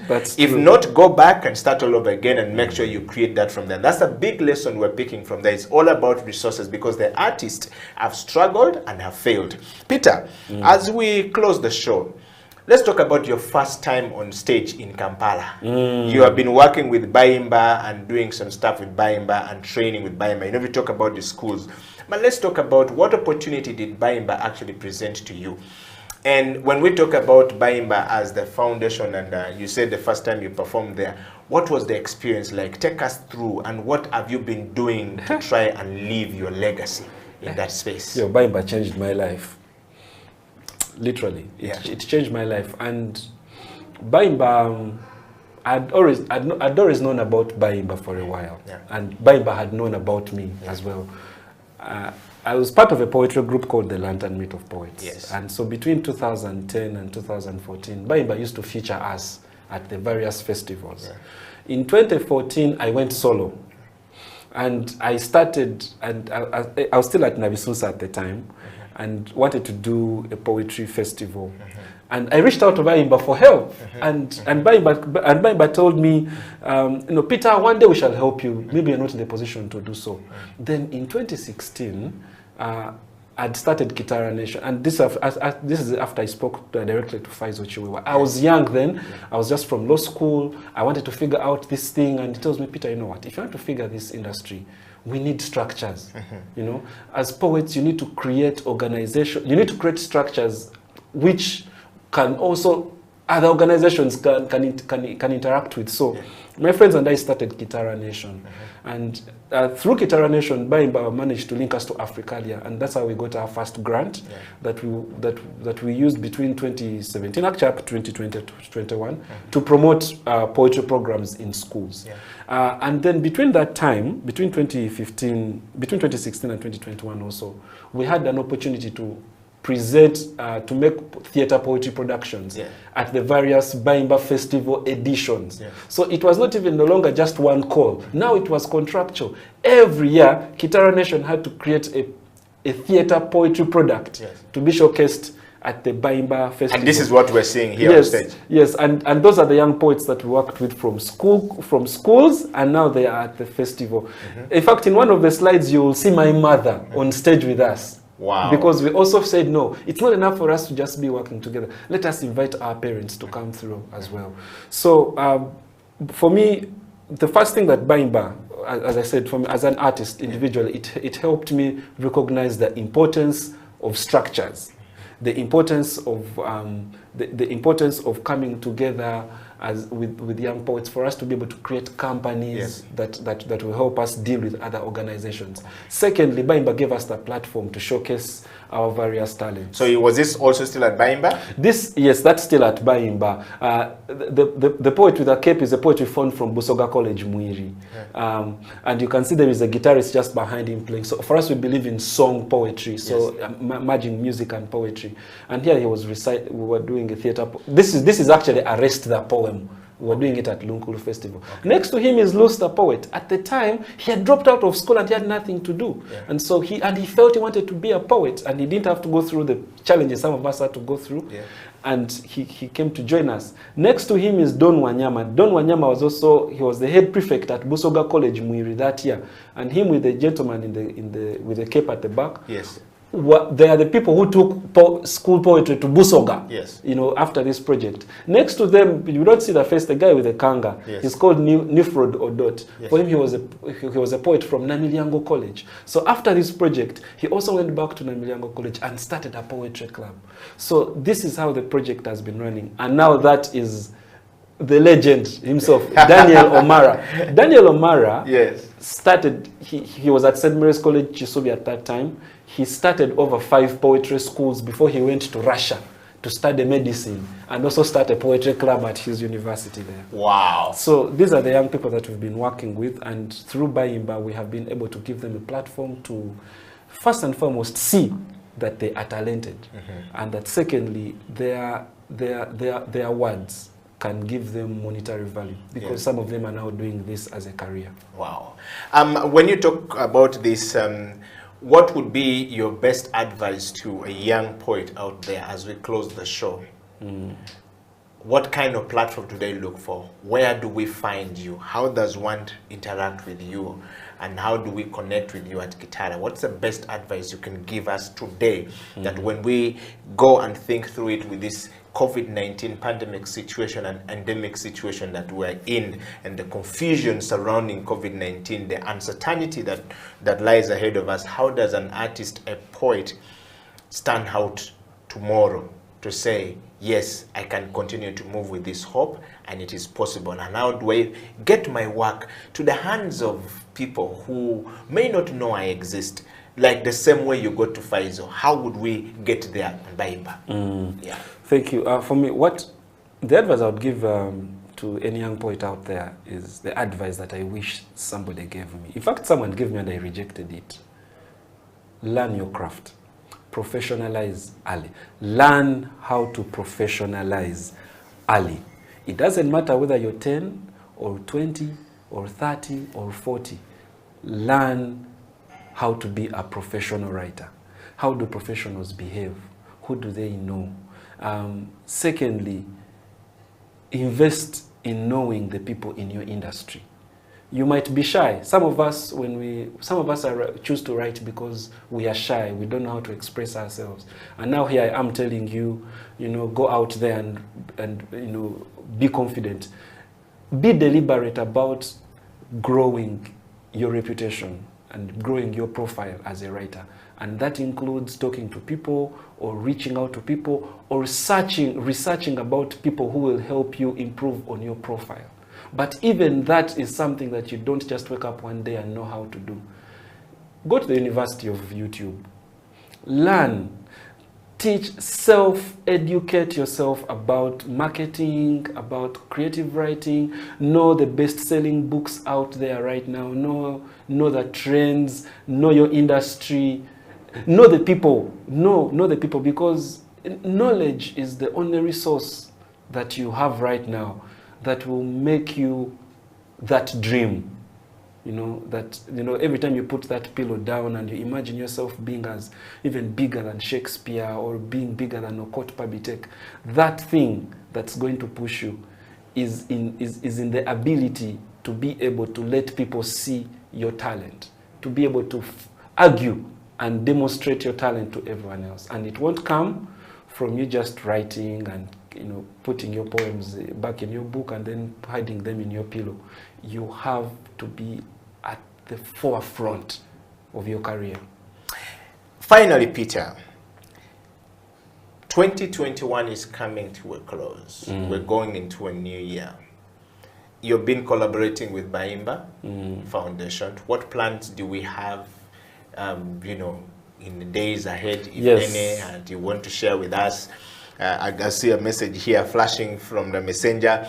Too many messages, over 500 on messenger. I can't read all the messages on messenger, but thank you very much, everybody. But this one saying that, how do I get into the program with Baimba that Peter is talking about? He's a poet, he's a drummer himself. He says he's a drummer artist. I don't know what that means. He's an actor. But want to know, how do they get, and is there any program for them in days ahead? Could you share some more light as we close? All right.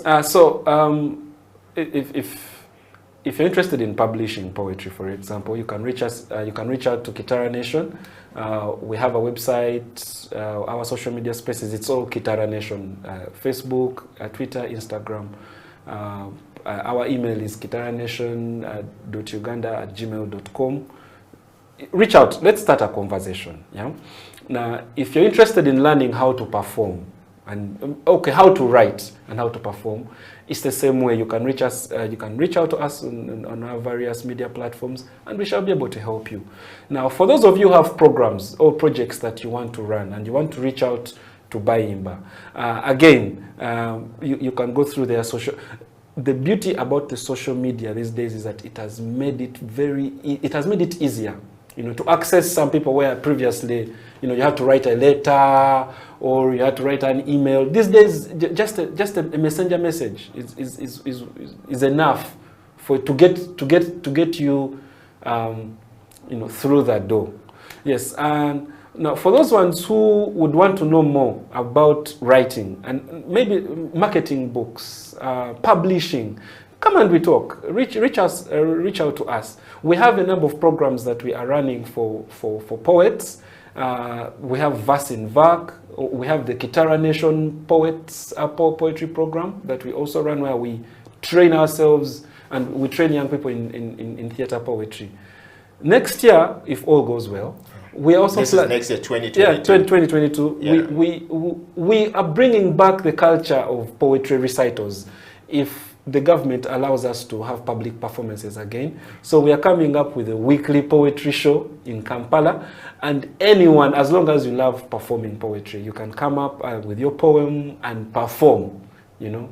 And again, if you have a manuscript and you want to publish, we are your guys. Just come and we talk. Thank you very much, Peter, for coming to the show today. And first, I want to put a topic up there and just to remind everyone, you know, that we've been talking about defining and distinguishing poetry, prose, and drama in Uganda and across borders. When we say in Uganda and across border, locally here in Uganda, within the boundaries of Uganda, do we have, is it distinguished, defined? Is poetry clear? Do we see the prose when people perform? Do we understand what it means? That's what Peter has been sharing on the show today. And then, of course, we have been talking to Peter Kagai, who is the co-founder of Kitara Nation. Kitara Nation is one of the publishing house, and Peter himself is the publisher. He's a writer, he's a poet, he's a drummer, he's a theater writer. So if you have projects for him, please reach out to him. And we'd like to say thank you very much to everyone. We would like to say, Peter, that it's been really great, you know, having you on the program today. Thanks for having me. I want you to take this moment and close the show with a beautiful poem from Peter that closes. A piece from the Kitara Nation. Wow. Freedom. Freedom is the music of voices stretched in our throats, reaching out to our hearts since our voices were once ghosts. Freedom is the music of voices remembering the ones we have lost in fright and in fear. Freedom is knowing in the morning you can open your heart's window and let the sun in. Freedom is knowing why a caged bird sings. Freedom. Freedom. That's me. Thank you so much. We've come to the end of the show today. We want to say beautiful day. Stay in freedom, and please, freedom is opening up your heart very hard in the morning and let the sun in. Until then, Creative Industry Talk has come to an end. Edio Killer and Peter Kagai Ngobi signing out.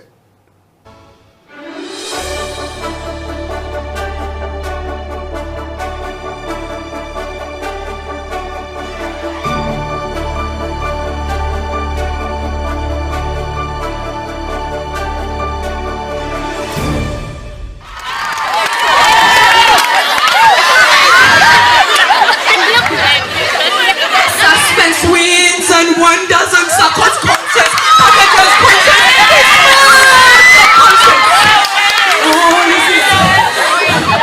Suspense pains, harvest with death, and he's with scandal. All is in silence, silence. A shell, shot, rattle. Leave the broom in the corner of the room. And when the shadow is behind your heels and the moon is full, go to the well and you will find a black stone. Pick it up. Pick it up. Move and don't look back. Don't look back. Don't look back.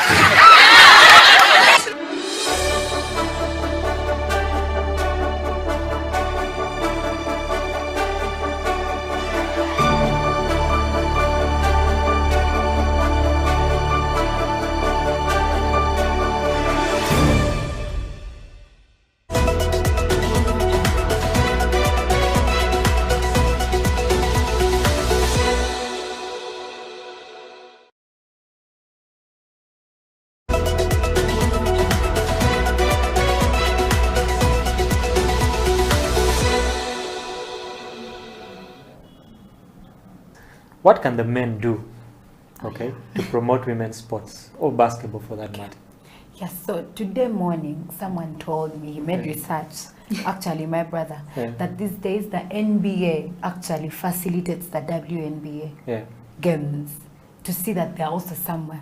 How about the NBL men starts doing something, not totally like investing in and all that, but it can be with the support system. It can be one very good thing, seeing that creating more opportunities for these ladies, putting up different games like, so as like women can be like seen or showing that these guys also like care. It can start with support, and then with time they can also like recommend whoever facilitates them to like partially have his thoughts somewhere on the women's team, so that like they can all go about like together in solidarity.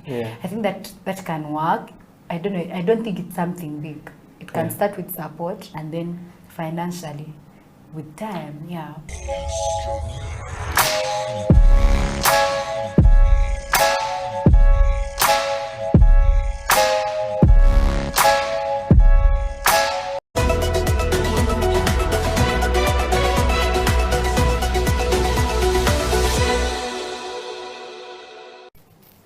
Now I'm going to talk to my people. Yes.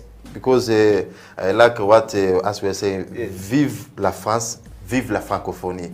So, le leadership, c'est quoi? Le leadership, ce n'est pas le fait d'intimider les gens ou bien de dominer les gens, non. Le leadership, c'est le fait d'aider les gens à suivre le bon chemin. Parce qu'il y a des gens qui sont là, ils ne savent même pas par quel chemin emprunter. Il y a des gens qui ont même étudié, mais ils ne savent pas quel business ils doivent faire. Maintenant, l'idée, quand tu rencontres une personne pareille, tu vas l'orienter.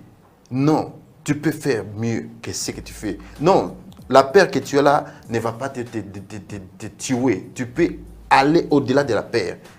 L'idée, c'est comme j'avais donné l'exemple, allow me to go a little bit deeper. J'avais donné l'exemple ici en français, en anglais, pardon. La vidéo que j'avais vue à propos de chiens, il y avait un groupe de chiens au niveau du Canada et il n'y avait pas de l'eau. Pourquoi? Parce qu'il y avait, la neige, il n'y avait pas la place pour que tout le monde puisse boire de l'eau. Mais il y avait seulement une petite place pour le boss que je vais appeler. Et il ne voulait pas que les autres puissent venir boire de l'eau, comme il était boss. Il intimidait les gens. Mais il y avait un petit garçon, un petit chien qui était là à côté. Il a eu l'idée de briser la glace, là où il y avait pas, parce que l'eau était en dessous et il n'y avait pas moyen de boire, mais le petit chien a brisé et tout le monde a vu ce qu'il faisait. Ils sont venus, ils ont commencé à briser et tous ont profité avec l'eau potable. Et le boss était laissé comme un vaurien. Personne ne le faisait encore confiance parce qu'il n'était pas là pour les aider. Il était là simplement pour le faire peur, les intimider. Mais l'idée, c'est quelqu'un qui est là pour aider quelqu'un à avancer jusqu'à son destin, à sa vision. Parce que nous avons tous nos visions, mais c'est la peur des fois qui nous arrête. Merci mon ami.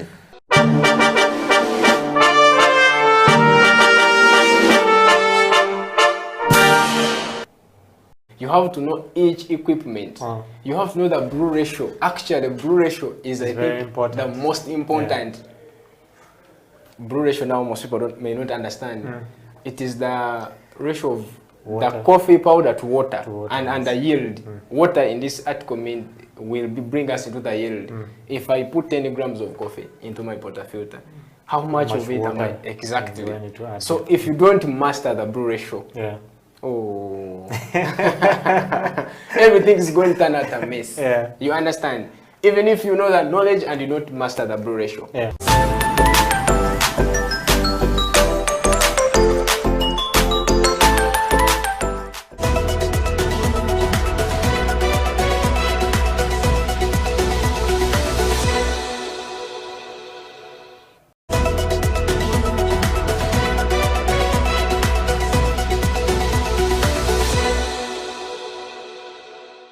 And one thing I would like to allude to or tell the other youth out there is we have to start creating our own solutions for our own problems.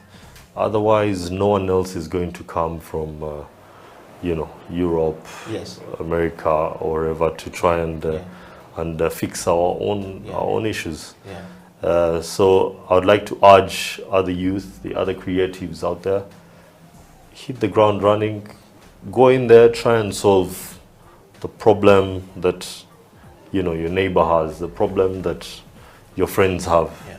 And by creating those solutions, you know, you can easily, you know, become the next big company of tomorrow, creating, you know, bigger solutions, you know, nationwide and on a continent level.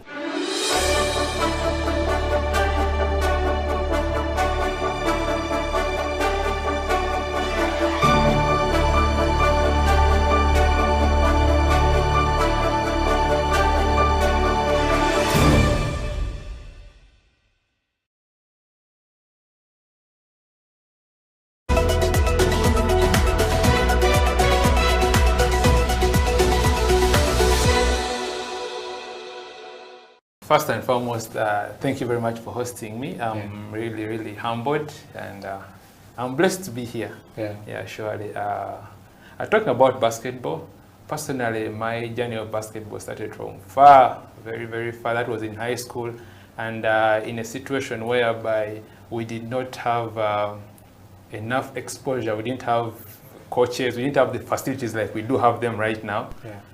Although I'm saying this like there's so many years ago, there are not so many. That was about, I began knowing basketball in 2007. That was at KPC when I was in P7 vacation.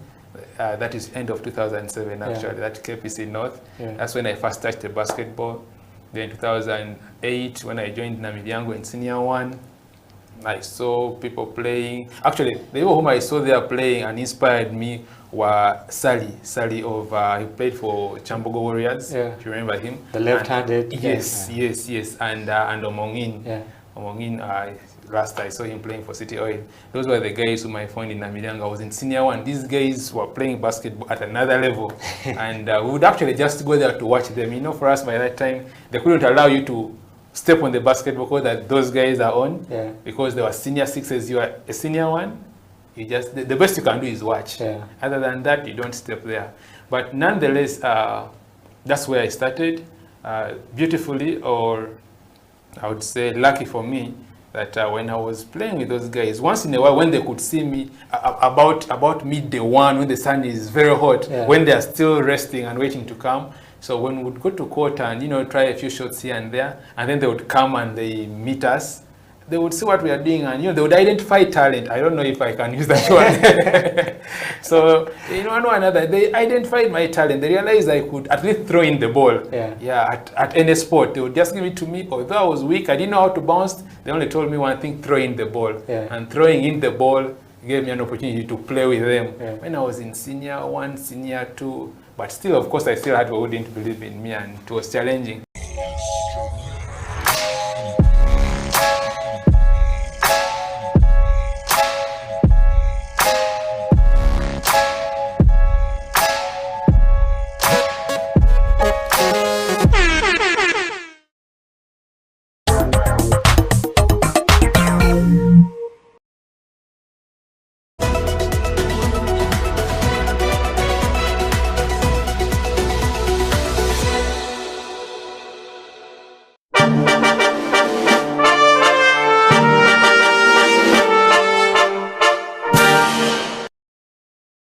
It's a CEO bench, so usually people want to assume that all CEOs are overlearned and stuff like that. So I will change the script this time around. I consider myself a certified hustler. If I'm looking to know who you are you Ugandan? If yes, what are the values that define you as Ugandan?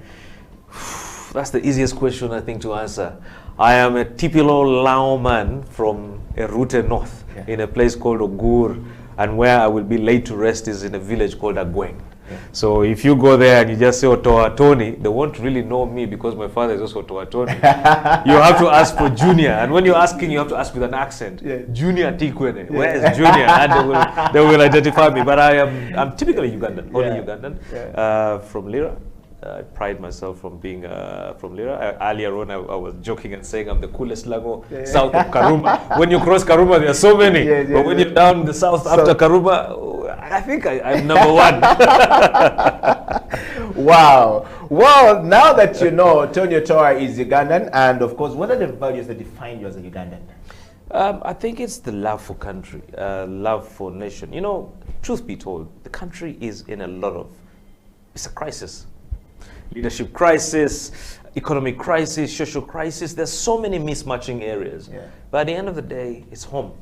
You know, you cannot run and abandon your home because of the issues in your home. I think that then creates an opportunity for you to do something to change what's happening and what you see as a crisis. So in terms of what I see as a value, or what I take out of that for me, I think it's just the love for country, the need to serve country the best way I can. And I mean, I can't say I can change everything, but the little I can do to create a difference, I think is more meaningful. Wow. Yeah. Mr. Tony Otoa, growing up, what did you want to be in life? And what was the journey like for Mr. Otoa? Yeah, you know, my father is crazy. My father would call us and he would show me the compass. The idea was supposed to be a pilot. You know, the planes would fly over our house and my father would be like, yeah, you're going to be a pilot. Yeah. But of course, as you grow, you realize that you have so many things that really define you. I was never a sportsman. So I enjoyed a lot of debate and, you know, a lot of indoor activities. And that is, I think, what really drove me into some of the things that I do up to today. Public speaking, the love for debates and really a lot of intellectual discourse and all this stuff. But besides that, I think it's also the fact that I won't lie. I didn't know what I wanted to be.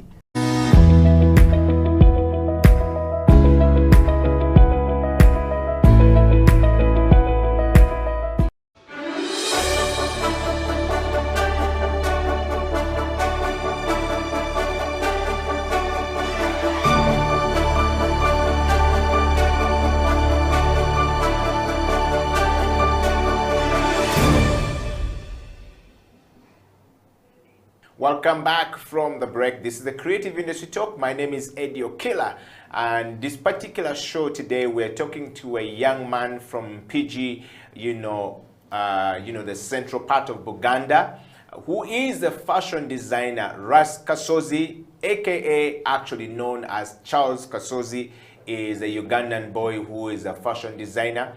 And of course, you've had the first part of the show when we're talking to Kasozi about his background and how, you know, you've been able to go across the world. Welcome back to the program, Kasozi.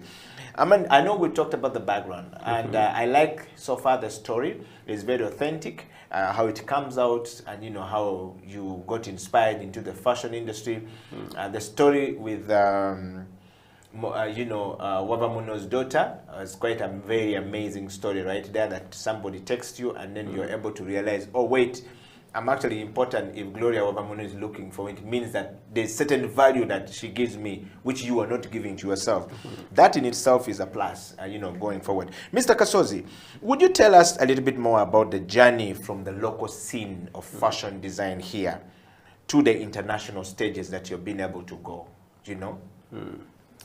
It's been quite challenging, but it takes self-confidence. Yes, from the start you need to know what you want. Like me, I've been an artist, like I'm born an artist, though not knowing which direction. I've tried all kind of art. Yes, and I always apply too much art in my fashion. Though as we grow, meet different people, and they tell you more about what you do. That's why I always say we need to be close to people who understand our vision. Yes, people who can support what we do. For example, my first international platform, by then I was working with Babaluku, you know, Bavubuka All Stars. Yes, I was part of it. Yes. And for him, is from this international scene. Yeah. So he grabbed all my photos and applied unknowingly. Yes, because he knew I couldn't understand that. So he applied after. He told me, Kasozi, you have a passport? I said, yes. Then he killed it. He told me, yeah, next month, you're coming here. I couldn't believe that, of course. Yes. I know he was just encouraging me to work hard because I couldn't know that I deserve that or I can be part of that. Because I was even the first African to be to Vancouver Fashion Week. Yeah, and Ugandan, you get coming from the ghettos. I was working from this corner. You get like a smaller place, paying 50K a month. You get so that wasn't my platform. So when it reached to 2 weeks after working on all the papers, they told me, you go to Canadian consulate and ask for visa fee. There, I got that I think it was a month before, I started to panic that it was serious. And with that month, I had to spend 2 months from Kenya processing the visa. You know, in our mindset, too many visa tebazigaba, and with art, you work with motivation. So every time I could try to get a piece of paper to sketch, I could get nervous, think of a visa, I failed. Till after the 2 weeks, I got my visa and I started sketching. I remember I did my sketches even from the bus as I was coming back from Kenya. When I reached home, I started sleepless nights. I made my collection in two weeks. That was 48 pieces. One person. Wow. And a miracle happened to me. I had to fly 3 days before the fashion show. And I planned to finish on that exact day. So accidentally, I didn't know, I left here the same date. I spent 18 hours on the way and I reached the same hours I left here. You get so I advanced like 24 hours. Yes. So I got that extra day. To finish my stuff. But that changed my mind so much because I reached to Vancouver and they always go through your work. If it doesn't reach that standard, you don't showcase. I was on a big panic. But models showed me that I've passed that. Models were grabbing, fighting for my pieces. I never even wait for from the local director. stage in Uganda here. Yes. To now model fighting for you, and this was your Yes. biggest stage. How many stages have you been in Uganda before this opportunity to go to Vancouver by then I think I'd done two. I'd showcased to Silk and Bayimba. So first was Bayimba and then Silk. Yes. Then my third was international. Wow. And on that show, I tend to be among the top 3 designers. Yes. And I was showcasing with Michael Kors, you know. So after that, people loved my collection so much, and I got another opportunity to showcase my collection again. I remember they were launching some electric car. Yes, they had produced. So I was their entertainer.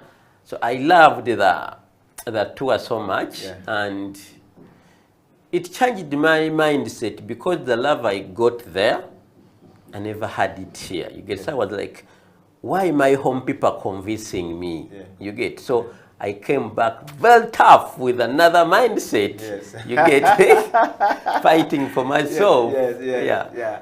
I want to know from you, this is a very compelling story. If you're following the show, it's a Creative Industry Talk right here on House of Talent Television. My name is Edio Killer, and Kaz Kasozi is in the studio, or Kasozi Charles, who is Ras Kasozi, is on the program. And of course, we're talking about his journey to the national, from the national here, from the local stages in Uganda to the international platform in Vancouver, Canada. And that's a very fascinating story right there. Again, earlier on you talked about we need to surround ourselves with people who will inspire us.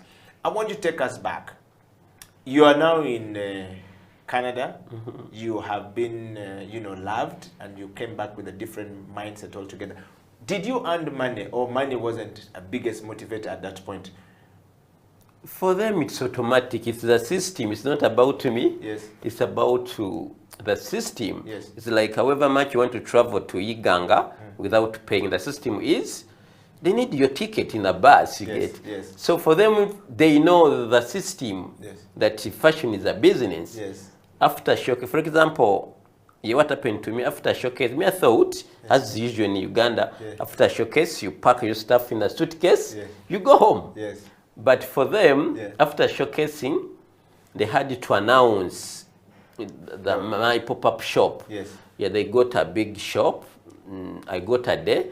They put everything they had aside and display my stuff. Yes. So people came and purchased everything. And I love the way they did it. They were asking me, like I had a manager that time. Yes. She was called Christine. Yeah. She asked me how much this jacket, and then she had to teach me, now, you know, in Canada, you can't sell something from the runway, $300. That's very cheap. Yes. Yeah, like expenses are here high, and also the platform, you get. Yeah. So it helped me, she helped me to price. Know the pricing, yes. Yes. Yeah. She did that, so I gave her the authority to do everything for me. And people were even booking before, they were testing us. Yes. I'm coming for this jacket. I'm coming for this skirt. Yes. You get. So it was really, really nice, and I sold everything. You know, when you're flying, you always have your shopping list. Yes, yes. I had my budget here, sewing machine, camera, you get. I got everything I wanted. Yes. And so you came back from one chance given to you by the one and only philosopher. We call him the hip hop philosopher, Baba Luko. You came back with this money back to Uganda and you had everything you needed. Kasozi, let's talk about how did you meet Baba Luko, by the way?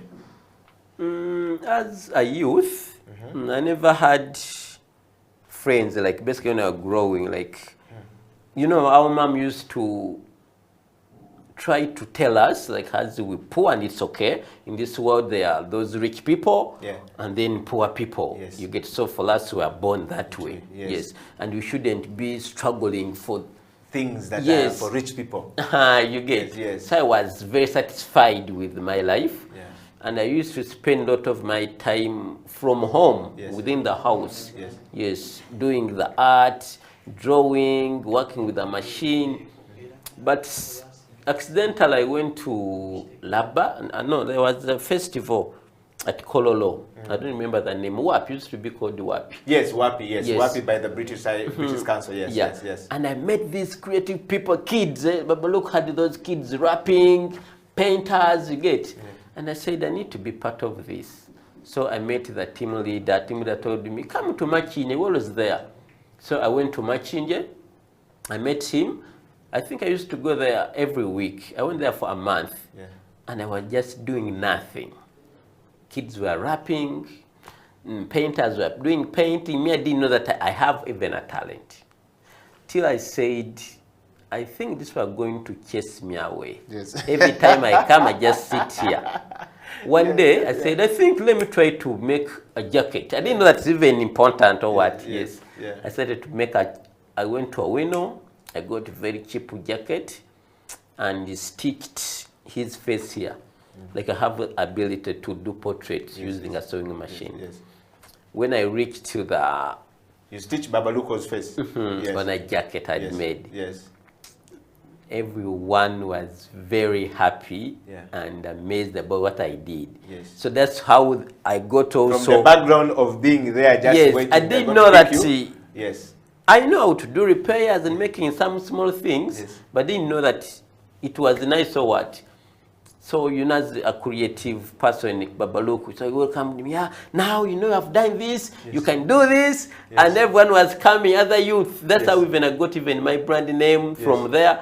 So we used to have someone doing graphics came and say, Kasozi, now, you can swear, and let me make for you a logo, you get, and I got a brand name. Rappers used to come and tell me, you got to make for me shorts and stuff, you get. So I got the love and to know that, yes, fashion is good, and now let me settle to this. Wow, wow. Yeah. Well, if you're following the Creative Industry Talk anywhere across the world, Ed Yokila, Ras Kasozi here. We're talking about Ugandan fashion to the international fashion stage. What a story right there coming from Ras Kasozi. Charles Kasozi is his real name, as a Ugandan born, a Muganda by tribe from the central part of Uganda.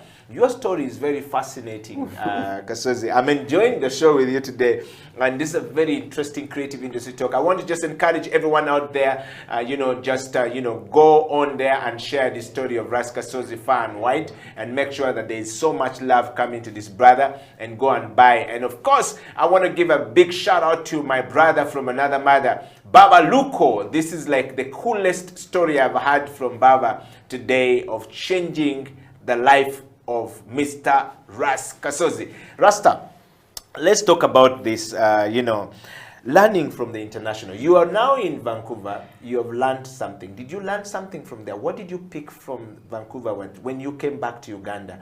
You were able to say, you know what? I've learned this. I want to do A, B, C, D. And so my question to you is, did you learn from the international fashion stages? And what were the challenges that when you came back, you were able to fix? Basically, I was different. I think by the time I came back, my name was everywhere. Yeah, everywhere. So by the time I landed here, I had to do so many interviews, and I never had experience into that. Yes. So my life started to change a bit, and I don't like the celebrity life. You get email life. Because you were told you were poor, you should stay this side. Yeah, now you are being yeah, you have to dress this, do this. Yes. And it's not my thing, you get. Yeah. So I love to keep a low profile, but I got to know the value of fashion, because they took me around so many shops and so many designers, international designers. Everything was different. Yeah. So I was like, why at home they're not doing this? Yes. So what came into my mind was to focus much on the international platform, because I'm loved there more. Yes. And I have a lot of clients outside Uganda than you are in Uganda. Yes. So, wow. So to me, I'm so much into developing youth's talent in Uganda and getting money from outside. Yes. So I learned that in Uganda, maybe fashion is still starting, it's still young, yes. The way we take fashion is not the way it's taken outside there. It's a big business, and here it's about talent. You get? Yeah, the same thing I've told you about fashion shows here. Fashion shows are about entertaining. Yes. You like perform. Yes. But see, outside there, every year, brands come up with trend and they have to launch them. Yes. After launching them, they sell the copies. Yes. And that becomes what we wear as fashion in the world, all across the world. Yeah. I mean, Kasozi, that's a very interesting learning. Did you face any challenges along the way? I was super excited. I think I was young, and people loved me so much. So I was just receiving, learning everything. Yes. I remember I used to tell them, like they used to make joke out of me. I never wanted to drink water. Like they know, for them water is life. Yeah. And with me, I used to know I take water because I'm poor. Yeah. Now I'm in Canada, I don't take water. I totally refuse to take water. And they were making fun of me. Wow, yeah. wow. But the biggest challenge was, how do you leave Canada and come back to Uganda? You get? Whereby now you have learned, and what you have learned doesn't work back home. You get? Yeah. So it's two ways. You leave it, or you challenge yourself. Yeah. You get? Yeah. So, now we're having the internet. Yeah, so I live here, but try to make sure I'm connected to the world. Okay. Yeah. Wow, wow. Thank you so much, Kasozi, first of all, for that moment. And thank you very much, everybody who's watching the show from all across the world. Thank you for being part of the Creative Industry Talk, growing bigger and better. We're going to take a break. And when we come back, Kasozi will tell us a little bit more about, you know, the new program he's doing called the Seed Program, which video we're actually going to play right now. And of course, you know, what are the advice that he can give to the young people who have not been able to, you know, get opportunity like him, or who are looking for such opportunity like, you know, Baba Luko gave to Kasozi to go across the world. But also, we would want to know from him, which other stages has he been to since, you know, the Vancouver, you know, experience and the collaboration that have been happening. Stay right there. Creative Industry Talk will be right back after this break.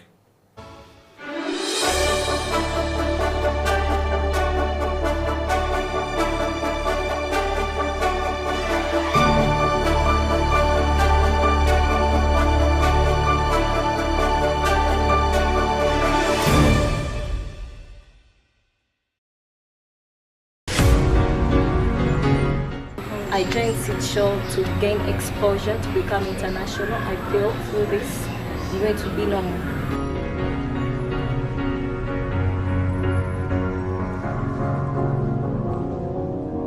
Cause you're a sky full of stars. I'm gonna give you my heart. Cause you're a sky full of stars. Cause you light up the path. I don't care, go on and tear me apart. I don't care if you do.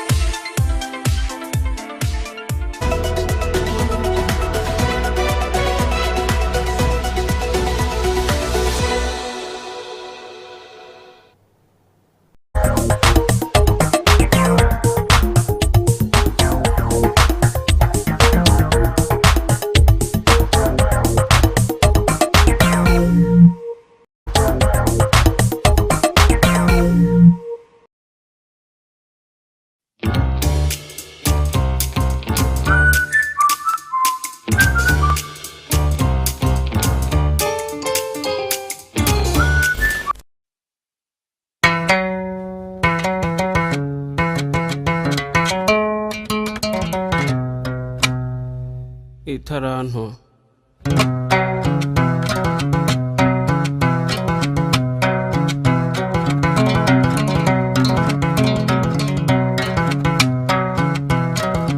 hariho umutware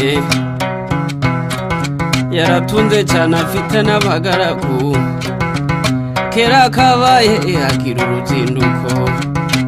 uruzinduko mu kindi gihugu ahamagara abagaragu be maze abasigira ubutunzi bwe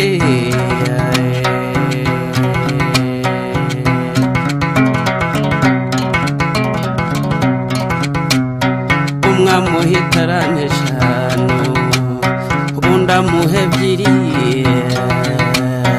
undi amuha itarane imwe itagirira kabiri maze umutware arazinduka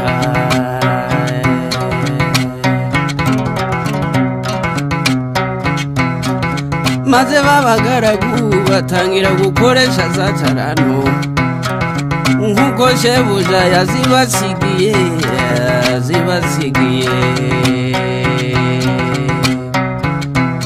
uwahawe shana aragenda arazigenza agenzura amesha hano uwahawe ebyiri nawe abigenza atyo agenzuramo ebyiri maze wa wundi wahawe imwe aragenda acukura icobo ayishamo ya taranto aratinyuka arayitabaye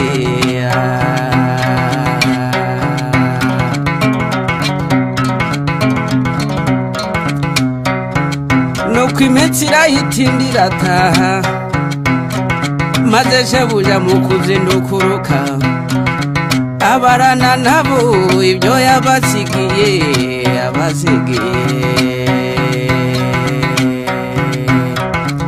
uwahawe shana araseruka ati databuja mwiza wansigiye shanu uzungutse izindi eshanu uwahawe ebyiri nawe araseruka ati databuja mwiza wansigiye ebyiri zungutse izindi ebyiri shebuja ati bagaragu banje beza nuko kuko mwakiranutse muri bike nico gitumye mbegurira byinshi ico nimuze mwinjire mu munezero wa shobuja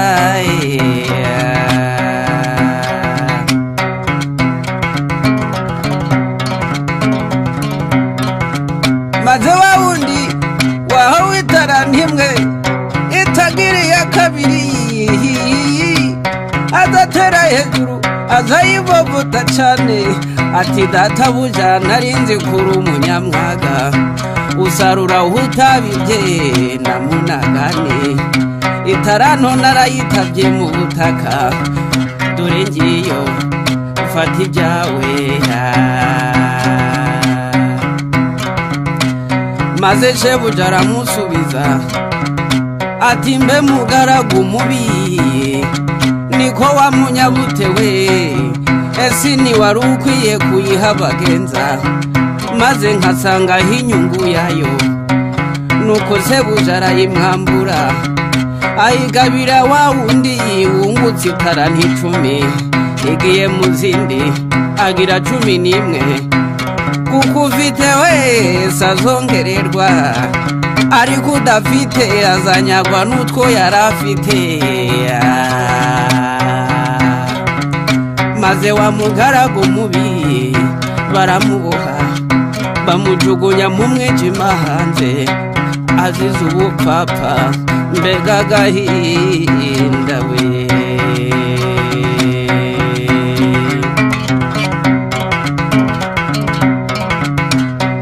itaranto yawe yikoreshe neza igira umumaro mu gihe gikwiye itaranto yawe yikoreshe neza igira umumaro mu gihe gikwiye mbese igufasha abakene gusura abarwayi ibikorwa by'urukundo gushigikirana imirimo myiza igihe twahawe aya mafaranga nizo taranto twasigiwe ngo zigire umumaro igihe tukiriho itaranto yawe iyikoreshe neza igira umumaro mu gihe gikwiye itaranto yawe iyikoreshe neza igira umumaro mu gihe gikwiye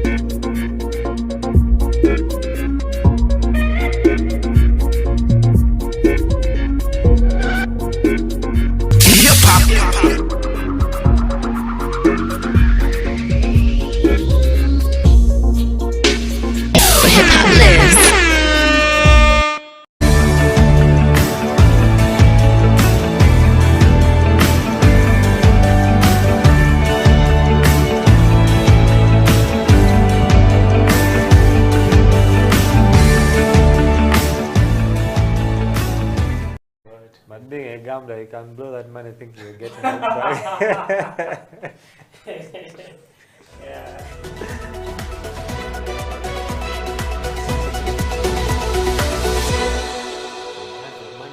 He just spoils it like a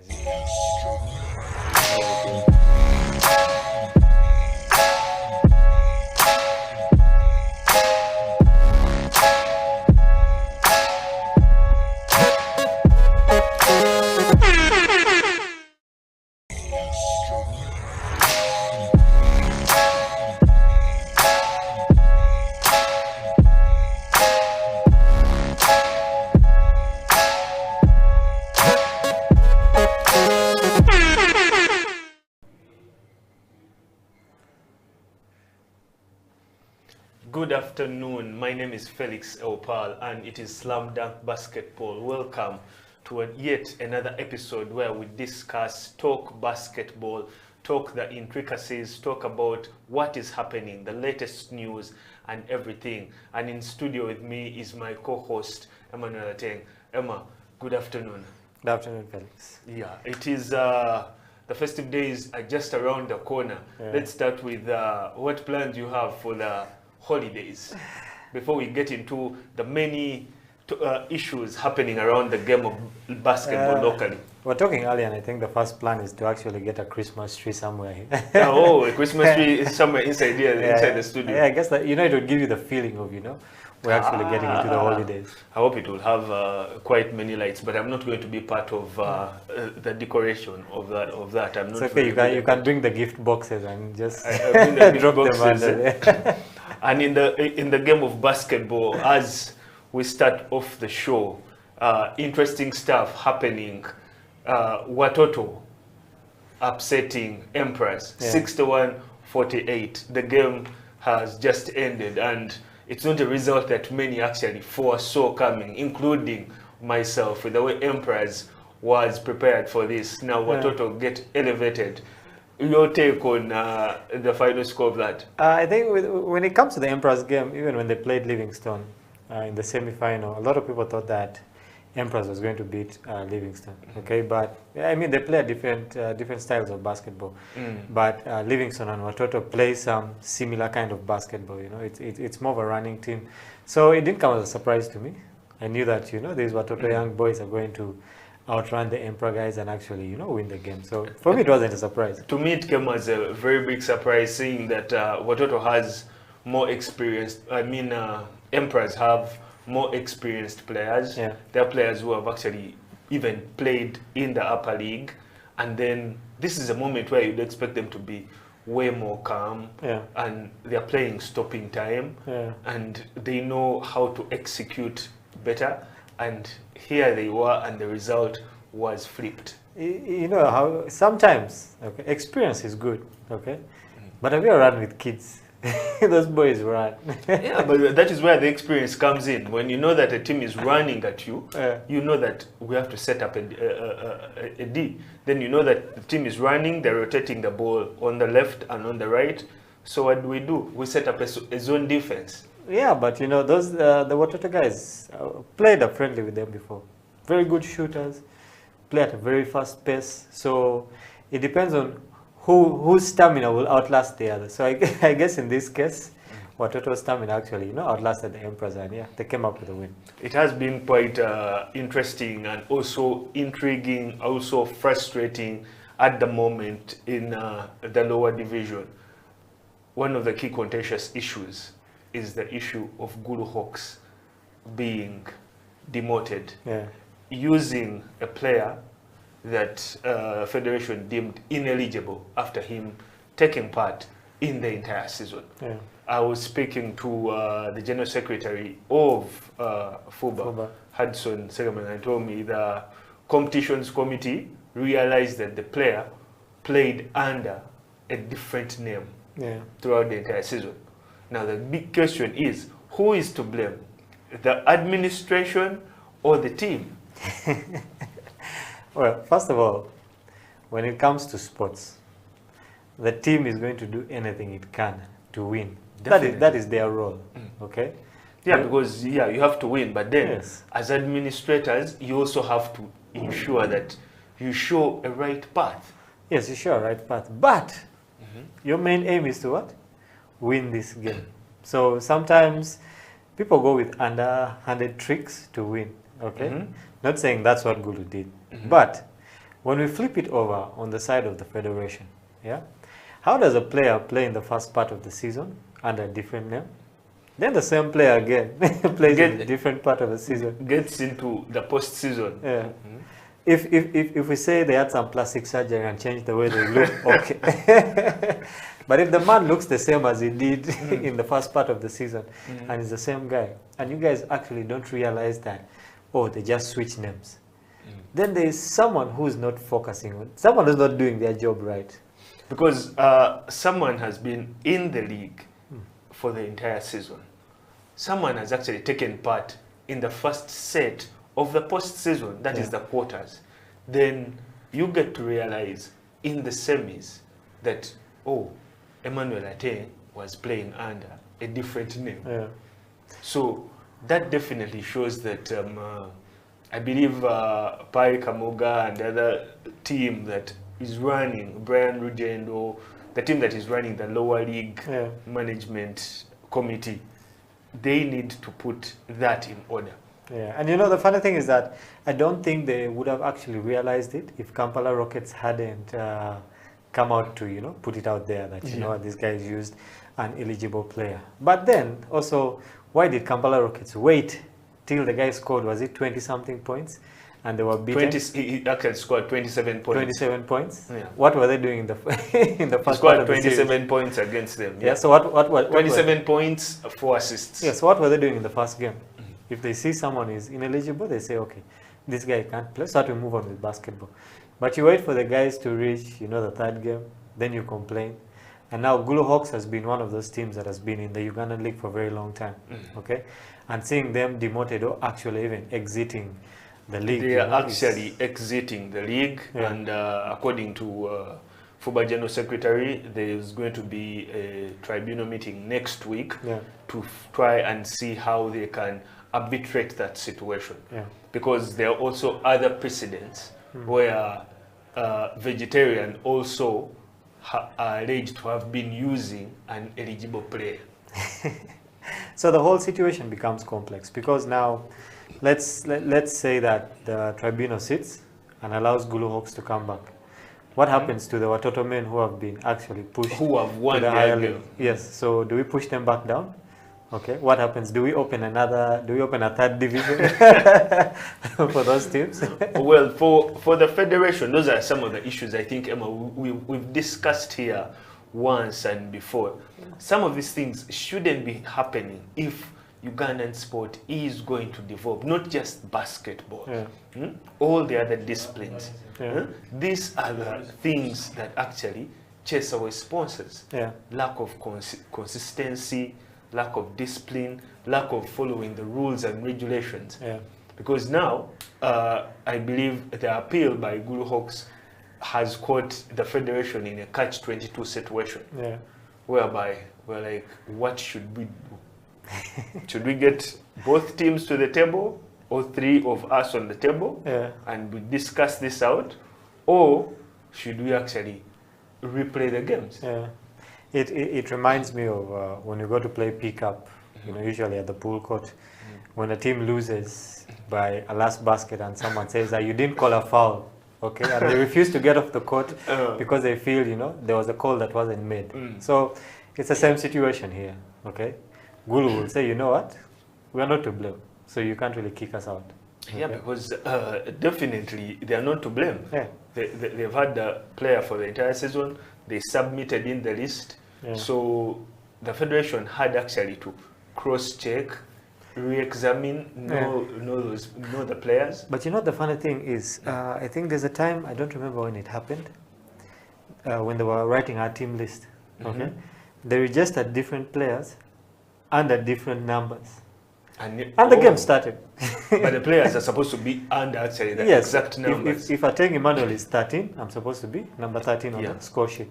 But if you put me as 23, I'm a different person. Exactly, I'm a different person on the score sheet. So when the game begins and you give the foul to 13, but 13 is not registered, then what happens? The foul goes to the other person. Exactly. So I think those situations actually happen. Maybe because whoever was writing the team stats at that time didn't write it correctly.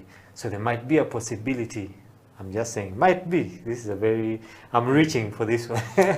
Someone must have, you know. I'm actually very eager to know what is going to happen from that particular meeting, and also eager to know when the federation will have its annual general meeting, because there are going to be quite a number of issues which are contagious and very intriguing, which have not been tackled. I wish they could actually just put that on Zoom so that we can all be available to watch what happens in that meeting. Well, hopefully, the saying that Federation is saying that the annual general meeting should be coming up soon, and also the issue of the FUBA CEO, who is supposed to be handling, and the man who we are supposed to actually be pointing the guns to, and is also the one supposed to be giving us the answers and the solutions to this. So the General Secretary says the person is already selected and is just awaiting announcing. But we are yet to know or find out how true this is or who this person is. Well, whoever they are, I pray that they're spin doctor because they have to spin and weave all these situations that have been going on. It's not just this one. Issues with the national team, issues with exemption, you know, all these other things, issues with the international players and having only 4 of them on a team, all these things, people are going to complain. So whoever that the CEO is, you know, I hope they're ready for this storm that they're getting into, because it's going to be a nice one. Yeah, that takes me to the point of leadership and administration, but mostly leadership. So you clearly can see that with everything that is happening with the federation of basketball in Uganda, there is lapses in terms of leadership. And without that, we are going to continue having more and more and more issues. For instance, we have a very interesting fixture that is going to be happening later, Raise Life and Our Savior. Now, in case the victory goes to the other side and the other side comes back to appeal, the federation is going to be back in the same situation. Yeah. But anyway, for the Res Life and Our Savior game, unless the reffing is really bad for that game, which is happening actually later today, I don't see why there would actually be an appeal in that game. I know it's a high stakes game for right now. It's they're both tied. Yes. Yeah. For our viewers out there, we are live Facebook, Twitter, YouTube, and on our website, houseoftalentug.com, and we're discussing the encounter that is going to be happening later today. Res Life, Our Savior. Yeah.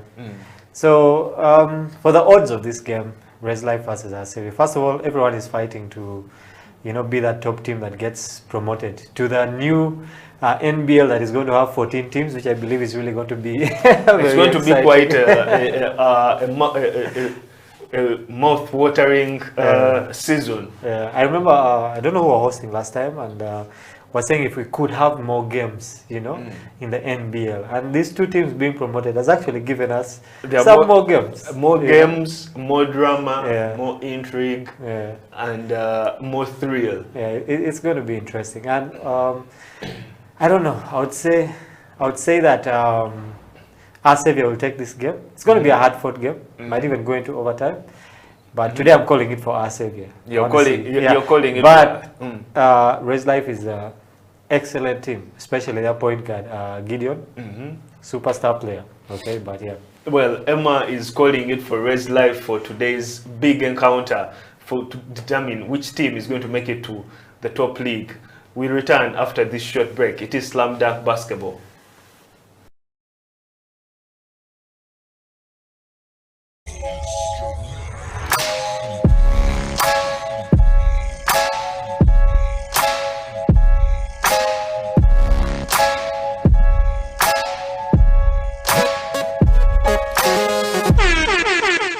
Talent is here. Uganda's got talent. That one is not proven. From boxing, athletics. Now Kenya, we came in Olympics better than Kenya. For how long have we been there, struggling before? But now we had more medals than them. So the key thing here is corporate companies, please come aboard. The government will do their part. They will also squeeze whatever they can to come through. National councils will also keep on budgeting to see what they can do better on us. And also federations, all of them, basketball, football, whatever they come through. Let us have a fair share to everybody. I know football gets the biggest share in Uganda. I don't know why, but because I know my small analysis is athletics and basketball right now, and netball. Those are the top 3 games in Uganda that have carried athletics, netball, basketball to continental and worldwide. We're doing so much. So we need to also get a fair share to compete with football, which is getting $1 billion shillings plus. We should also be given that opportunity.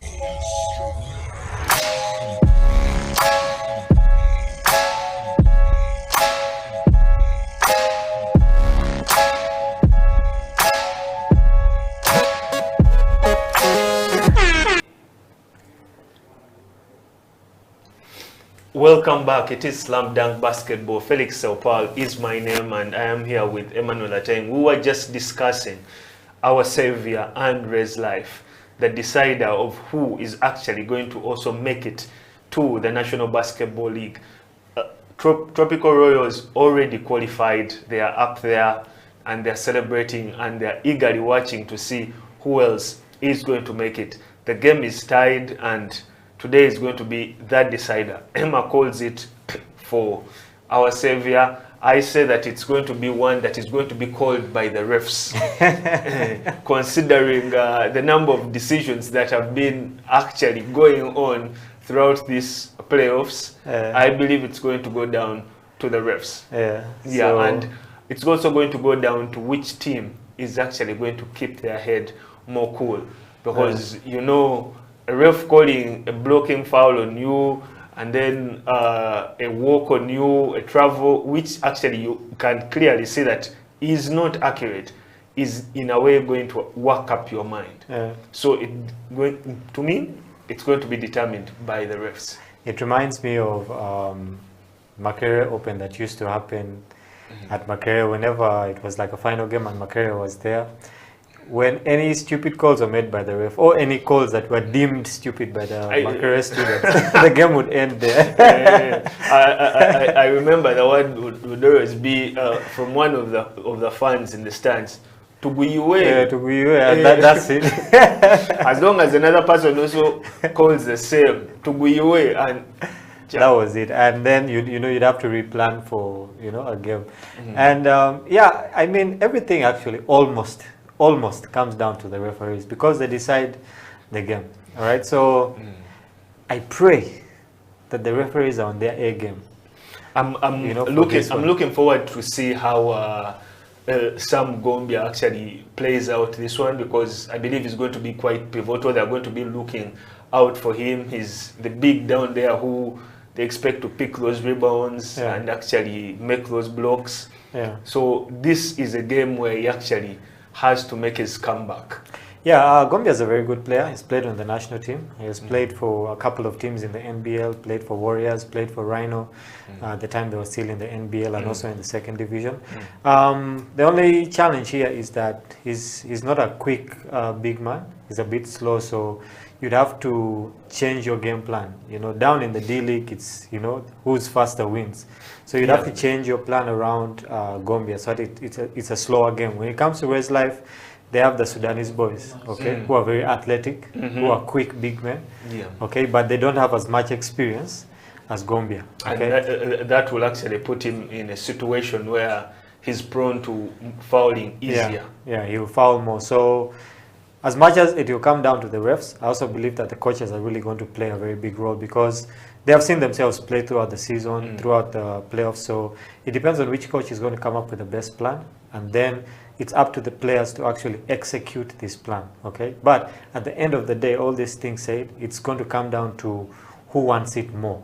Is it Res Life or is it our savior? You see, in sport, there are different things. There are tangibles and the intangibles. Yeah. Now, one of the key intangibles is attitude. Now, when you're talking about who is going to be wanting it more, that's something actually that you cannot instill. Depends on how a player will wake up, and let's say how I woke up this morning, how was I feeling? How you woke up this morning, how were you feeling? Were you really determined and you're like, this is a do or die game? Now that is something that you don't instill in a player. All right? You players have to have that. Or the only way you can try to do that is by going the old way. Call them up and have that inspirational speech. Give them that inspirational speech. To dose of motivation. Yeah, to gear them up and tell them, you know what, we're not walking off that court unless we have the W. It doesn't matter if it comes by 1 second, 1 basket, 1 point. So that is what is actually going to make it very interesting. And the other intriguing thing, which FUBA actually should also be praising and thanking themselves for, is that the fans are coming back to the stands. When you actually go down to the YMCA, you can see that the crowd is there. It's not like the other time where the numbers were extremely very few. I remember at the start of the invite tournament that Power Basketball Club hosted, the first weekend, there were hardly any fans. Stands were really empty. But as the weekends went on, second weekend, third weekend, the stands started getting more full. People started coming back and everything. And I also admire the way the YMCA is handling the SOPs. Right from the gate. All the way. You have to have a mask. They have water stands built. Wash your hands. You are sprayed and everything. I like that. And it's very encouraging for the game of basketball. I wish other disciplines can also start following suit like that. You know, the irony is that FUBA is a body that is supposed to actually be regulating these things when it comes to the game of basketball, and they have done a good job so far. But you see that, first of all, the division leagues, the D leagues, actually continued with their season when FUBA couldn't. Then you have Power coming up with a tournament and observing the same SOPs that the NBL could have done and earlier. Doing it very well. Which we could have done earlier, and you know the league actually would have continued. But I'm glad that these few entities are coming up to show, you know, the bigger body that, you know what, we can actually run basketball in Uganda. All we need to do is be committed to a few things here and there, and we continue. Yeah, because actually the credit of this happening is not actually going to the federation. Yeah. The credit of the SOPs being followed at the YMCA are going to the institute. Yeah. They're the ones that have instilled this in place. Yeah. Now, as a federation, this is a venue that you use. This is a venue that is home of Ugandan basketball, Yeah. without a doubt. Now, why isn't the federation also putting in more effort towards this? Yeah. Yeah. That is the question of the hour. And I wish whoever is out there, if you're watching the show, you know, hit us up in the comment section. Let us know, why is FUBA failing to, you know, follow these SOPs that, you know, these other small entities like different teams are doing, like the D-League is doing. Why can't we, you know, also follow the same SOP so that we can get on with the game of basketball? Hit us up in our comment section. Remember, we are live on our YouTube. That's House of Talent Uganda live stream. On Facebook, House of Talent Uganda. HTV1 on our Twitter, and we're still discussing the game of basketball. And yeah, I mean, league is going to resume next season, okay?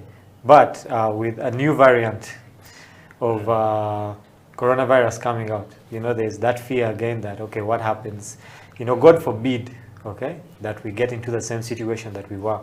But in the event that we do, then how does basketball resume? Because other sports are going on, and we're losing out. We're losing out, and just one of the interesting comments I have here from someone that actually we have hosted on the show, Bashir Wogem, saying the federation should actually get people who work there for as a job, 8 to 5, instead of people who just volunteer. But I like that comment. Yeah, but for someone to be there 8 to 5, you have to pay them money that is worth 8 to 5. I mean, if I'm coming there and I have to pay rent later in the month, you have to pay rent, you have to pay bills, and you're giving me 100K, then it really doesn't work for me, right? It won't be enough even just for your transport. Yeah, but then again, those are things that the CEO has to look at. You know, it's better to have a small team that you can actually pay than have a lot of volunteers that you're suffering to pay. Okay, so it's a good idea if you can get people to work actually 8 to 5, have them as permanent staff of FUBA. I believe that would be very important and pivotal to improve the game of basketball. But are we willing or are we financially able to employ those people to work an 8 to 5 job? The issue of finances has always been something that is synonymous, and I would say a chronic problem when it comes to discussion of Ugandan basketball and implementation of policies and execution of so many things in terms of Ugandan basketball. Recently, City Oil were just supposed to be taking part in BAR, and speaking to their management, one of the issues as to why last minute they pulled out was finances. Now, so it is not just crossing from just one team, but it's now spreading all over. And the earlier that it is curbed, the earlier that next season is well more prepared. We've seen even Cobra basketball qualified for BAR. Now, congrats to Johnny. Yeah. Now that is a team that is being coached by our very own. City Oil missing out on this. How big a blow do you think it's going to be to their championship run next season? Yeah, it's a big blow, and I don't know how much the financial issue played a role, but also I think another thing was that when we went for the World Cup qualifiers, the team actually got back late. Okay, they got back 2 days before they were supposed to go for the BAL qualifiers, and the team was tired, I believe. Maybe there were some other issues there. And this was the season, we had Monday here, and he said that this was the time that we actually they had to qualify for BAL. But I mean, if they had played and lost and we say, okay, we couldn't qualify for BAL, well and good. But we couldn't even go, you know, to the next stage because now City Oil represents Uganda at that stage. It becomes a Ugandan team at that stage. So it's for the league in Uganda, I don't think it's going to be a big blow to their title run in the league, but it is a big blow for them on the African on the African scale, because now missing out on BAL is a very big thing. It was their opportunity to get out there, and also for other players on the team. It was their opportunity to be scouted, you know, by other African teams. They have NBA scouts there, different coaches, get different opportunities. Yeah, so it's a big blow in that part. But for the Ugandan League, I think for that one they have planned for it for many years to come. Well, they've planned for that, and they have the top players, but in sport anything can happen. Yeah. So they have put themselves in a situation whereby they have no other option but to actually win the league when it starts. Yeah. Because that is the only way they can get a ticket back. Yeah, but I don't know what other teams are planning, but as of now, we haven't had anything from JKL because we don't know if the team is still in existence or not, because Jetty broke off and opened, is it Jetty something? He opened he has an academy. Jetty Tigers or something like that. He has not a basketball academy, a sporting academy. Yeah, sporting academy. Yeah, it has different disciplines there, and we're waiting to see how it's going to channel out. But for the other proprietor, Freedom, every single time you have a conversation with him, he assures you one thing: just wait for the season to start. We are going to have a team, and we have a team. Yeah. We have players, and everything is set. Hopefully. That also brings into the question of, does Warriors basketball team have a full squad now? Or we're still searching? Well, that actually, when you bring up the topic of Warriors basketball club, it's quite interesting. The team who have been, I'd say, mysterious, and they keep on being mysterious. Yeah. The only thing that Ambrose Tashovia, their patron, will ever tell you is, just wait for us, we don't make our announcements. I quote, that says, just wait for us. So we're waiting for the team that is what he says, just wait for us. But I believe that now that we have reset everything, like Federation pressed the reset back button. to 2019. Everything is reset. We should also be anticipating and be waiting for them. Me, personally, I'm very eager to see what Victoria University is going to be having, because talk in the background is, these are the new money bags in the league, and they're shopping for the top quality players. That is not yet affirmed, but it is, you know, just like they say, walls have ears and walls can talk. I don't know if they're going to pull back their top scorer, Mr. Chizito's Caesar Julius from City Oil. Well, it will be quite interesting. When we return after this short break, we'll be going through your comments. It is Felix Opal and Emmanuel Ateng, Slam Dunk Basketball. We are live, Facebook, Twitter, YouTube. Hit us with your remarks, your questions, and we'll be getting them out when we return.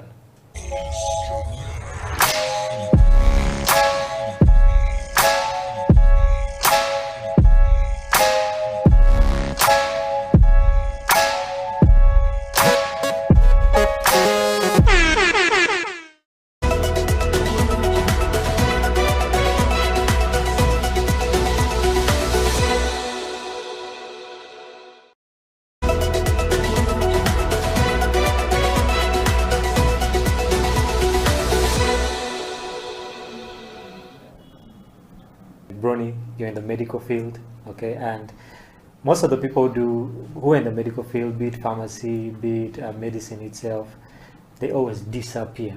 You know, they feel like there's no time. Yeah, there's no time to do attacked. Yeah, so how do you balance, okay, you especially being in the medical field, okay, how do you balance that with basketball time? Well, okay. So I know you know, because you're my coach. You know that I'd taken the year off since COVID March because I had a lot. I have a crazy schedule. I study even on the weekends, and I just couldn't also show up for training. So many times I would show up late. Maybe I'm missing something at school to show up, or I'm doing something at school and missing training, and it was showing on the court. And I do not like to do things half-heartedly. So Yeah. I decided to take a break until I can regather myself and be able to do both of them without losing any of them. Yeah. But how I try to balance, people have always asked me this. Number one, it's grace of God. I wake up in the morning and I'm like, God, I need to go through this day and I need to do all these things. But it takes a lot of discipline. Yeah. The things my friends are going to do, but I'll never do them because I don't have time to do it. So you have to have discipline, prioritize, know what you have to do at what time, have a timetable and follow it. Yeah. No procrastination. I do not get to lay around and say, I'm not in the mood to do this. I either do it at that time or there is no other time to do it. Yeah. So yeah, basically you just have to be committed, be consistent, try to make sure that you're showing up for each, and when you're there 100%. Yeah. I know when I was training, I would have only evening times. I'm the kind of person that never had extra time to train Yeah. past high school. So every time I was on court, I would give 100. Whether my teammates were slacking down or not, when coach said sprint, I would sprint like my life depended on it, because Yeah. it's either now or never. Yeah. So try to give 100, and basically at the end of the day, I just trust God for all those things. Yeah. Yeah.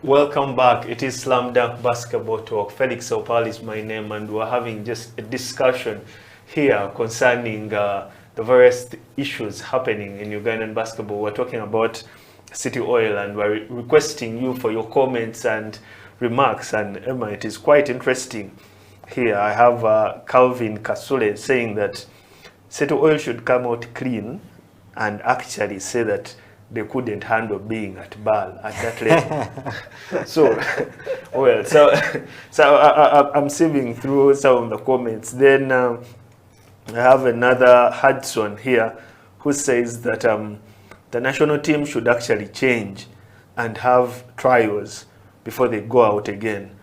Yeah. Well, on the first... two very interesting comments that from the ones that I've got in here in my inbox. I think for the first comment, City Oil, okay, was the team that would make it for BAL. I don't think they chickened out and said, you know, the competition is too much for us. It's not that team. If we look at the teams, Cobra qualified. I believe that City Oil, you know, can actually go toe-to-toe with Cobra and also the other teams. Yeah. So to that guy who said City Oil couldn't handle, they can handle, they can actually qualify. Yes, well, everyone is entitled to their opinion, so that is his opinion. Yeah. The other comment was about the national team Yeah. having trials. Yeah, I think the last time we hosted Monday here, the national team coach, well, we actually talked about if there was a possibility of having a structure whereby we have, you know, we have training running throughout the whole year with different guys from the league. Yeah, and the other day I was thinking, if we were to have new people joining the national team, okay, we've had 2 years of basketball that really wasn't up there. So how do we spot talent? Yeah, exactly. When the league is not happening, okay. So one of the things that we can actually do is have that structure whereby we have different guys, you know, vying for, you know, a spot on the national team. So they go through different trainings. This won't only improve the quality of our national team, but also the quality of our league, because these same players are going to play in the league, and then they're also going to have more aspirations of actually putting on the Silverbacks jersey. Yeah. So the issue of the trials is something that I believe this gentleman is actually right on that. Yeah, it's a good comment. We should look into that actually. Yeah, the only other issue would still come in would be the resources of actually how that is going to be run. And then we're going to be having to go back to scenarios of that there's no money, and then we wait for a bailout at the last minute. Yeah. Which, But I mean, if let's say in your family, Felix, okay, you have a situation whereby you're the breadwinner, you always, you know, get money from here and there, and this time around Christmas comes and, you know, there is no money. Yeah. I mean, you have cousins and you have aunties and uncles. Sometimes it's better to go in-house. Tell each person, you know, give me a 10K. You know, and then you basically are saying the federation should outsource. No, in-source, more like in-source, because we have 4 divisions actually. Do you know how many basketballers we have in Uganda? Well, you cannot actually tell, but I believe we have the biggest league in Eastern Central Africa. Yeah, so that's minus the supporters of basketball, you know, people who love to watch basketball, people who are affiliated with basketball. Imagine you get 10 to 20K from each person. Yeah, good work for us. Okay.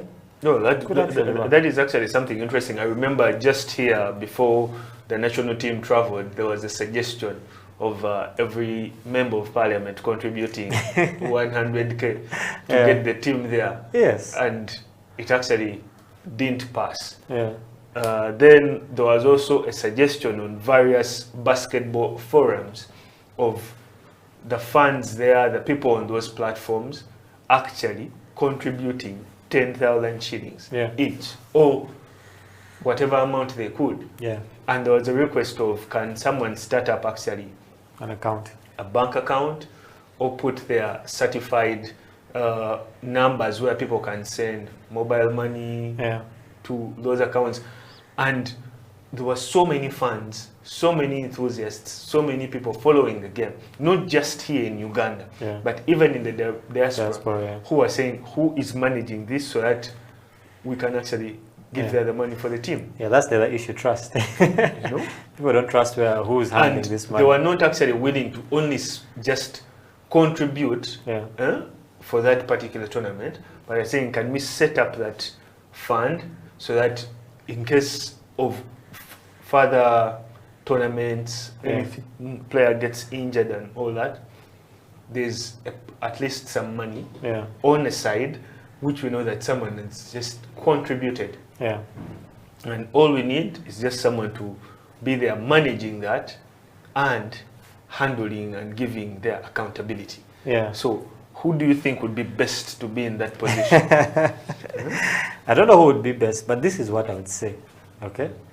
Don't give it to someone who's involved with basketball. Quite interesting. Why shouldn't it be? I thought it should be given to someone who's involved in basketball because they are playing the sport, they know what it takes, they know what the players go through, they know the struggles of actually wanting new sneakers, wanting knee pads, and everything. Yeah, it's okay to include them.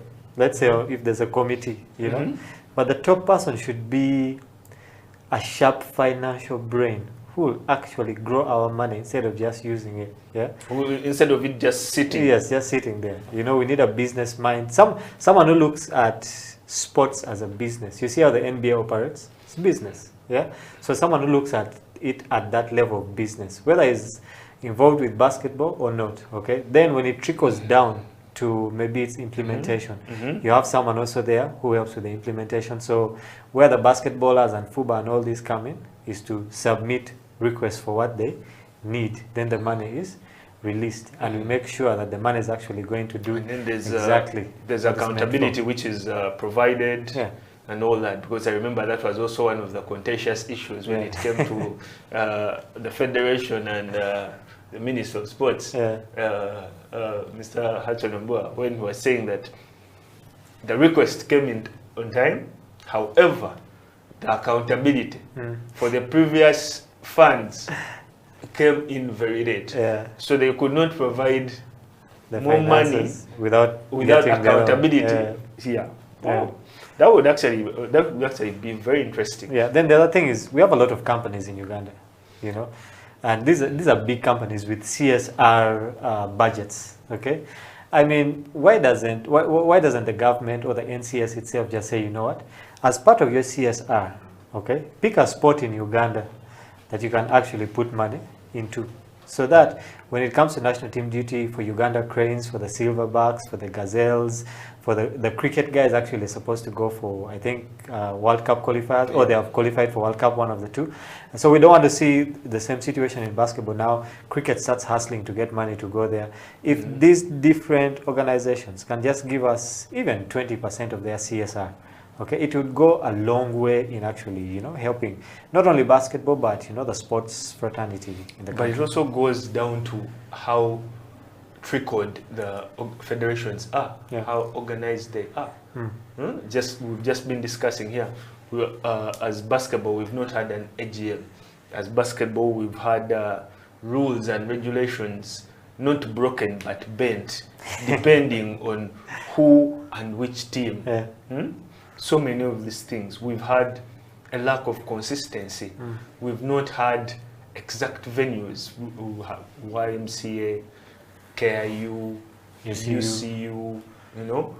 So as a sponsor, you need to know that how consistent are these people? Are they actually going to be at this particular venue? For instance, now take an example of the invite. If one weekend happened at YMCA, then it came the following weekend and it was like, no, it cannot happen here. We're moving to Makerere Pool Court. Then we're moving to the main ground. Now, what will the sponsor actually be thinking?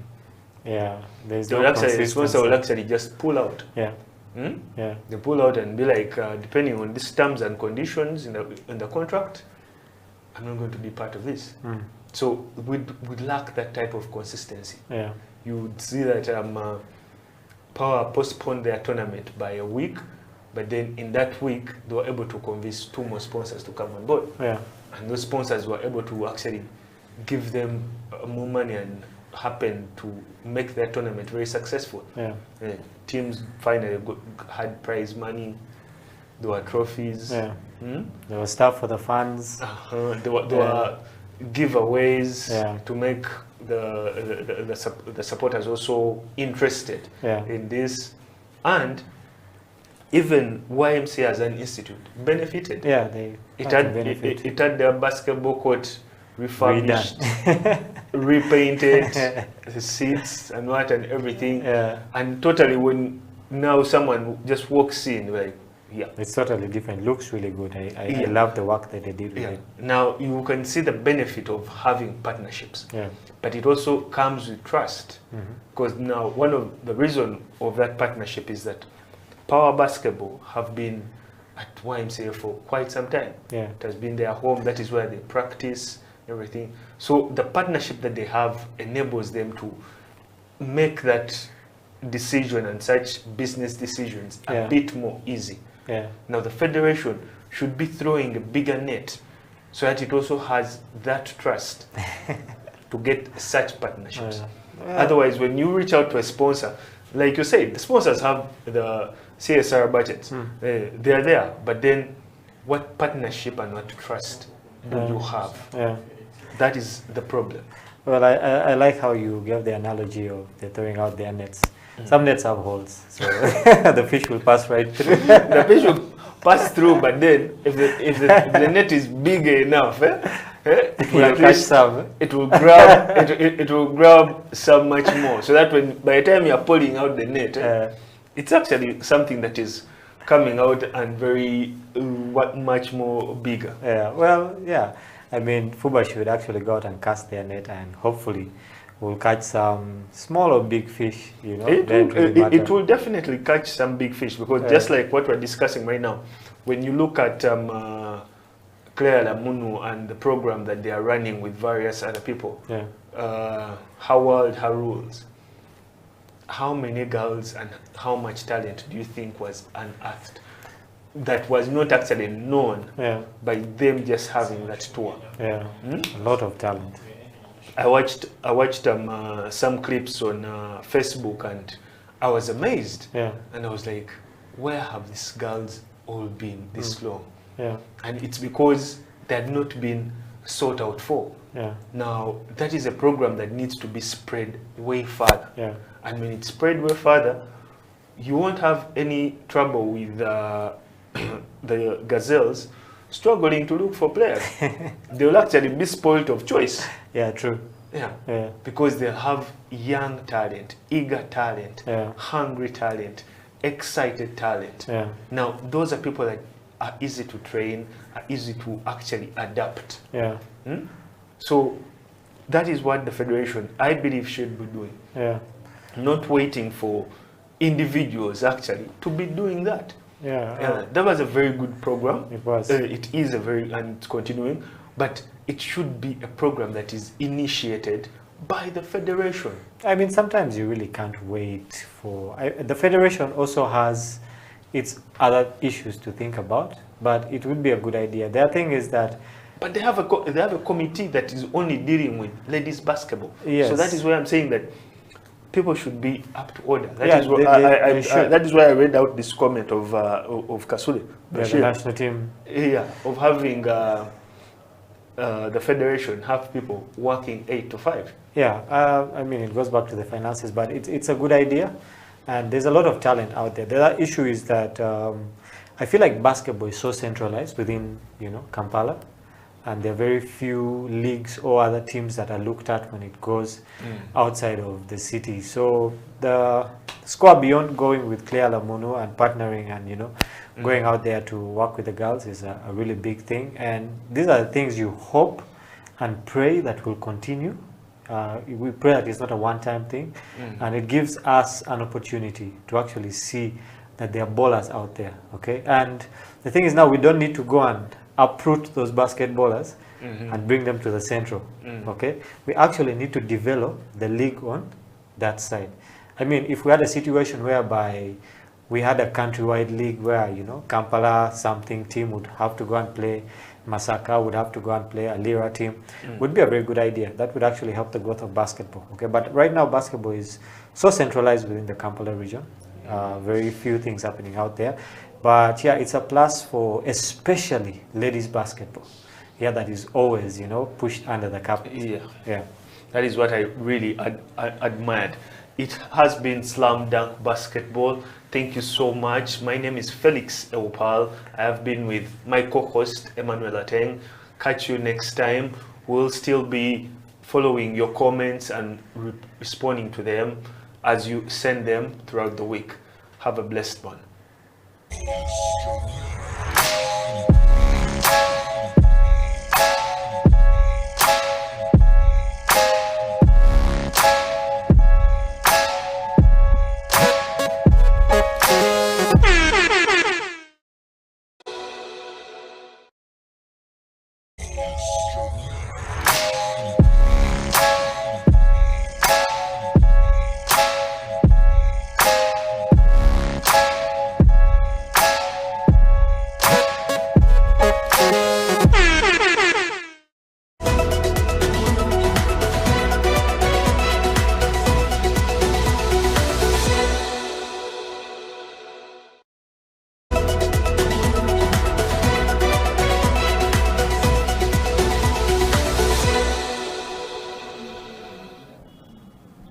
It is never too late to start anything, that is for sure.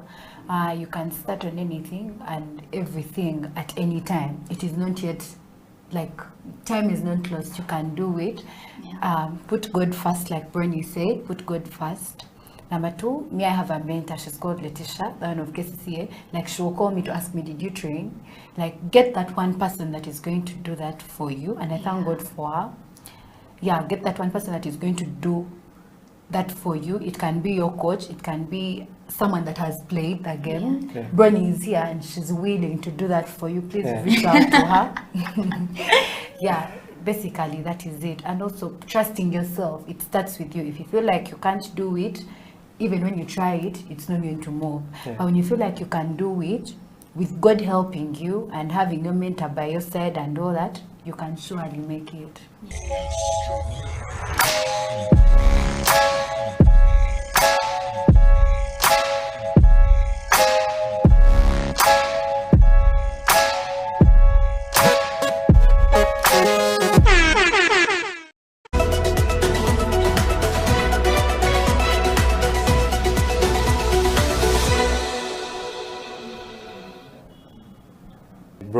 you're in the medical field, okay, and most of the people who are in the medical field, be it pharmacy, be it medicine itself, they always disappear. You know, they feel like there's no time. Yeah, there's no time to do attacked. other things. Yeah. So, how do you balance? Okay, you especially being in the medical field. Okay, how do you balance that with basketball time? Well, okay. So, I know you know because you're my coach.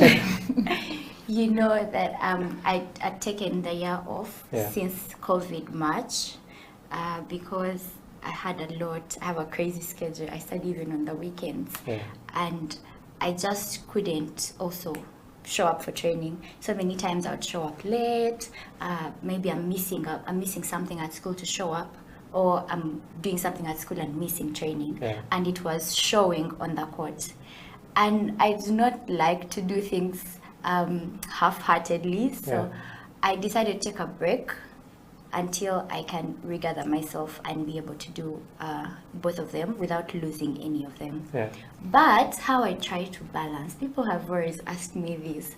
Number one, it's grace of God. I wake up in the morning and I'm like, God, I need to go through this day and I need to do all these things. But it takes a lot of discipline. The things my friends are going to do, but I'll never do them because I don't have time to do it. So you have to have discipline, prioritize, know what you have to do at what time, have a timetable and follow it. No procrastination. I do not get to lay around and say, I'm not in the mood to do this. I either do it at that time or there is no other time to do it. So yeah, basically you just have to be committed, be consistent, try to make sure that you're showing up for each, and when you're there 100%. I know when I was training, I would have only evening times. I'm the kind of person that never had extra time to train past high school. So every time I was on court, I would give 100. Whether my teammates were slacking down or not, when coach said sprint, I would sprint like my life depended on it, because it's either now or never.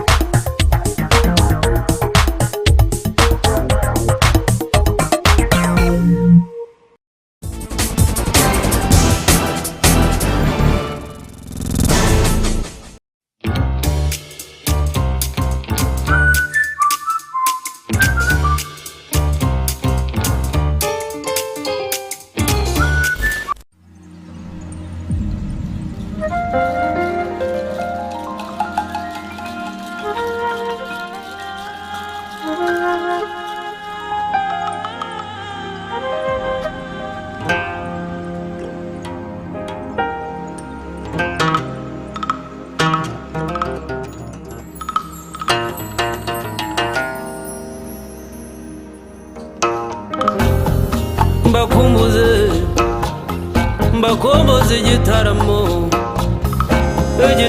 cy'iwacu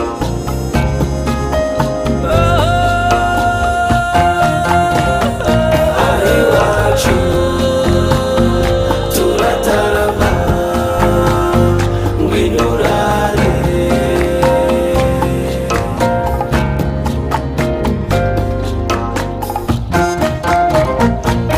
iwacu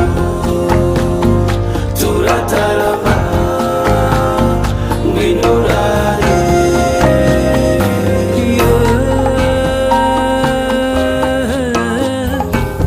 iyo dukoze ku nyamirya iz'ubuhuha n'inkomangano biratwizihira cyane. Mpamagare muhigirwa ni Nyaruguru mu muhamirizo w'intore, mu muhamirizo w'intore Sebaganji babukwege aseruke mu byivugo byiza. Mpamagare Sebatunzi ayihere mu miyuki akubwira intaha na batatu yaruta mu kinyange cyarutiruka mu bakemba kugutaramire kandi uzagaruka iwacu turatarama ngwino urare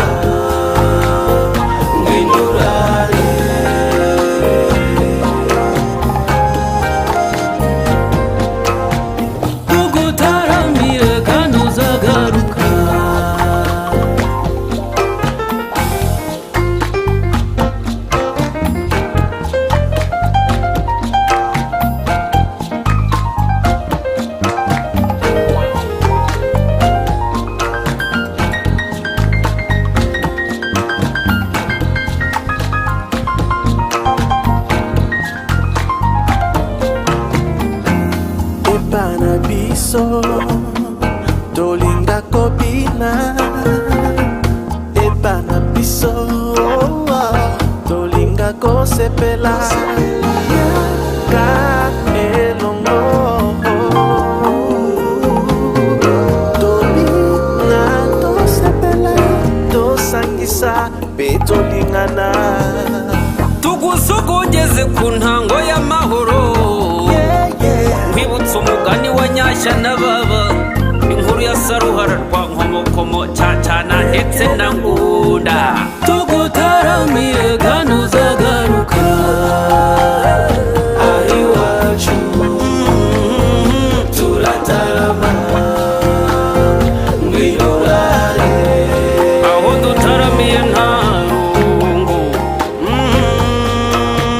tugutaramiye kandi uzagaruka turataramiye ijoro tukarita hanze cyambere wampaye inka cyuringanje reka ntugatsikire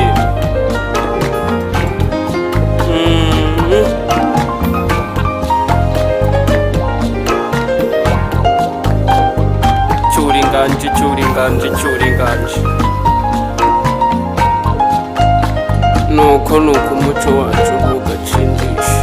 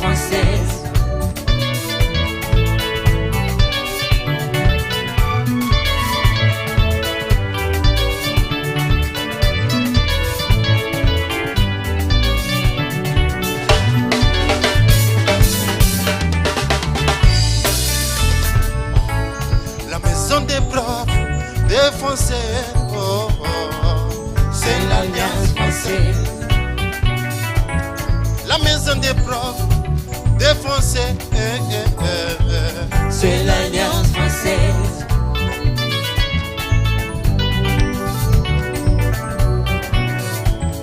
Une fille m'a posé une question, pourquoi apprendre le français alors que je lui parlais de la radio Bonjour Kampala. Oh, venez, venez, venez, venez. Venez apprendre le français.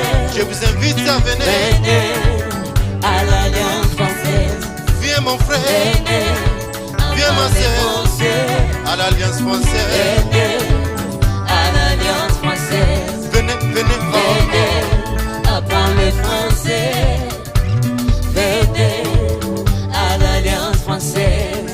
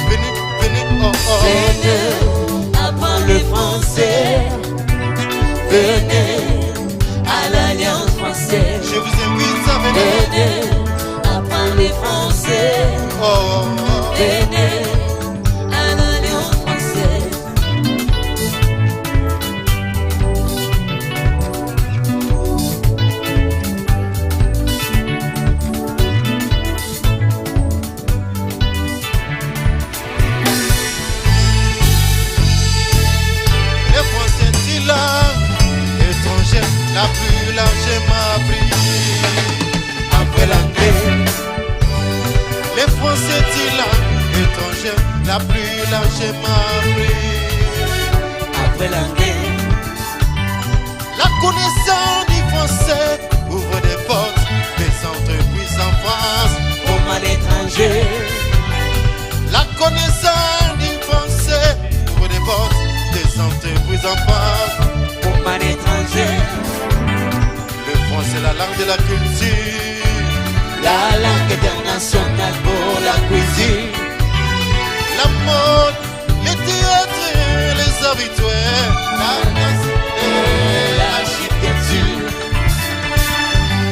Le français est la langue de la culture, la langue internationale pour la cuisine.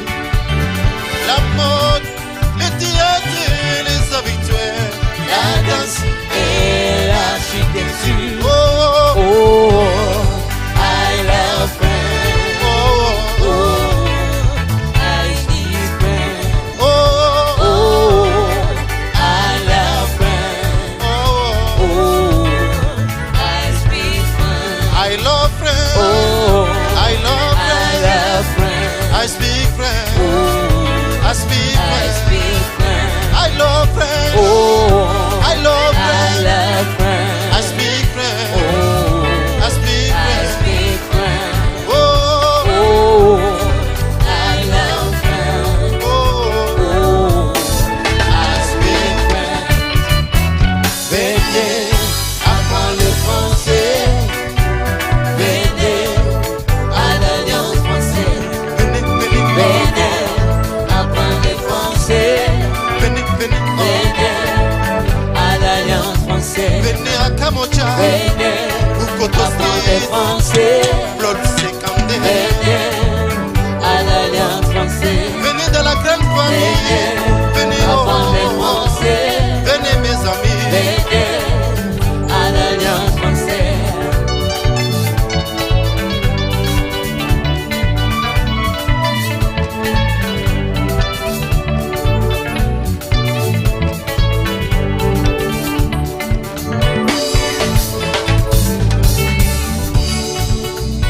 Bien Molière, c'est l'idiot n'a pas pris.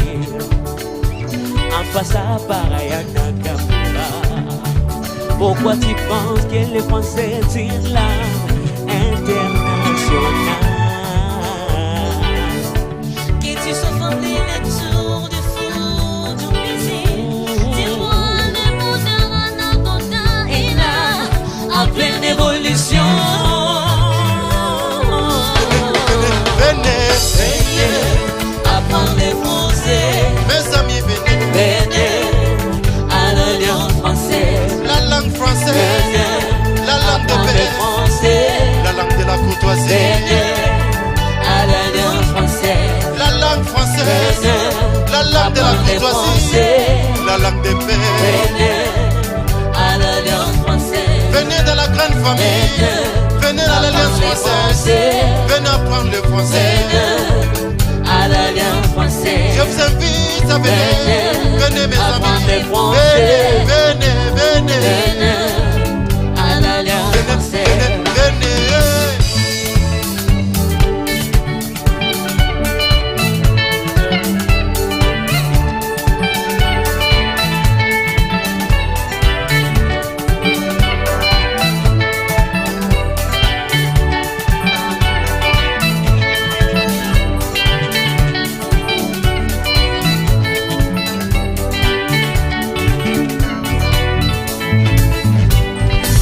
Tout le monde parle français, Parlez français. parle français. Parlez français. Everybody parle français. Parlez français. Everybody, bina moke, bina moke, bina moke, Bina Mouké. everybody, bina moke, Bina Mouké. bina à gauche, Bina à gauche. bina à droite, Bina à droite. bina devant, Bina devant. bina derrière, Bina derrière. bina devant. Bina devant. Parlez français, Parlez français. parlez français, Parlez français. parlez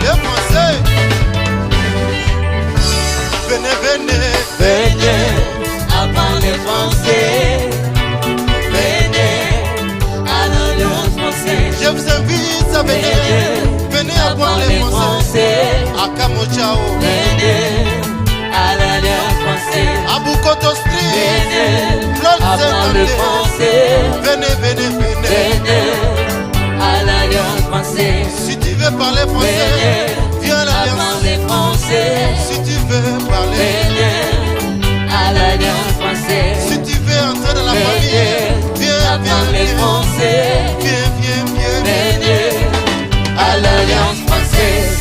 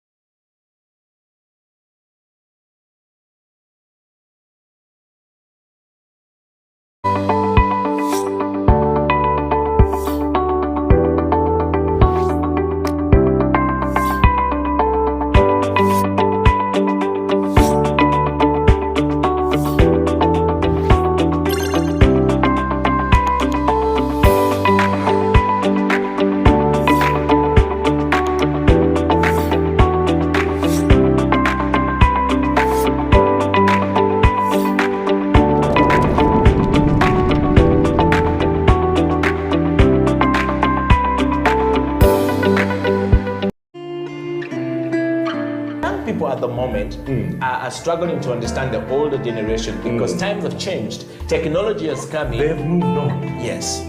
We're the ones sitting back and wondering, what is my child on to? TikTok has surpassed WhatsApp. The other one I call, I never call it Facebook, it's Bookface. Why are you on Bookface? Dad, it's Facebook. Yes.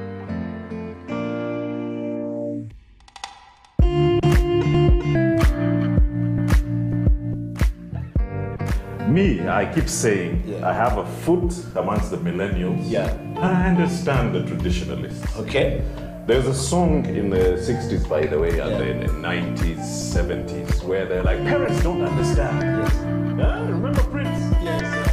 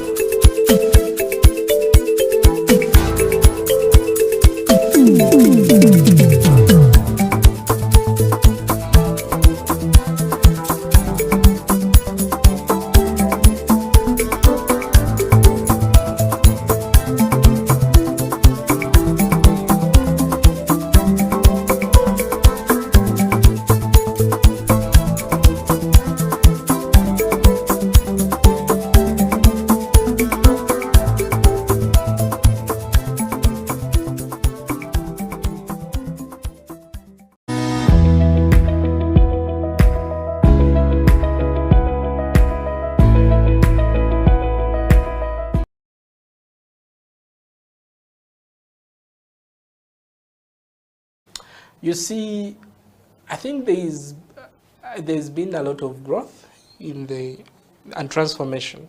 I appreciate the work National IT Authority is doing, and also, of course, they come up with policies that people are supposed to comply with. You know, when it comes to IT, with cybersecurity, like I said, we have a layer of compliance and governance, whereby government will come up with policies and say, okay, we need you, each and every person should have at least a basic thing, which is antivirus on their devices. Because at the national level, they have what we call cyber threat intelligence, whereby I think UCC has a solution. Because I remember I was involved in that tender for procurement of a cyber threat intelligence solution, whereby we could be able to identify this is the new attack, it's coming from Russia, it's attacking our bank here, then they could be able to block that traffic at a national level. Well, the government is doing something. But then also, us as individuals, like I said, we need to also be vigilant. Because the government will not be able to understand which new VPN client has come up, or which new VPN solution has come up, probably because they will not know. But for you, go ahead and download it and install it on your device. And then you trust transacting. You actually go to, then you say, oh, I've stolen money from my account. Oh, my information was stolen. Oh, I see nodes on social media. People steal nodes from people's devices and actually they ask for a pay. Someone says, if you don't give me $100,000, I'm going to publish your nonsense on the cyberspace. You know? So people need to be vigilant. But of course, the government is also doing something.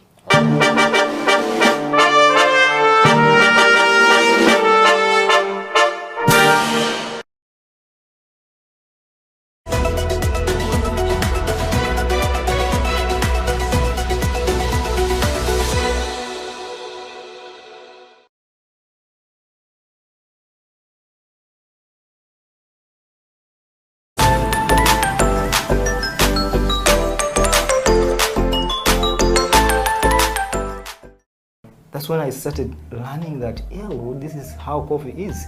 But why is it that we produce coffee here and just sell it when we don't take it here, we don't consume it here? So one time, when I had just started my training here, I went back to Iganga.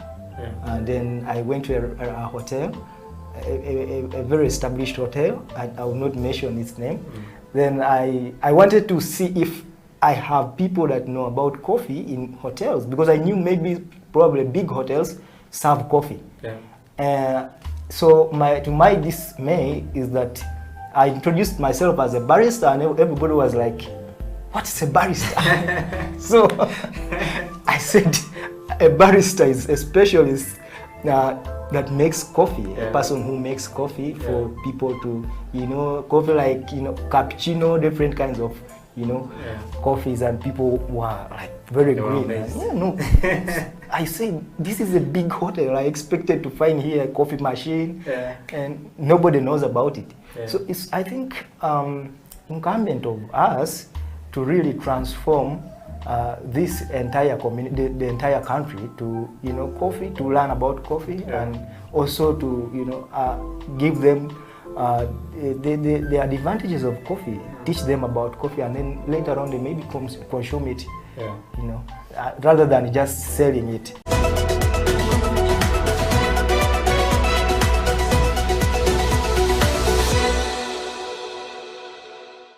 Historically, furniture, woodworking has been passed on, carpentry has been passed on through apprenticeship. So that is the biggest challenge. You learn the skill, you don't get the business skill, because the teacher wants to keep their customers. But then, due to the current development, we have the technical schools teaching carpentry. They're teaching the theoretical part, but they are indulging less business. And then the business methods they indulge in are also less practical. They have been written in books. They have not been actually applied sometimes. So I think one needs to first of all learn the dynamics, consider carpentry as a business, as a trade. And the rules of trade are the same regardless of which trade you're going in. We have standard rules that don't change. So currently, I think it is something I personally took upon myself, and in our kind of business, we do have apprentices, by the way. We do take in students. They learn, especially through the lockdown. We've had a lot of them coming in and to take on the skill. But we always give them 1 or 2 days in a month where they come into the selling desk and they get to see what it means to actually do the sale. You don't have to be on the planer all the time, on the circular saw. You need to know that after the circular saw, this customer doesn't know it exists. How do you inform them that it is the step that is going forward on their object? And then we've opened up the industrial part of pack carpentry to the customers. They're actually very thrilled when they see how these things are done. Yeah, so you actually take them in and show them the process, like they say, process by process, process by process, how these things are doing. Yeah.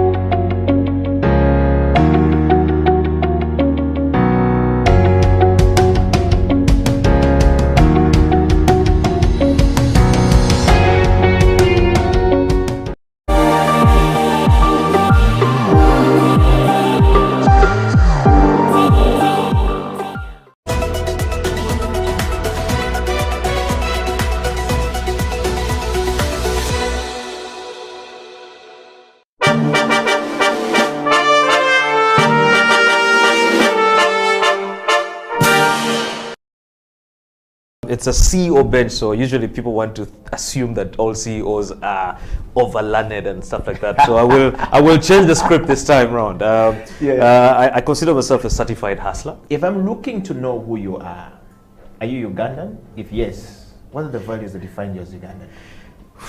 That's the easiest question, I think, to answer. I am a typical Lao man from Erute North, in a place called Ogur, and where I will be laid to rest is in a village called Agweng. So if you go there and you just say Otoa Tony, they won't really know me because my father is also Otoa Tony. You have to ask for Junior, and when you're asking, you have to ask with an accent. Junior Tikwene, where is Junior? And they will identify me. But I'm typically Ugandan, only Ugandan, from Lira.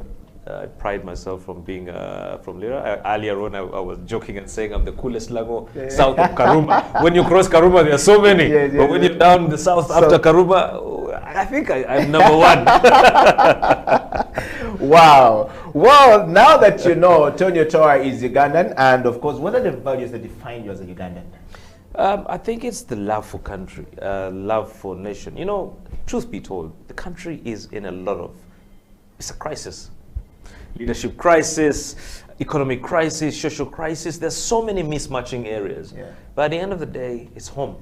You know, you cannot run and abandon your home because of the issues in your home. I think that then creates an opportunity for you to do something to change what's happening and what you see as a crisis. So in terms of what I see as a value, or what I take out of that for me, I think is just the love for country, the need to serve country the best way I can. And I mean, I can't say I can change everything, but the little I can do to create a difference, I think is more meaningful. Wow. Mr. Tonyo Toa, growing up, what did you want to be in life? And what was the journey like for Mr. Toa? Yeah, you know, my father is crazy. My father would call us and he would show me the compass. the idea was supposed to be a pilot. The planes would fly over our house, and my father would be like, yeah, you're going to be a pilot. Yeah. But of course, as you grow, you realize that you have so many things that really define you. I was never a sportsman. So I enjoyed a lot of debate and, a lot of indoor activities. And that is, I think, what really drove me into some of the things that I do up to today. Public speaking, the love for debates, and really a lot of intellectual discourse and all this stuff. But besides that, I think it's also the fact that I won't lie. I did not know what I wanted to be.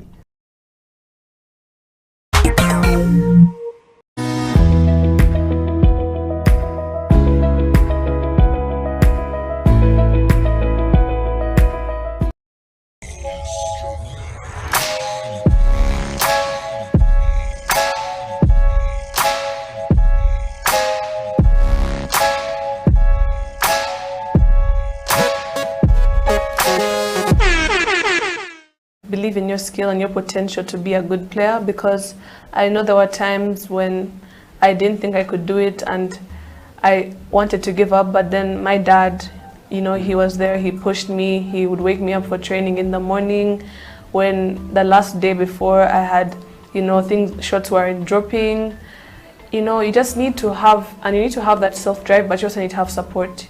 So seek for support from your parents. Don't be shy to bring up the idea of, can I go for training today? Or maybe can I get a basketball and be dribbling? Because you need to be able to not make excuses for yourself. That's a thing that a lot of people subconsciously do. They're like, well, I don't have a court at home, so I can't do anything. But you can get a basketball and learn to dribble, Then when you actually are able to access a court, you'll have a starting point, And also to, just if you love something, give it your all. Because I know there was a time when I played basketball, but I didn't love it. So I was just going with the flow, not really. I didn't have any sense of direction. I didn't have any goal. But when I started setting goals for myself and actively trying to reach them, that's when I actually started seeing results, like with the national team. I set that as a goal, and it paid off when I got to play, and also the Kenya camp. Because the second I came back from Cairo, I was sleeping one morning. I had slept. I'd come back. It was the second day I'd been back. I hear a knock at my door. It's my dad. Get up, coach is coming in 30 minutes. Be ready.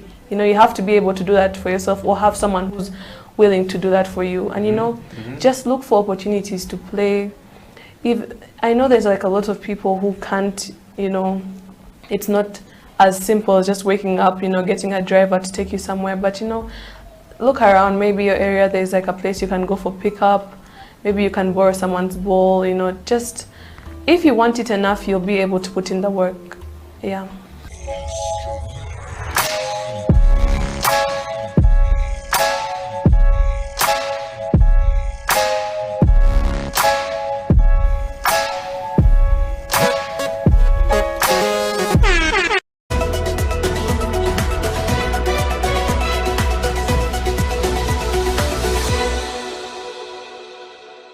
First and foremost, thank you very much for hosting me. I'm really, really humbled, and I'm blessed to be here. Yeah, surely. Talking about basketball, personally, my journey of basketball started from far, very, very far. That was in high school, and in a situation whereby we did not have enough exposure. We didn't have coaches. We didn't have the facilities like we do have them right now. I'm saying this like there's so many years ago, there are not so many. That was about, I began knowing basketball in 2007. That was at KPC when I was in P7 vacation. That is end of 2007 actually, that KPC North. That's when I first started basketball. Then 2008, when I joined Namibyango in Senior 1, I saw people playing. Actually, the people whom I saw there playing and inspired me were Sally of, he played for Chambogo Warriors. Do you remember him? The left-handed. Yes. And Omongin, last I saw him playing for City Oil. Those were the guys whom I found in Namibyango. I was in Senior 1. These guys were playing basketball at another level. And we would actually just go there to watch them. For us by that time, they couldn't allow you to step on the basketball court that those guys are on, because they were senior 6s, you are a senior 1. You just the best you can do is watch. Other than that, you don't step there. But nonetheless, that's where I started. Beautifully, or I would say lucky for me, that when I was playing with those guys, once in a while when they could see me about midday one, when the sun is very hot, when they are still resting and waiting to come. So when we would go to court and, you know, try a few shots here and there, and then they would come and they meet us, they would see what we are doing, and, you know, they would identify talent. I don't know if I can use that word. So, you know, one or another, they identified my talent. They realized I could at least throw in the ball. At any sport. They would just give it to me. Although I was weak, I didn't know how to bounce. They only told me one thing: throw in the ball. And throwing in the ball gave me an opportunity to play with them when I was in senior 1, senior 2. But still, of course, I still had people who didn't believe in me, and it was challenging.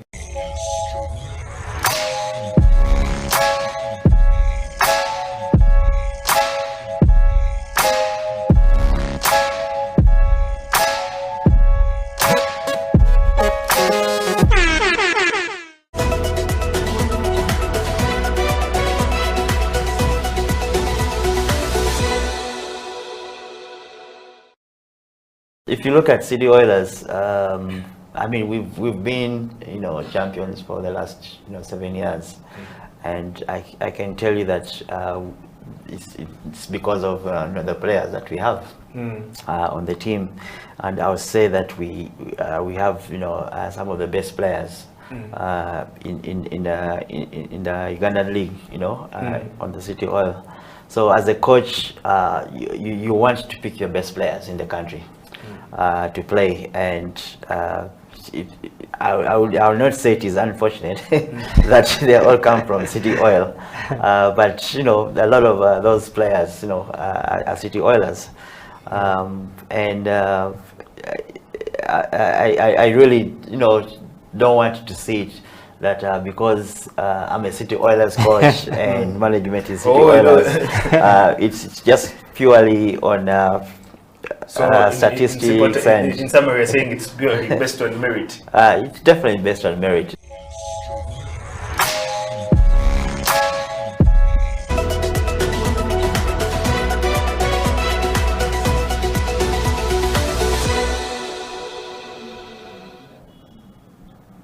Welcome to the Slam Dunk Basketball Talk on House of Talent Television. My name is Emmanuel Lateng.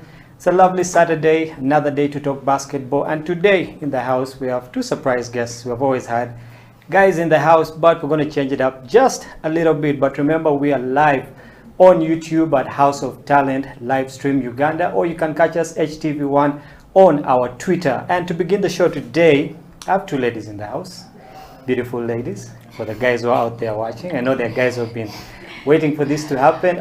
Ladies, you're welcome to the show. Thank you. Esther and Bronny, and surprise, surprise, one of them was actually almost Miss Uganda, but we'll get into that a little bit later. Ladies, you're welcome to the show. Thank you. We've had a lot of guys on the show, and it's a rare thing to have ladies come through. Yeah, so I believe the guys out there have tuned in, you know. So, so we have to live up to the hype today, you know, for the show. Just to start off, tell us about yourselves. Okay, we'll start with you, Bronny. I know you, but the guys out there who want to know you more, so just tell us more about you. My name is Kusima Bronny Divine. Age, let me keep that. I am at Makerere University pursuing a bachelor's degree in nursing. Yeah. And I'm in my year 2. Basically, that's mainly it, other than the basketball and the modeling bit and family. Yeah. So for how long have you been in year 2? Because this, we have to be sure, this COVID thing. I am supposed to be a proud year 3 clinical student, but here I am. Still year in 2. second year. Yes. Interesting, good to know you. Esther? Esther Mirembe. I'm in second year as well. Pursuing a bachelor's degree in industrial and organizational psychology, Makerere University. Yeah, so all of you supposed to be third years, but here we are. Yeah, here we are. Well, again, welcome to the show, and today we just want to talk about women's basketball in Uganda. You know, but before we get to that, your coach was here. OJ. All of us didn't know he actually had a full name. Mr. Osito Jacob. Yeah. And before you guys went for the FISU games in Kenya, he was here and he was telling us that his girls are going to win. Okay, and it's good to see that he lived up to the hype. You guys actually walked away with a bronze. You see you taking the gold for that. We just want you to walk us through the whole experience, you know, from training at the main ground to the bus ride, all the way down to the games, and what happened there, what was the experience, how did you guys come up with the bronze instead of the gold, you know, what were those things that, you know, happened along the way? I'll go to you, Esther, first. Yeah, first and foremost, I'll say we had help of our coaches from the very beginning. Yeah. We had so much training.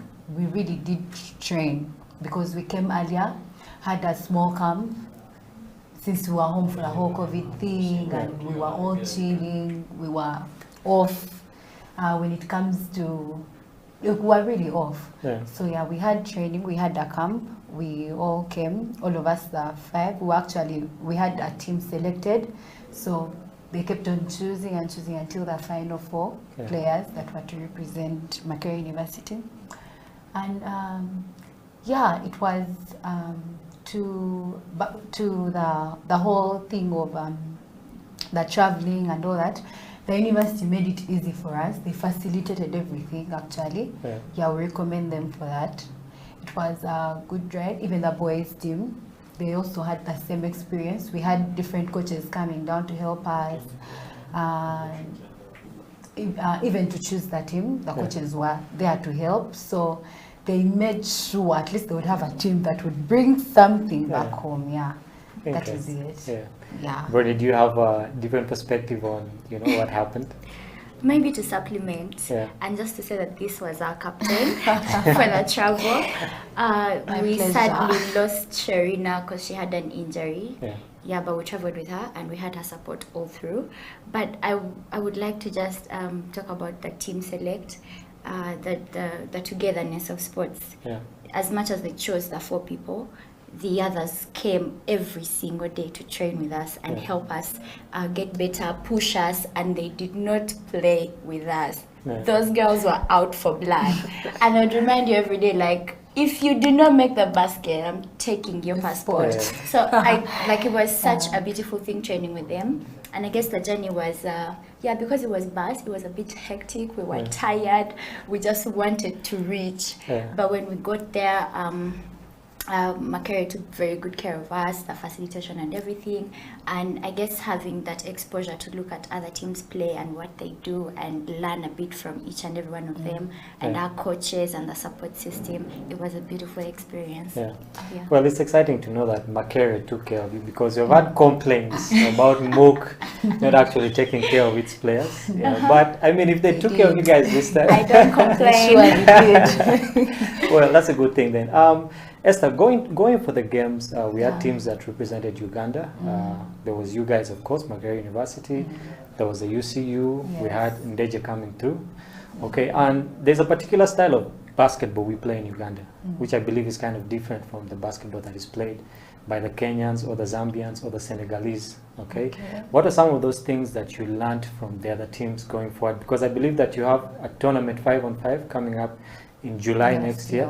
So what are some of those lessons that you learned from playing these other teams that will carry you forward into next year's tournament? Okay, yeah. Those, the teams that we played gave us a really good challenge from the very beginning. There was no team that came joking, that is number 1.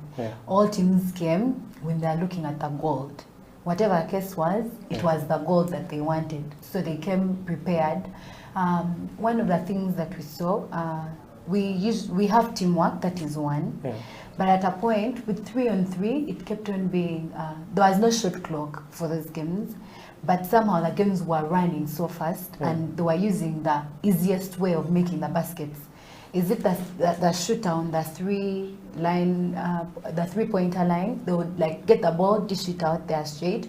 Don't think of, okay, now set, do this and all that.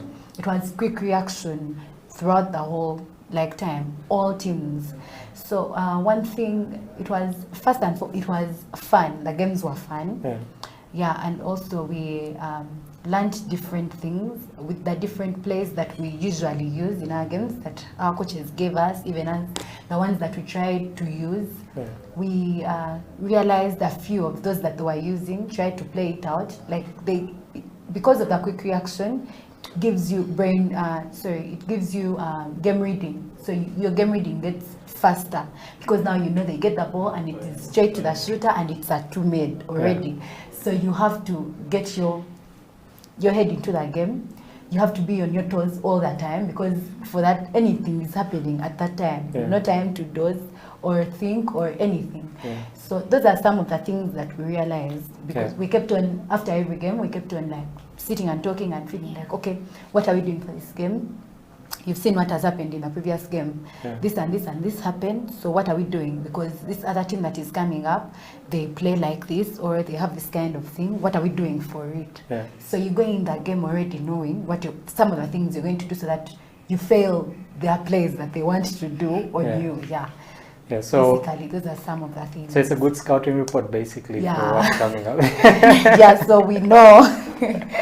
We know. Yeah.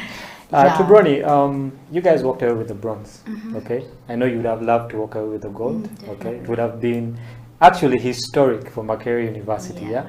What are some of those things that you guys as a team failed to do, okay, that didn't enable you to get to where you wanted to? Okay, so I'm going to start with the challenges that we start with here. All right. Number one, we're students, so we don't have enough training time. Most of these people who are playing have been training for months. They had training camps. When we talk to the other teams, they tell you, I've been training for this for like 6 months. Yeah. Some of us hadn't played ball for like a year. And we're trying to pull each other, come, let's play. Because there isn't like a built system that's catering for sports athletes and athletes in Makerere. So that was a problem. So we had very little training time. We literally had like 3 weeks of very, very strict training. Then after that, when we reach the other side, 5-on-5, you have a whole 10 minutes. You can even use the whole first quarter to warm up. You're in your zone. But 3-on-3, the moment you're on, like it's business from second one to the last second. So I guess given that most of us had not played 3-on-3 a lot, it was taking time for us to adjust at the beginning.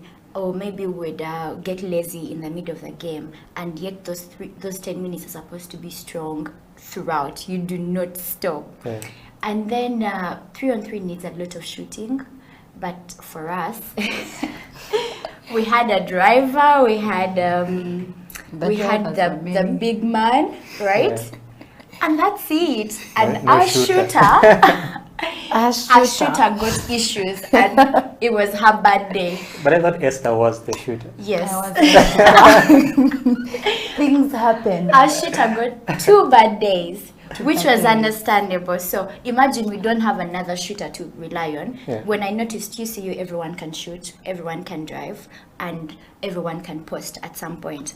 But for us, we had one person that's going to drive, one person that's going to post, and one person that's going to shoot.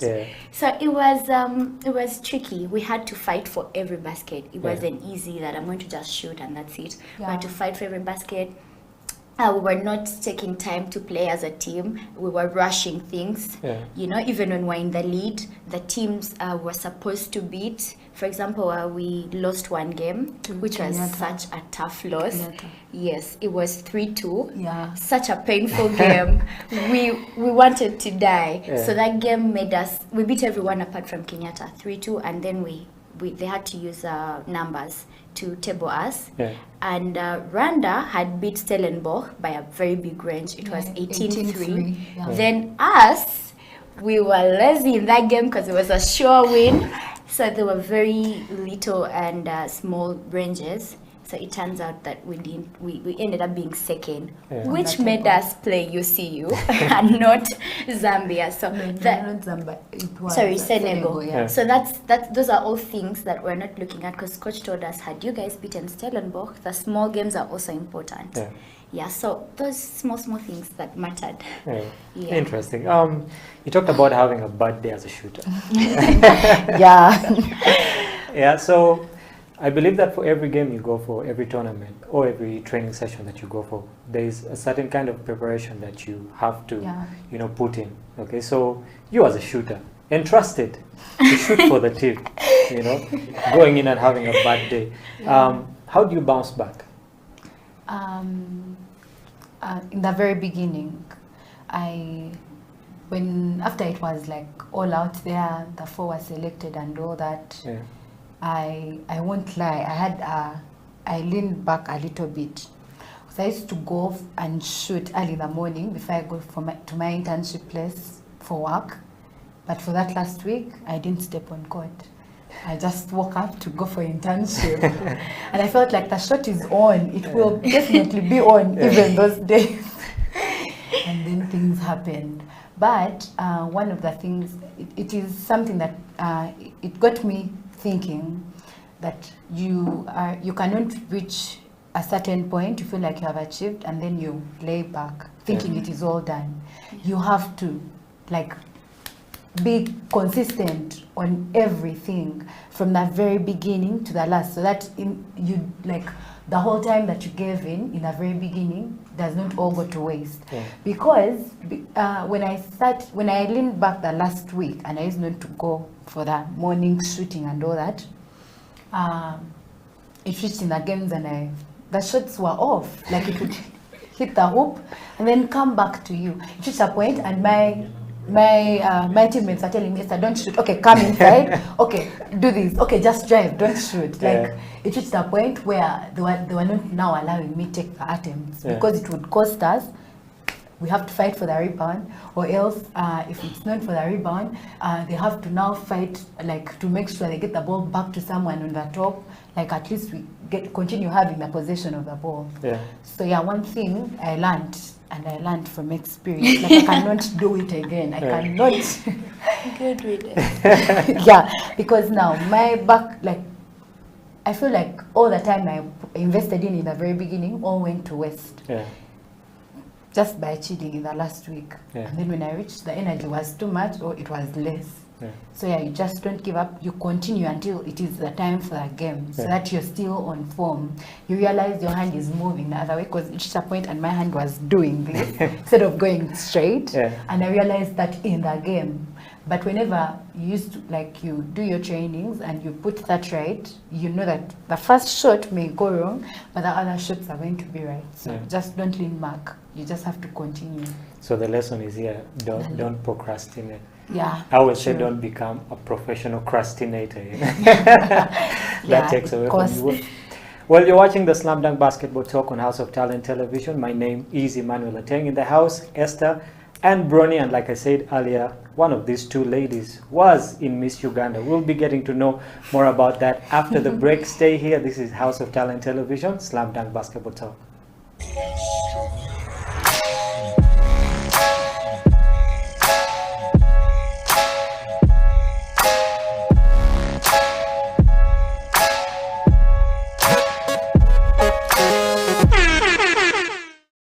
Believe in your skill and your potential to be a good player, because I know there were times when I didn't think I could do it and I wanted to give up, but then my dad, he was there, he pushed me, he would wake me up for training in the morning. When the last day before I had, shots weren't dropping, you just need to have, and you need to have that self-drive, but you also need to have support. So seek for support from your parents. Don't be shy to bring up the idea of, can I go for training today, or maybe can I get a basketball and be dribbling, because you need to be able to not make excuses for yourself. That's a thing that a lot of people subconsciously do. They're like, well, I don't have a court at home, so I can't do anything. But you can get a basketball and learn to dribble, Then when you actually are able to access a court, you'll have a starting point, And also to, just if you love something, give it your all. Because I know there was a time when I played basketball, but I didn't love it, so I was just going with the flow, not really. I didn't have any sense of direction. I didn't have any goal. But when I started setting goals for myself and actively trying to reach them, that's when I actually started seeing results, like with the national team. I set that as a goal, and it paid off when I got to play, and also the Kenya camp. Because the second I came back from Cairo, I was sleeping one morning. I had slept. I'd come back. It was the second day we'd been back. I hear a knock at my door. It's my dad. Get up, coach is coming in 30 minutes. Be ready. You know, you have to be able to do that for yourself, or have someone who's willing to do that for you. And you know, just look for opportunities to play. If I know there's like a lot of people who can't, you know, it's not as simple as just waking up, you know, getting a driver to take you somewhere. But you know, look around. Maybe your area there's like a place you can go for pickup. Maybe you can borrow someone's ball. You know, just if you want it enough, you'll be able to put in the work. Yeah.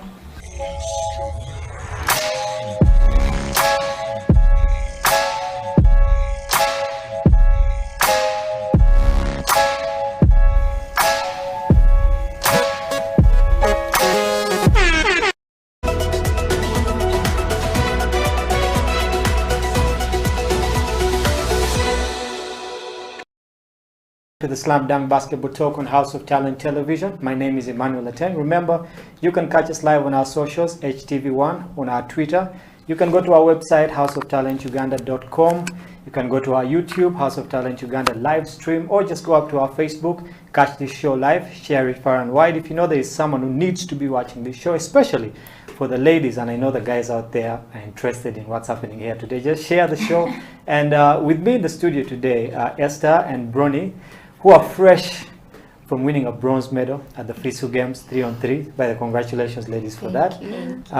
Before we went for the break, I will talk about how you bounce back, you know, from being a non-shooter, as we'd like to say it on court. Yeah, but it's always good to own up, you know, to the mistakes that you make on court. So, to Bronny, when you realize that one of your teammates is having a bad day or a bad tournament, okay, most of us would maybe shout at them, okay, which would really put them down. All right. So what do you do in such a situation? You as Bronny, okay, when your teammate is having the worst day possible and you know you're supposed to depend on them, okay? What do you do to let the team know that you can do better and to let that player know that, you know what, it's okay, this is basketball? Number one, for those that have played with me, Yeah. you know I am not the kind of person that's going to have an emotional breakdown on court. I am never going to shout at someone or anything. So it's something I've always trained myself to do, because personally I do not like to be shouted at. Yeah. The moment you shout at me, I am gone. So I would, when she was having a bad day, I would always encourage her. 3-on-3 involves a very simple, what are they called? Subs. I'm Yeah. forgetting the word subs. Very simple subbing. Yeah. So when she was on court and I was out, I would tell her, are you okay? Esther, are you okay? Do you need to sit down? You got this, you know? But you're the coach, because there is no coach. Yeah. So every time I was on the bench, because mainly it was her and I switching out, I would make sure I'm talking out to her, because I know her mind is now frustrated. Yeah. So I'm going to be her guide and her eyes. I'm telling her, move like this. They're bringing a screen. I'm being her eyes off the court. Yeah. So away from 3-on-3, what I usually do is I wait for maybe a break or when the ball goes out, and I talk to my teammate and try to reassure them, because that's what I need right now. I need for their minds to be on this court. Yeah. And maybe I can tell them, try to do this, try to do this, try to do something else. I try to avail for them. Yeah. And I try to not put them in trouble. So many times when you get stranded, Yeah. you don't want to look bad. So you're like, yo, I'm just going to throw this ball to Esther right there. Let her look bad, Yeah. you know? So I try so much to make sure I'm creating less situations for my teammate to feel more frustrated. Yeah. I'm taking on the burden. Even if she's not playing defense, I'm going to play it for her and then tell her, like, do this and do this. So I try to be as supportive as possible, while inside I'm saying, God, Christ, what is happening? Yeah, so basically be your sister's keeper on the court. Yes, Yeah. basically. To Esther, basketball is a team sport, okay? Yeah. It doesn't really matter which sport, even tennis, you know, it's you, the racket and the ball, but behind there's a lot that, you know, goes on. You have the Yeah. coaches, you have the trainers and all this. What are some of those things that you guys did off the basketball court to help you gel as a team? Because different characters, okay? And when it comes to ladies, it's even worse. Yeah. So what are some of those things that you guys did while off the court to make sure that the team came together? Okay, yeah. First of all, the team, I don't know, right from here, Yeah. when we were training, we built that bond as a team. having a bond or team chemistry is one of the biggest things that can make your team either be good or very bad. Yeah. So the chemistry between the players, that is one thing. We were connecting off and on court. Like if it was anything, we would, before training, we communicate to each other, are you coming for training? Are you coming for training? That is one thing. We always knew what, where, how, about everyone. Like where are you? What are you doing? We never walked alone, even for the games. Yeah. We were together the whole time. If it was to watch a certain team, be like, guys, let's watch this game. And then everyone was given room to speak. I don't know. I was the captain, but I didn't dominate.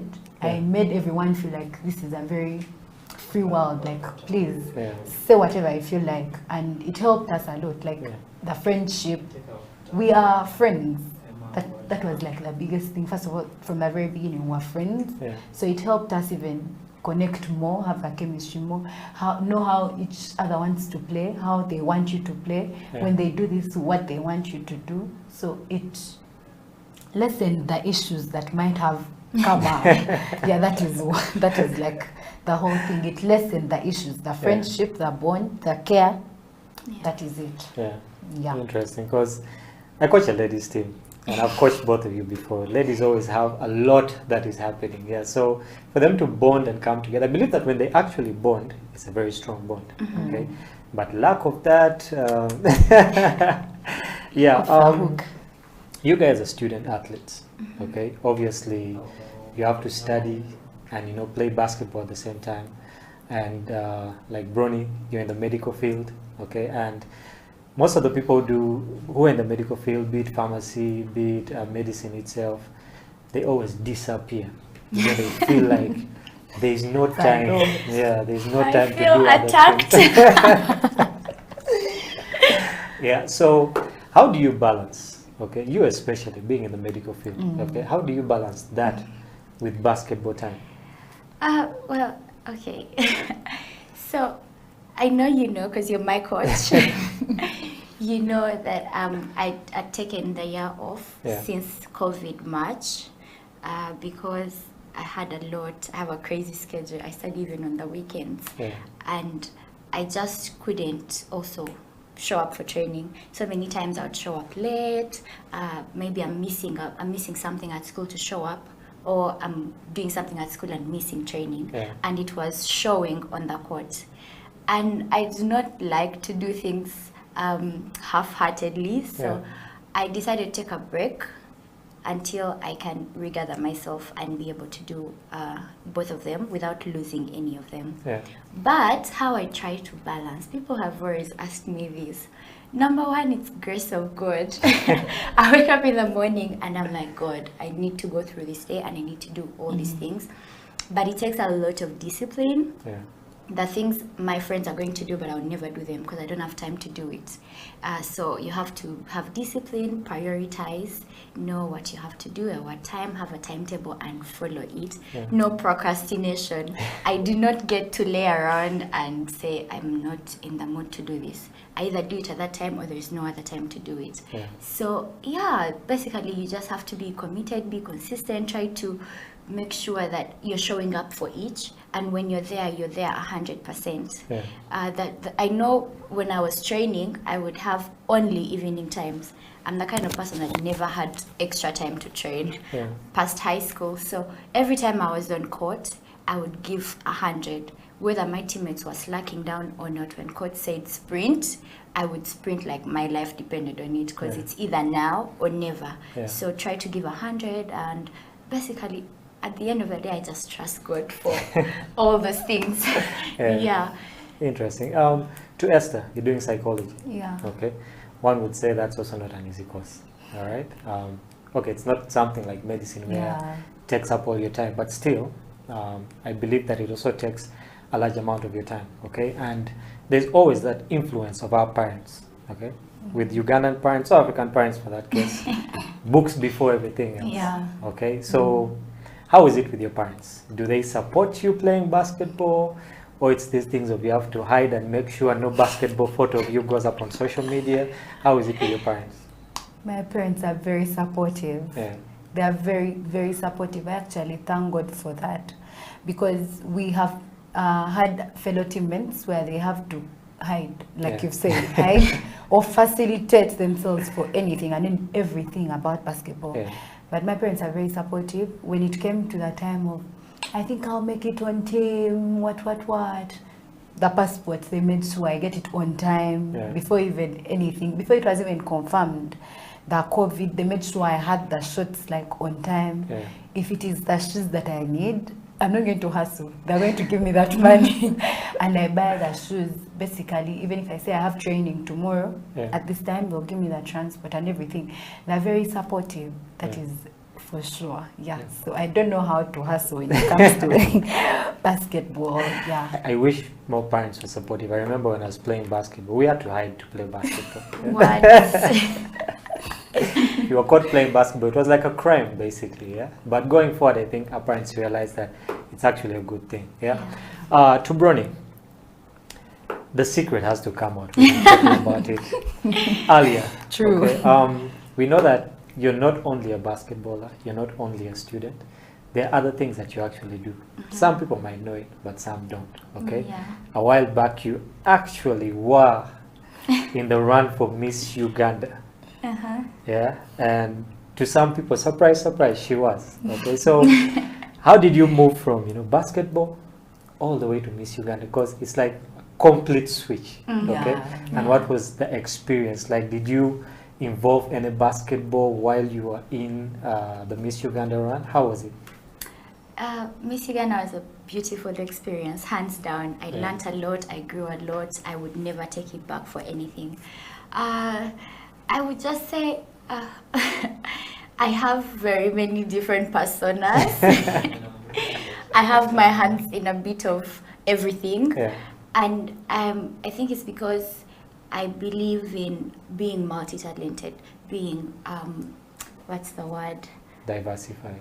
Diversifying everything. Because when I was in Miss Uganda, my theme was creating a multi-talented youth. And I believe maybe I'll do it through sports and all these other co-curricular activities that are there to do in addition to education.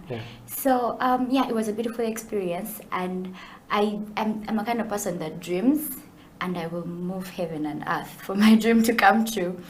So I reached top 5. I was Miss Sports, Miss Pulse, and when I was there for talent, we have very many different things that we do. There is a beach photo shoot and all that. But for talent competitions, I was doing a poem. But I didn't want to do the normal kind of poem that people do. I recited a Maya Angelou poem, and I made a few tweets to it. I hope Maya Angelou was proud. And I put on my basketball attire, because the poem was about a woman and all the things a woman is going through. I believed that my basketball attire was maybe a representation of something a woman is trying to do that is thought of as a manly thing. And I went with my basketball, and I just held my ball and recited my poem as I was doing a bit of dribbling. Then at the end, I put the microphone down and I did a bit of dribbling. I almost lost the ball. But it was such a beautiful experience, and they were shocked. People kept asking me, "You play basketball? Tell me about basketball." And I felt like at some point it helped me put basketball out there for the world and maybe other people. So, yeah. Interesting. I remember seeing that video, and as a coach, I was just praying, don't lose the ball, don't lose the ball. Right? I was thinking, okay, I'm doing this, but I can't just do the front dribble. Let me try the between the legs, behind the back. So as I'm doing the third behind the back, I hit my heel, and the ball just goes away. But everyone is like, yeah. So saved by the scream. You got away with it. I got away with it, but it was beautiful. Yeah. So if you're out there, you're a girl, you can do more than basketball, you can do more than studying. There's a lot you can do with your life, and these ladies are here to let you know about that. We're going to take a break right now, but when we come back, we'll be talking more about ladies basketball in Uganda, the challenges, and where do we stand. This is a Slam Dunk Basketball Talk on House of Talent Television. My name is Emmanuel Ateng. We'll be right back after this.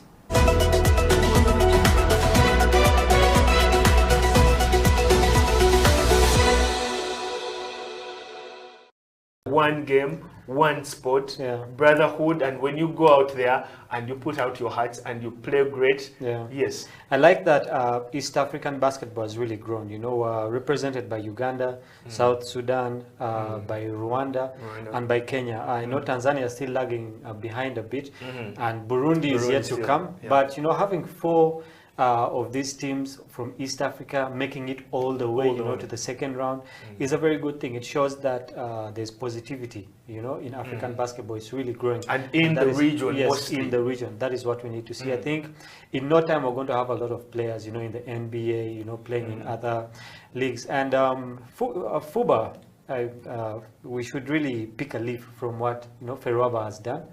And yeah, like you said, let's break it down, rebuild it. Yeah, in my view, it's not about just taking out the carpet so that you can sweep the dust there. We shouldn't actually pick a leaf from Ferwaba. We should take a tree. We should take the entire tree with its roots. Yes.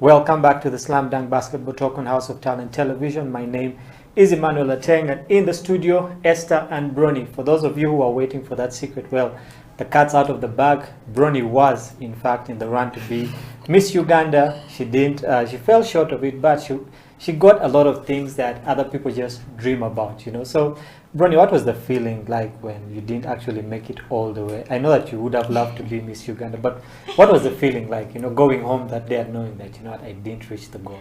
Well, that day was very dramatic for me because Miss Pulse, I was sure I was going to win. All the numbers said so. But when it was time to actually call out the person, we would stand in 2 lines and I was at the back. So the person standing next to me made space. And we learned how, because we have to smile, we learned how to talk to each other through teeth. So my friend is like, this is your sport, right? So I'm preparing to move and they're reading someone else. It was such a shaky experience for me and I had to be strong, but I felt so bad because I knew what my family had put in out there campaigning for it. But yeah, it was later on corrected, but when I went for the top 10 and the top 5 questions, I think a little part of me was not there on that stage. But I felt good. I felt proud of myself because I wanted this and I went for it. And when you go for Miss Uganda, you realize, of course, you know, you go knowing we're 22 girls. Not everyone can win. So I was just really proud of how much I've done and how much I had learned and how much the experience had impacted on me. And I was so happy for the winner because she was my roommate. And as long as the 3 of us got it, we'd all got it. So yeah, I was really proud of myself. Well, congrats again. You know. Thank you. Hopefully you'll run, you know, for another when it comes around. Not a chance. Not a chance? No. All right. Maybe we'll pass it over to Esther. Maybe we'll pass it over to Esther. Yeah, talking about that, Esther, away from basketball and away from psychology, okay? What are some of those things that you do as Esther? You know, we never know, you might be a Rihanna in the making or, you know, an Azawi in the making, you know. So what do you do outside basketball and school? First and foremost, I'm a pastor's daughter. Yeah, so I grew up in church. I can try singing. I'm not a whole Rihanna, but somehow, yeah, I'm there. Yeah, so I'm in, I'm in the choir ministry. I'm a worshiper. Yeah, that's it. That is my, most of the time when I'm not doing basketball or campus, you're going to find that I have practice on Tuesday, Wednesday, Thursday, Friday, Saturday, and Sunday, of course. Yeah, so it is church, basketball, books. So balancing church and basketball is a tricky experience because the culture of basketball has always been deemed to be one of, you know, guys who are kind of wayward, you know, guys who are not really straight, if I could put it that way. You know, so how do you balance your faith and basketball? Because if I come and say, you know what, Esther, we need to go and do this, and your faith says no. Yeah. So how do you balance, you know, that kind of temptation that comes with the culture around basketball with your faith? I would say it is the grace of God, because you cannot just stand and say, I'm not going for this. Trust me, by your own power, strength, you can't. Because it is fun. When you look at it, it is really fun. You want to try it, but then you remember, okay, to talk something small, there is this teaching, there is Make a Church. It's about your relationship with God. It is one of the biggest things. So you realize it is going to take you back from where you have been, and you're going to know that you have actually set a foot back or set so many steps back. So you know how much it is taking you back and how much you're going to go through going back so that you can reach where you have been or even pass it. So it is basically God. Also, like, you have to pray so much. You ask God for the strength because not everyone can do it. Otherwise, if you just chill, you may just find yourself that side and everyone just looking at you. As for my dad, who is a pastor, like, he will tell you, I'm not going to come looking for you around clubs, what, even if I hear that you were there or something, I'm not going to come looking for you. You know the right thing to do. So that is the first thing. I'd be like, oh God, my dad knows I know the right thing to do. So how is he going to hear me that I did this? So I just decide to accept what is happening, what I am, and then do the other side of it, like the right thing. Basically that is it. Otherwise you cannot just do it by yourself. Interesting. There's a lot of things that go into basketball. Okay, obviously, Bronnie, you mentioned one earlier, discipline. Okay, and I believe that to handle such a situation, one, yes, you need God, but you also need to be disciplined. Okay. True. God will create for you situations where you need to be disciplined. He won't give you the discipline. Okay. Bronnie, what are some of those other elements that you have learned in the game of basketball, through the game of basketball, that have helped you in your normal day life? Number one, hard work. There is talent, yes, but hard work beats talent. I know for a fact most of the things I do, I am not a natural talent. Yes, there is a bit of talent, but I would attribute most of it to hard work. So hard work is very important. You have to work hard for the things that you want. You have to go for the things that you want, which is basketball. If you want to make the basket, you want to win the game, you have to wake up and decide, today I'm going to be aggressive, today I'm going to do my part to win this game. Basketball is a team sport. That teaches me to work with other people, to work with a family. I'm told I'm a great leader. I will get things done. So that's something I know I have got from basketball. Basketball gives you exposure. It's a big field. We know basketball usually has large crowds. So it helps you learn how to handle different kinds of people, how to handle the spotlight, because we know basketball is known as a cool sport. In school, when you play basketball, it's like the basketballers are coming. They're going to sit right over there. So it helps you know the spotlight, how to handle it when it comes. However small the spotlight is, when it comes, it's a spotlight in whatever perspective of your life it is. Then basketball has taught me to persevere. Life is not easy. When we left Form 6, they were telling us, hey, when you leave high school, things are going to be nice. It's a lie. Accident.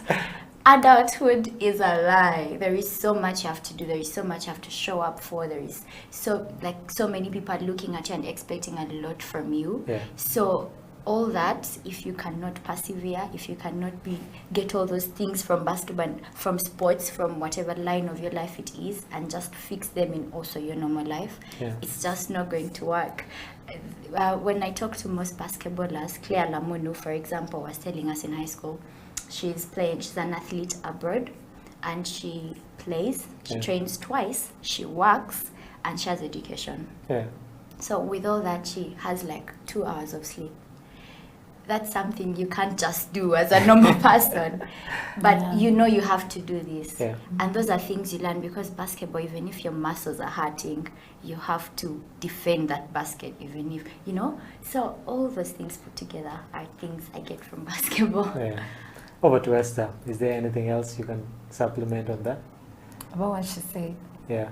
Or about, you know, the different challenges maybe you'd have in basketball and all. Okay, so the different challenges that are in basketball for Yeah. the women in general, I feel like there is a lot of stereotyping. Like you said, when we had just come, you said it is usually the men. Yeah. Yeah, so it is usually the men Yeah. in the basketball community. But yeah, so many women have come up, but there is a way people feel like, oh, so you play basketball, then you look like that.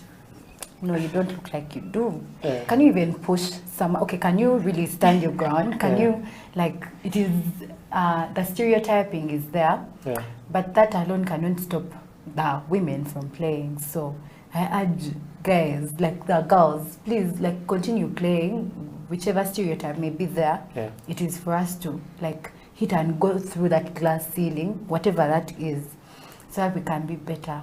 And then maybe the other thing, like she said, the brain drain in athletes.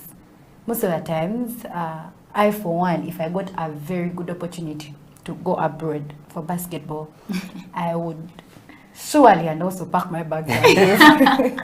Because I feel like there is so much more that you get from outside than what you're going to gain from here, right from that training. Like, I don't know, there are so many activities, the way they're going to get you prepared for the training, the things that you're getting out of it. Like, you're going to play, you're going to play your whole heart out, knowing that everything else is set. Yeah. But here you're playing, you don't know if supper is actually there. So you have to go and hustle out. Yeah. Yeah. So sometimes you'll even be like, okay, I have training, but I have to work. Basketball is not going to feed me. Let me go for workout, train some other time. You Yeah. get, that is another thing that I feel is affecting the women basketball kind of thing in this Yeah. country. Yeah, those are the few things that I think, yeah. Okay, well, 2020 and 2021, okay, with the coming through of COVID, the basketball league was cancelled. That's actually all basketball in Uganda was cancelled. Okay, so basically 2020 no basketball, 2021 no basketball, and we had the men playing the Afro basket. Ladies were supposed to go play a similar tournament, but government or NCS in that form did not actually put in the finances for them to go out there. We also have the second division basketball league that is running right now, all men. Okay, Yeah. the ladies league was not reinstated. Okay, so it looks like basketball in Uganda has become a male dominated field. Okay, now how do we get the women up there when it comes to basketball? Because I believe that you guys are looked down upon. Okay, just like you said, when someone looks at you and is like, hey, you also play basketball. Okay, yet when you look at the international scene, okay, look at the WNBA, look at basketball in Europe, okay, it's a situation whereby the ladies might not be that up there, but they're somewhere. Okay, and in Uganda we need to get ladies to that point. Okay, so what can we do to develop women's sports in relation to basketball in Uganda? Number one, before I talk about the we, I need to talk about the I. Yeah. As women, what are you doing? You know, when we look at the world in general, we've been fighting right from the word get-go, right? Yeah. Like, a girl has to stay home. There are all these things about a girl that a girl has to do. So if you want something, what are you doing to fight for it? Yeah. I remember when I wanted to play basketball, on the court, when the boys had to train, the girls, you either join or leave. But the boys are not going to play you like a girl. They're going to push you around. you know, basketball is a very contact sport. So at some point, he's going to touch you where you do not want to be touched by mistake. And you're thinking, oh my God. So these challenges start with the eye. When all those things happen, what are you doing? Are you crumbling, or are you standing out to fight for yourself? I remember so many people we started with left because I want to train, but they're getting me off the court. Those that wanted to train would stay and just push through with the boys. I want to train, but I can't run. Basketball is a running sport. So what are you doing when they're cutting off the women's basketball? What are we as women doing about it? You know? People are always raising funds for a lot of things. What are we as the women that want basketball to grow doing? I remember they collected money for the male team sometime. Did we as women come up to say, you know, let's do the same for the women? I'm sure most of us also contributed for the boys as well to go. So number one, what are we as women doing? Number two, when we go to the big level, we need more women reinstated in like big places. For example, we need more female umpires. We need more female coaches. That only, if you ask me to state a female coach, in my mind, I know one person.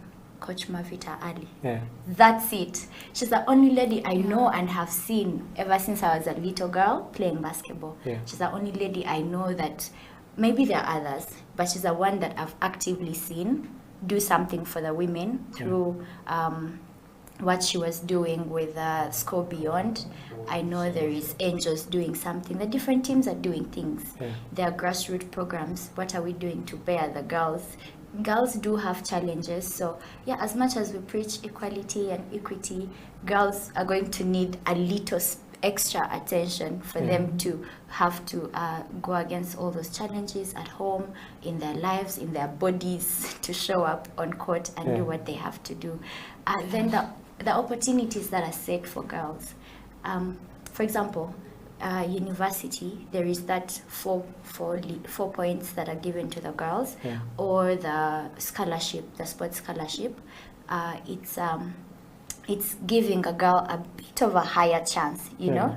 Yeah, some boys will argue that it's unfair, but it is that those are some of the things I'm seeing that are done. So now when we look at the league, what are they doing to make sure that those young kids are getting in? If it wasn't for my coach, I wouldn't know about NBL and how to get in. So these teams, what are they doing to go to schools and scout the little girls that are playing so well to join their teams? Because I know most teams wait for the girls to come to them. They put it out there, yeah, we're waiting for players, and girls go. But as teams, are you reaching out to make sure I've gone to the grassroots to see which girl is playing so well?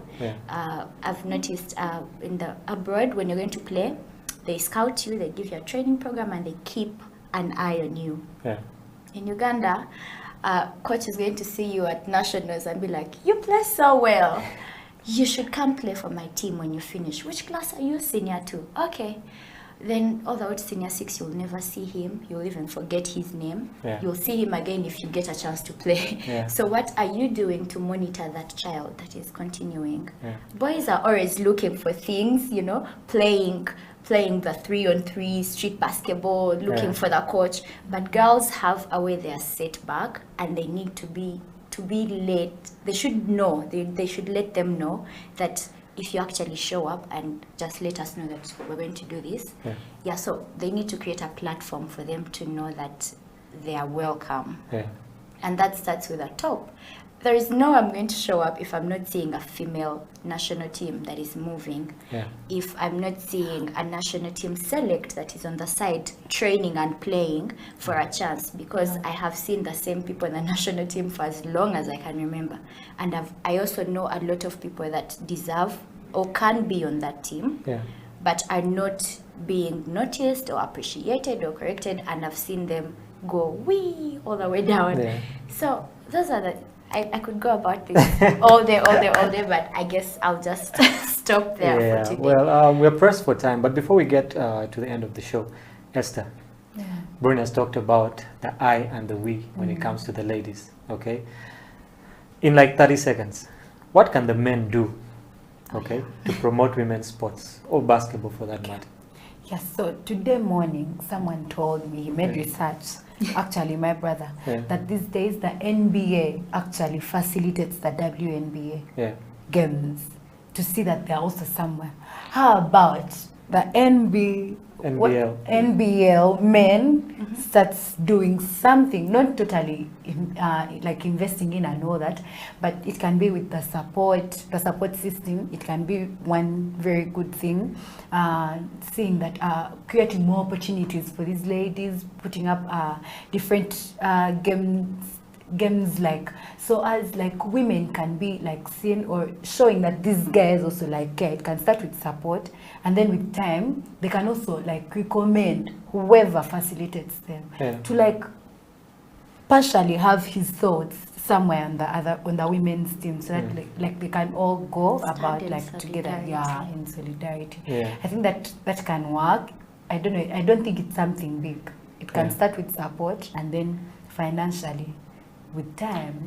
I'd actually love to see, a structure like that. I would give an example. When we're in school, there is a time they were not going to take the girls, and the boys stood and said, if the girls are not going, we are not going. They had to get the money, so that was a good thing that the boys did for the girls. So just kind to of supplement solidarity. on that. All right, so your final thoughts. Bronnie, there's a girl out there watching. She wants to get into basketball. She's really not sure. Or there's a girl out there playing basketball, but she wants to get into modeling. She wants to get into a music career. Really not sure what she should do. What would you say to that girl? I would say, number one, you will never be sure with what you want to do with life. Life is fluid. As soon as you understand that, life is going to be easy for you. So for me, number one, it's God. I have to pray. I have to talk to God. I have to, he's my moral compass. Without him, I wouldn't be here. Number two, family. Make sure that you involve your family in everything that you do. Make sure they're working with you. Have a support system around you in whatever you're going to do. And the one thing I always tell people, go for what you want to do. Live, laugh, love. Take the risk. If you don't do it, what are you going to lose? If you do it, you'll probably get it or not get it. If you don't do it, you're not going to get it. You miss 100% of the shots you don't take. But you have a 50% chance of making the ones that you take. So just go for it, whatever it is. And you can reach out to me on my social media. I have people that I've talked to and maybe helped where I can.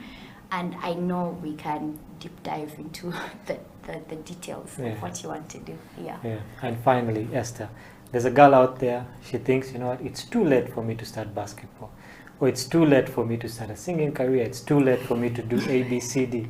What would you tell such a girl? It is never too late to start anything, that is for sure. You can start on anything and everything at any time. It is not yet, like, time is not lost. You can do it. Put God first, like Bronnie said, put God first. Number two, I have a mentor, she's called Letitia, the one of KCCA. Like, she will call me to ask me, did you train? Like, get that one person that is going to do that for you, and I thank God for her. Get that one person that is going to do that for you. It can be your coach, it can be someone that has played the game. Bronnie is here and she's willing to do that for you. Please reach out to her. Basically that is it. And also trusting yourself. It starts with you. If you feel like you can't do it, even when you try it, it's not going to move. But when you feel like you can do it, with God helping you and having a mentor by your side and all that, you can surely make it. Well, ladies, thank you very much for coming through to the show. I know we could have talked, someone says you can talk until the cows come home, but we're always pressed for time. But thank you for honoring our invite to come here. Hopefully, we'll have you guys come in next time again, with more of the team. I know there are 2 members that are not here, and hopefully we can get them in next time. But thank you very much for coming. Thank you for encouraging the young girls out there, the basketballers out there, just inspiring people to be something better than they are right now. This has been the Slam Dunk Basketball Talk on House of Talent Television. My name is Atengi Manuel, and catch us next time. Maybe we'll have them back. Maybe we'll have a new batch. But we always want to talk basketball in Uganda, internationally, dissect the game, and help this game grow in Uganda. Catch you next time. This is House of Talent Television. God has been so good. Right? I was also counting my 10 seconds. 10 seconds on TV is like 2. I had, things, shots weren't dropping. You just need to have, and you need to have that self-drive, but you also need to have support. So seek for support from your parents. Don't be shy to bring up the idea of, can I go for training today? Or maybe can I get a basketball and be dribbling? Because you need to be able to not make excuses for yourself. That's a thing that a lot of people subconsciously do. They're like, well, I don't have a court at home, so I can't do anything. But you can get a basketball and learn to dribble, Then when you actually are able to access a court, you'll have a starting point, And also to, just if you love something, give it your all. Because I know there was a time when I played basketball, but I didn't love it. So I was just, going with the flow, not really, I didn't have any sense of direction. I didn't have any goal. But when I started setting goals for myself and actively trying to reach them, that's when I actually started seeing results, like with the national team. I set that as a goal, and it paid off when I got to play, and also the Kenya camp. Because the second I came back from Cairo, I was sleeping one morning. I had slept. I'd come back. It was the second day I'd been back. I hear a knock at my door. It's my dad. Get up, coach is coming in 30 minutes. Be ready. You have to be able to do that for yourself, or have someone who's willing to do that for you. And just look for opportunities to play. I know there's like a lot of people who can't, it's not as simple as just waking up, getting a driver to take you somewhere. But look around. Maybe your area there's like a place you can go for pickup. Maybe you can borrow someone's ball. Just if you want it enough, you'll be able to put in the work. Yeah.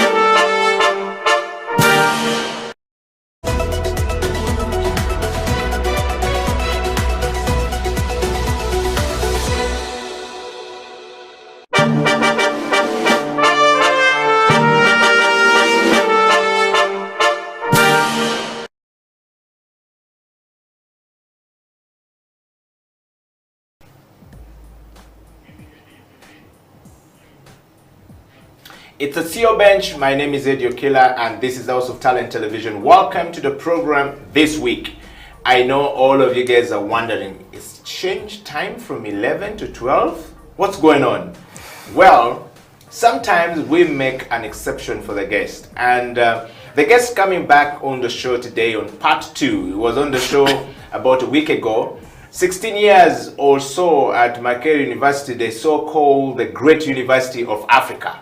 Once the greatest university of Africa. We don't know whether we're still there, but he's been on that street and living there, going to refactory his way is now at Clark International University, We'd like to take this moment to welcome Mr. Michael Nietegeka back on the show on part 2, while we discuss rethinking education and of course repositioning education for purpose. Michael, welcome back to the program. Thank you, Eddie.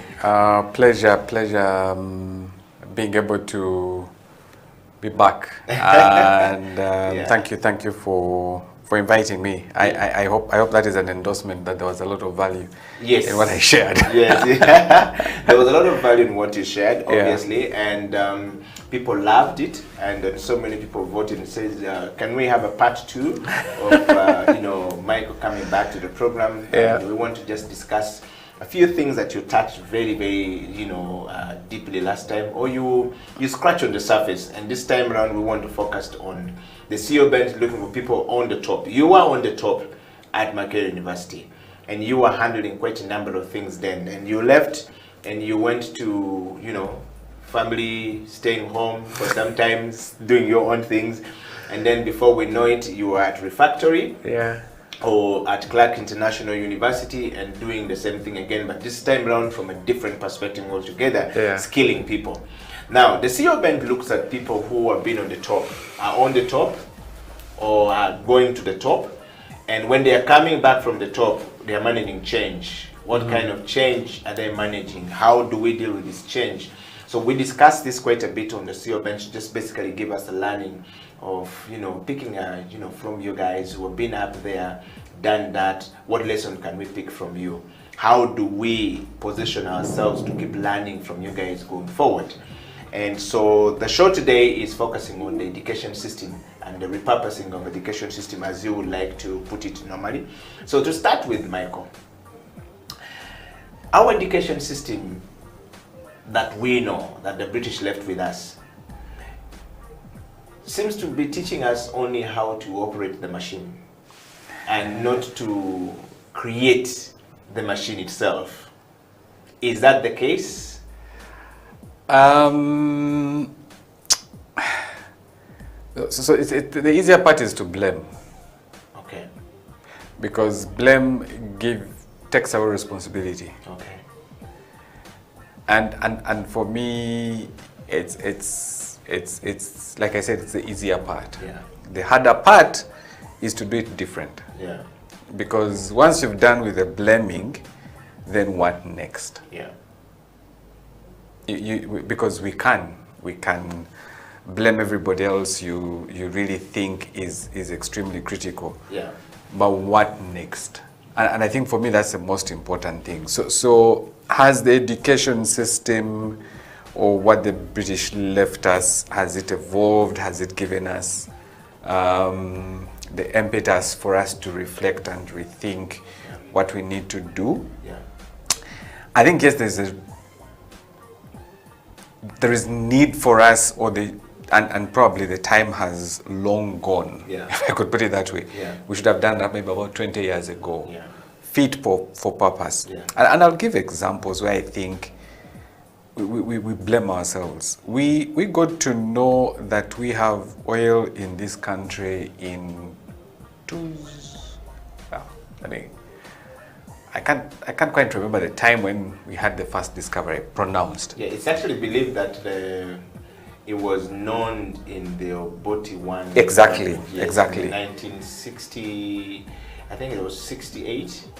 And until 2000 something, I think before I left Makerere, we didn't have any program for oil and gas. Oil, wow. Yeah. But we've known this thing for all this long. We knew that there was oil. We knew probably going to be an opportunity. We knew these opportunities required expertise. But we never acted. Like even when entities like Talo and that started doing a bit of going beyond just discoveries to setting up, it took us another 10 years to have a degree program set up. Wow. So do I want to still blame the colonialist? Certainly not. I mean, it's something we want to do here. Yeah, because technically what should have happened is if you don't have the competence or the capacity, is hire the people to come and set up the program for you. Equip you, give you the skill, then they take off. So our inability to move from where we are to where we should have been, I can't entirely blame it on the colonialists. They gave us a handle. The question is, do you stay onto that handle or do you use that handle to move to the next level? That's the first bit. The other example that I always give is, so when I had an opportunity, when I was still in Makerere University, we built our IT programs based on what you call the Association of Computing Machinery Framework, which is a US-based framework. Now, that US-based framework identifies 5 computing disciplines. It identifies computer science, information technology, information systems, computer engineering, software engineering. These are 5 disciplines in computing. Which is very important. They're the core. Okay, so they are tracks, they're actually professions, each of them. Now, each of these 5 is an industry in the US. And for us here, each of them is not. Each of these 5 is an industry. Yeah. Now, we picked that framework, brought it here, and implemented it wholesome. As one unit? No, as 5 different as 5 programs. different units, yes. Now, when you look at the way our industry is structured in the region, not just Uganda, Africa, I don't think you have 5 distinct industries. What is happening is that each of these guys that graduate from university then end up and converge into a place called software engineering. So all these guys are converging into something they call software engineering. Now what that means is that you are educating people for a convergence point, but yet you are, because they are trained as professionals. It's in each discipline. In each discipline. It's trained as a profession. Now because of that, that convergence, then people get disappointed because the opportunities have not necessarily been IT, information systems. Actually, Makerere has merged 2, information systems and information technology into one. Wow. So that for me is some of the things that we need to, what do we want our people to do for us in our market? How is the structure?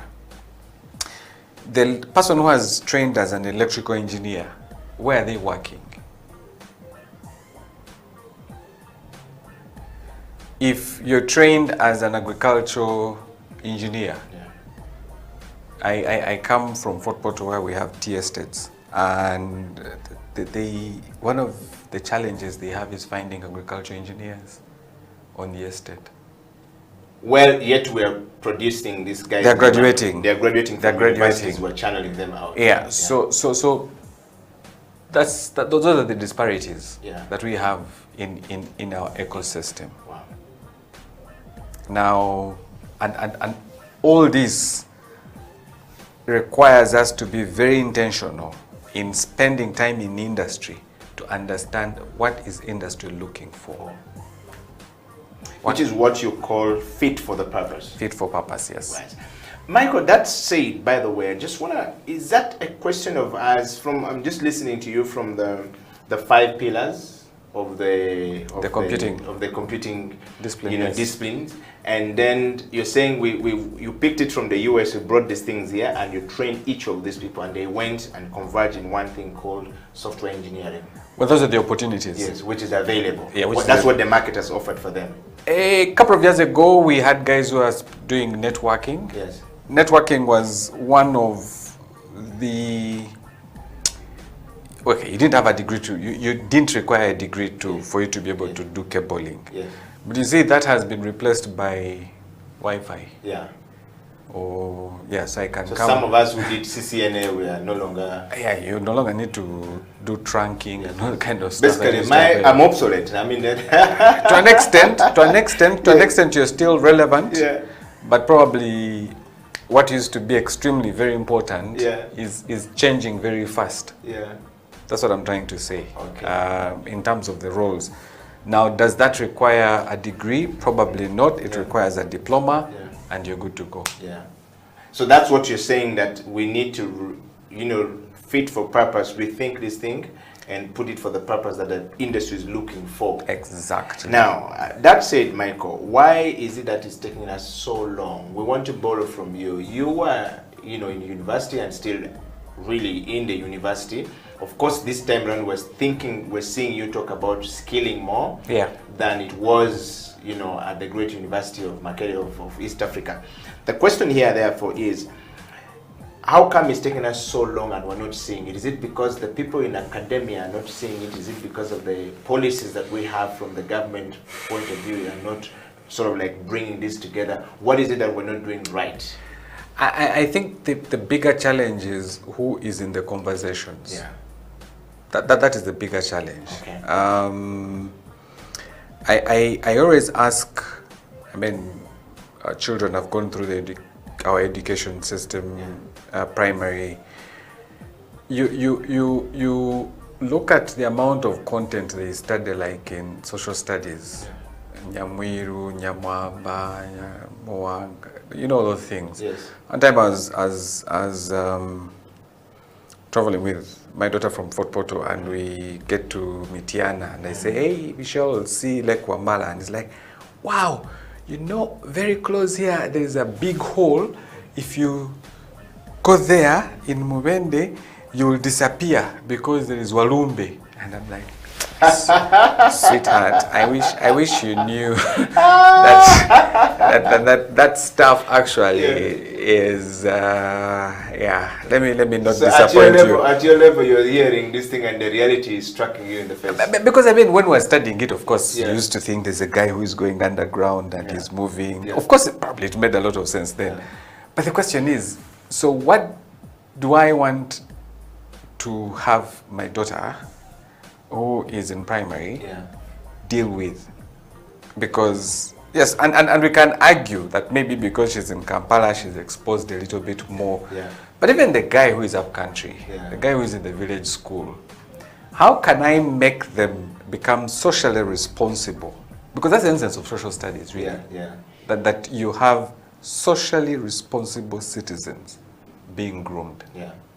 Which in tandem will give you what we're looking for. Exactly.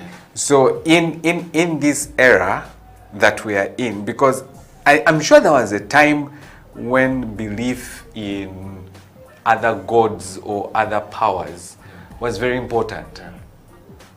The god of the rain, the god of the sun, the god of whatever. But the question here is, Michael, just to interject, I don't see how relevant that is, because it's not a reality of things. It's not a reality. It doesn't help me with, it's where does it fit? Probably, Eddie, that's what I'm trying to say. Probably there was a time when that was relevant. Probably there was a time when that was relevant. You get it? We can talk about the Uganda areas and how it was built from Mombasa to here. But where is it? You get it? So, and I'm not saying that they shouldn't learn how Uganda came into existence. We definitely need to have the history around how the Riri came into Uganda and that whole thing. But the broader aspect is we should be asking ourselves, at the end of 7 years of introduction to social studies, are these guys socially responsible? Do they understand the value of elections? Do they understand the value of boundaries? Do they understand the value of what are those things that every person needs to have? So that by the time they go to secondary school, because they're now teenagers, they have another level of thinking and understanding. That would be, that's how to approach it. Same as, let's say, science. What are those things that they can relate with? I know they're making sense. Yes, you're making a lot of sense. So that I'm trying to process that information. Yes, so that in the day-to-day life, they're able to see the application of science. The challenge we have is that a lot of these things remain very abstract. Yeah. Because there is no practical ability of this, we don't Exactly. practice of it. Yes. Exactly. Yeah. Because then they can see the real value. Yeah. They can see the real value. I've seen children who you take to upcountry and you say, the milk you drink actually comes from here. They're like, no. Because in their education, there is no they internet have between the two. not seen that relationship. But they will tell you the value of milk, calcium, and all that kind of stuff. But yeah, so man, I can go on and on. No, it's actually very good. This is CEO Bench. We are talking to Mr. Michael Niyitegeka about repurposing education to fit the need of our times. You know, we are talking about these things and look like, you know, it's not serious, but these are really very serious stuff. You have a son, a daughter. How do they reason? Given the education you are now giving them right now, how are they reasoning with whatever they have right now? Forget about COVID-19 coming and setting us apart and, you know, putting us like miles way back from where we were. Maybe COVID has actually just presented us opportunity to be able to rethink about some of the things that Michael is talking about. And Michael, just before we take a break, I want to just, you know, pose this question to you. I know I wanted you to answer it, but where are we not getting it right? And how can we get back to these things that you've highlighted to actually start saying, you know what, these are the things we need to do? Because we have some really good brains in academia space, and we have some really, Uganda has some of the most educated people on planet Earth, I'm told. Well, yes. I'm not sure we have brains, the most. I mean, the people from the northern part of Uganda had, there are so many educated people, really serious degrees, and now we're beginning to see some of them in central Uganda and some of them in western Uganda. How come we're not taking advantage of this? Yeah, so education is positioned from, the value of education has largely been based on academic ability. Yes. So ability to pass the exam. That has been the basis of education, if I could put it that way. So the person who is able to pass the exam is rated the most brilliant.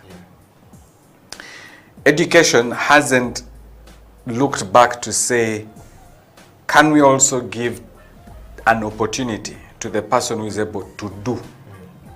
And I'll give an example. One time, we wanted to, there was an opening at Makerere University in the Faculty of IT.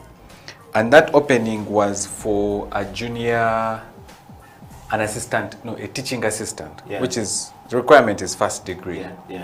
Now for me, in our wisdom, we were like, okay, we are looking for somebody who has demonstrated ability to pass on knowledge. The requirement is to become a teaching assistant is you need to have a first class, well, it's really based on academics. So we advertise, we sit at the faculty, and I make a case for a young man who had invested quite a lot when he was in year 2. He was teaching his colleagues, like he was running seminars for students. And for me, right there, I was like, this guy, he has the ability to join the academia because he has the heart to teach. So we make a recommendation to appointments board and it was rejected. And the condition was, for you to become a teaching assistant, you don't need experience. You need academic qualification. The person who was given the opportunity was from another university who had a first class degree. And yeah, I'll leave it there. So how does that make you feel, like, Michael, when you probably you're seeing the difference between the reality and the deception, that all of them are placed in close proximity for you to see it, and how do you go ahead to convince, to say, look, this young man may not even ever get a first class degree, but the impact of what he's already doing at this level is greater than the impact of the person who has a first-class degree. Is there a case like that? He missed first class by not such a huge margin because he had an upper second, which is like second to first class. Yes. But the fact that appointments board threw this out, and guess what this guy did? This guy went and set up a training academy in Wandegea. Yeah. And we were sending our students to go and do internship in his academy. and he met me and told me, he says, in his first cohort, he made a turnover of over, I think, close to 100 million. Yes. And a net profit of about 70 million. Wow. I'm like, which the colleague of the first-class degree from another university will take him so long to probably publish so many papers to try and get it. Of course. Yes. But you see, that's where sometimes, and I don't blame university, because you see, universities world over take a very long time. Like I said, universities are like elephants. They need to turn here. They will first go to Kisimenti, turn, and then come back. By the time they get to Kisimenti, it's 10 years. The road to come back is 10 years. By the time they come back here, it's 20 years. 20 years. Yeah. This place has already moved to another point. And that's universities world over. The difference is that we're probably not copying up in universities like in Europe or Canada. I had an opportunity to visit a university in Canada. And they have already created positions of professors of practice. So, Eddie, based on the work that you're doing right now here, you would be appointed a professor of practice in the mass comm department because you are in practice. You don't need a first-class degree to go and teach. Which is better than the person who is teaching without practice. Exactly. Now, when you look at our education structure, you, other than the teacher, secondary, primary education, at university level, you get a first class, upper second, you're the one who is retained. You go ahead and do a master's, you go ahead and do a PhD, but you've had limited practice. In secondary and primary, the people that have failed to make it to university are the ones who end up in education. Technical schools, yes.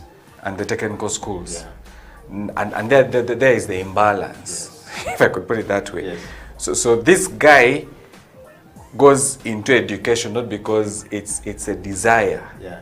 It's because that's what is pushed there because level. he failed somewhere. The education system. I wouldn't want to, because the education system defined you as less academic qualified to join university. But does that make you less competent in other fields?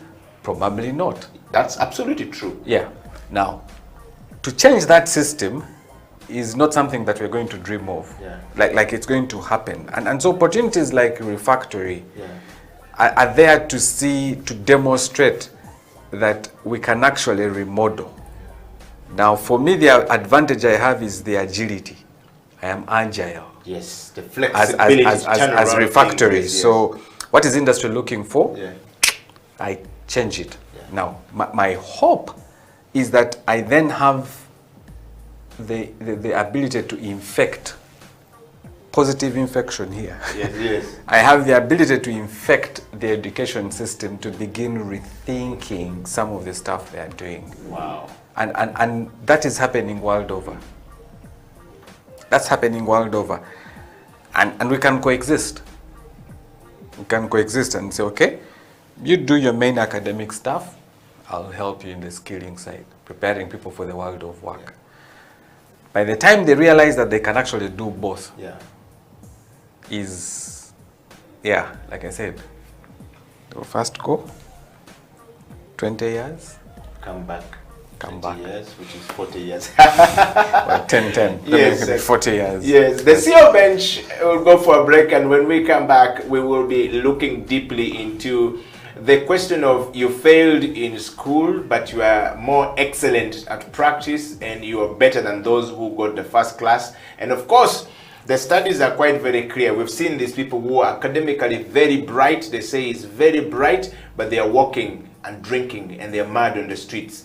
And the one who was never academically very sound in class is actually running a factory or is running an industry, or they've built a conglomerate of business, you know, structures, whatever we call it.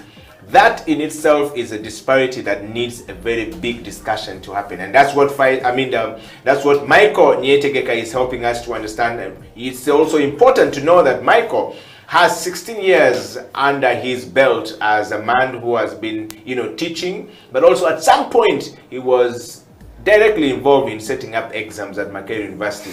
And of course, who better discuss this when he's talking about refactory, reskilling people.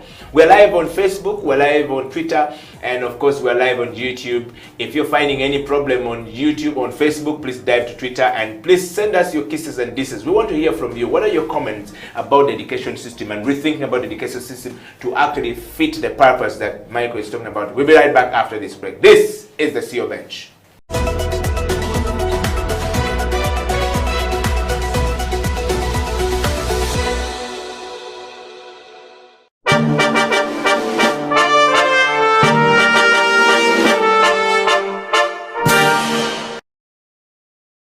An army of sheep led by a lion will beat an army of lions led by a sheep. That's a fake. Yeah. So let's be very honest about this thing and really understand that you need to understand where you lie and where you fall. So it's very important for us to understand that leadership has to be definitive. You can't be laissez-faire. It has to be definitive. You have to be strong, just like a lion. You know, when a lion meets an elephant or a buffalo or whatever, the buffalo and all these animals run away. And yet, by the way, they are stronger than the lion. They are heavier than the lion. They are more intelligent than the lion. They are taller than the lion. They run away. The lion, because of its attitude, it sees lunch.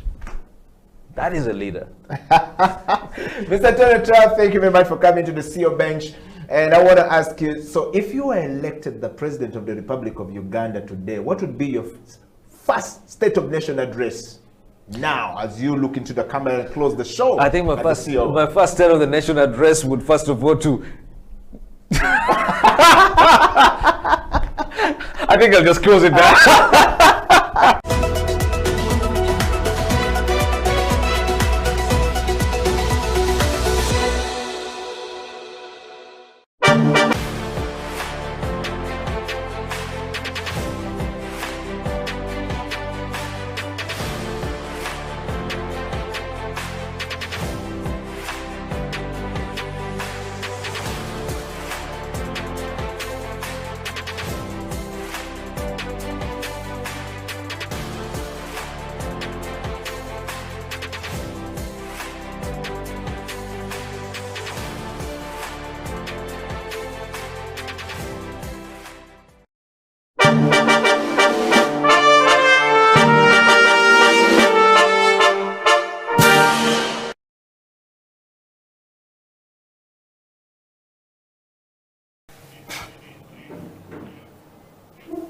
Welcome back from that break. My name is Eddie Okila and this is CEO Bench. In the studio is Michael Nietegeka, who we're talking to about repurposing education for, you know, the job market in Uganda. I mean, you can talk about Kenya, you can talk about Tanzania, you can talk about any other country in Africa, but we want to focus here in Uganda. And this particular CEO Bench is talking about how do we, you know, reorganize our education system to basically fit and start focusing on more skilling of people and making sure that everyone that is out there is able to get a job at some point. Michael, welcome back to the program. Thank you. I just want to take you straight to this question we've always had before. You've seen, you know, these people who high school, primary school, in high school, they were always excellent. They always teach you.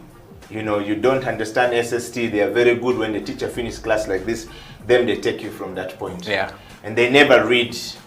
There was no this thing of burning books at night. They were always, they read 1 week to the exam. Yeah. And they always, you know, win. They're always on top of the class.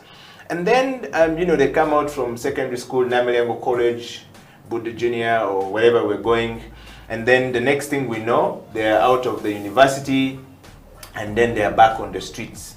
And then you meet the person and say, but this guy was the brightest guy in my class, or this lady was the brightest lady in my class, and they just don't look it. Then you find a guy who was like always the third grade person in class. Okay, somehow in senior 4 actually got the 4th grade, and then they said you cannot continue to senior 6. Yes, and then you find this person is running a very serious business. They said, I went through this technical school, then from this technical school, I went to university, but when I went to university, I went and studied this thing, so I'm now doing this. In fact, I went to university much later, after 10 years of me practicing and working. And then you start to say, you begin to have this question in your mind, what went wrong? Why do we have this difference? You are in the skilling space with refactory, but also you are now more qualified to talk about this thing. Can you help us understand why we have this situation? Yeah, like I said, our education system is one way, academic ability. Yeah. And so the opportunity for people to navigate to other areas is limited. I'm also not a believer of if you have failed here, then we must, like this whole approach of enterprise. We're going to teach people how to start a business, how to manage a business. Yes. Not everybody is crafted for business. True. Not everybody is crafted to run a business or to start a business. There are those of us who will be exceptional at running other people's business, not our business. Yeah. So if you were to ask me, we need to have, in business we call it pivots. Yes. So we need to have multiple outlets that if by the time I get to senior 4, academic ability is not my strength. So I can't memorize, it's not my strength. My strength is in working with my hands, doing stuff. Maybe I don't need to go to senior 6. I just need to go into that place called a technical college, or if music is my passion, if music is my passion, if sports is my passion, I need to take that direction. Probably I don't even have to go to senior 1. Yeah. I don't have to take the whole academic space. And it's that recognition that education is not about you being in this track called school. Yeah. That education is about making you a responsible citizen that can contribute to the well-being of the economy because you're productive. That's the essence of education. Now, having those multiple outlets then helps as many people as possible begin to see value in education. It doesn't matter which areas you're tracking in. There are certain fundamentals that you need to have.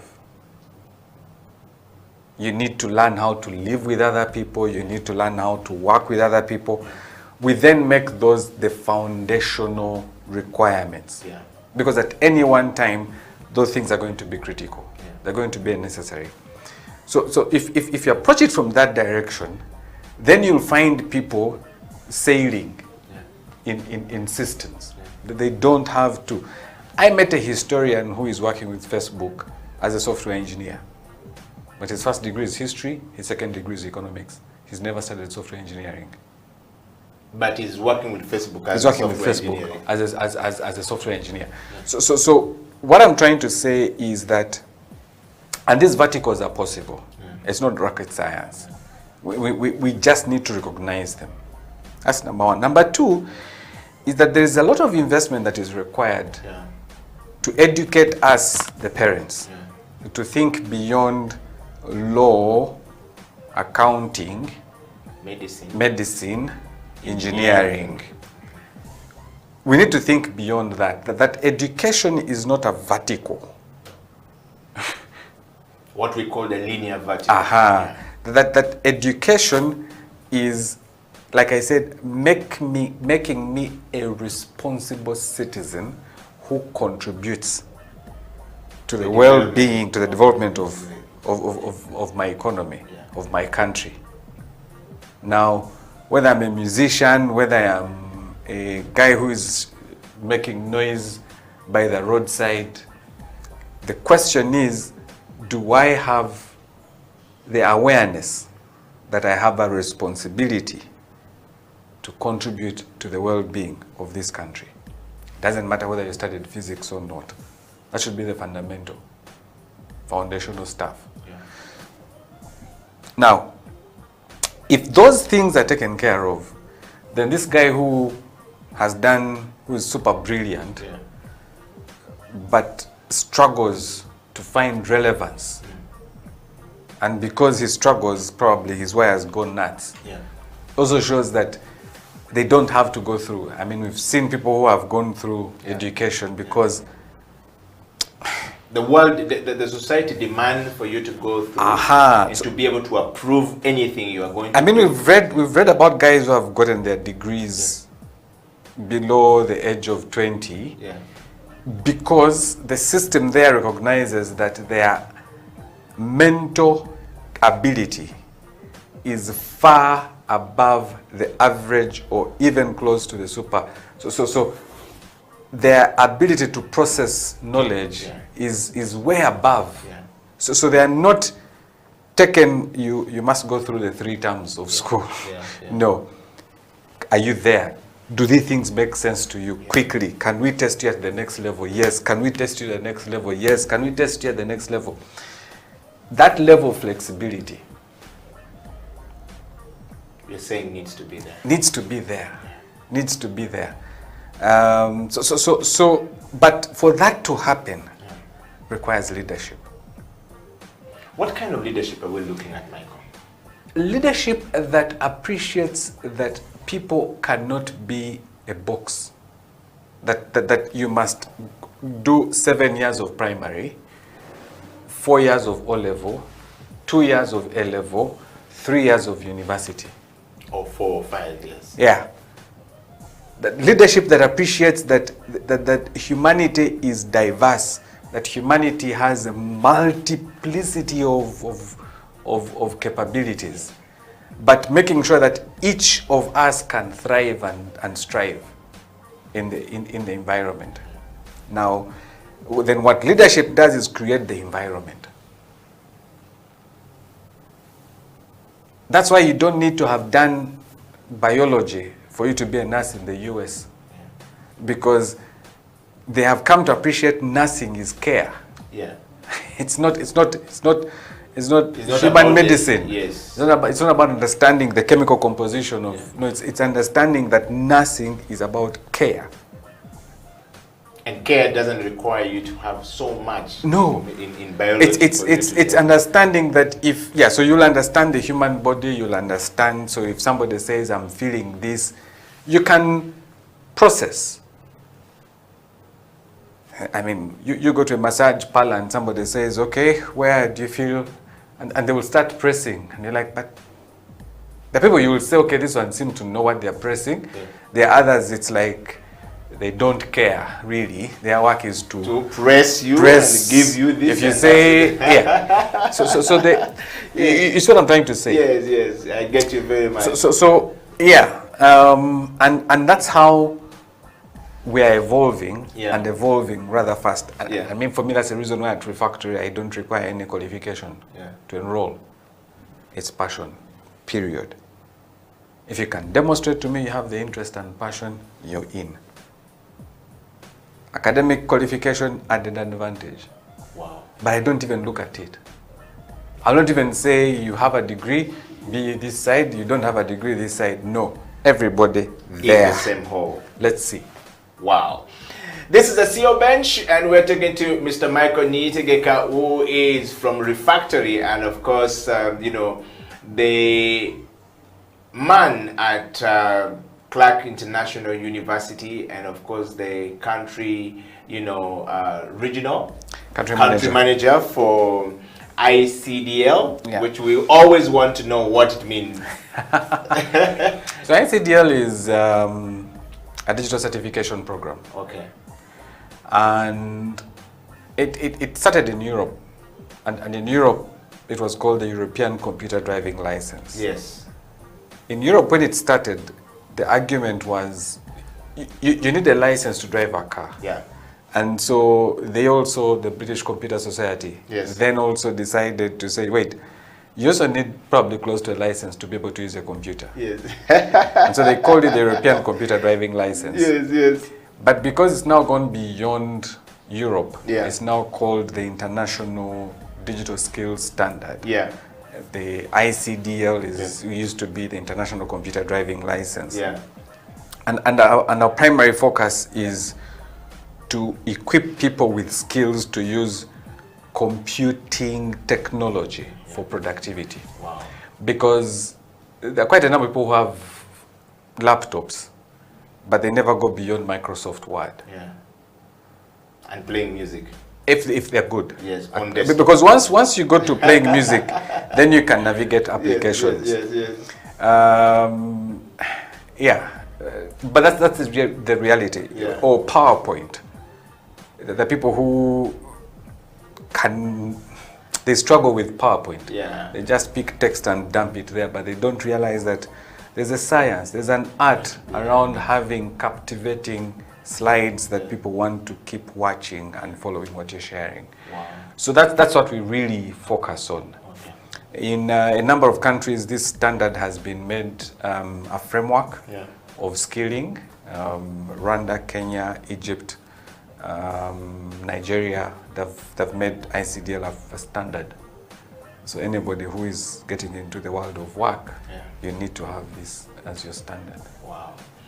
Well, I mean, Michael, thank you very much for so far. The first part of the show has been really very interesting. I have a couple of questions here for you on the Messenger, and I will start from a gentleman who says, Edio Killer, thank you very much for bringing Michael to the program.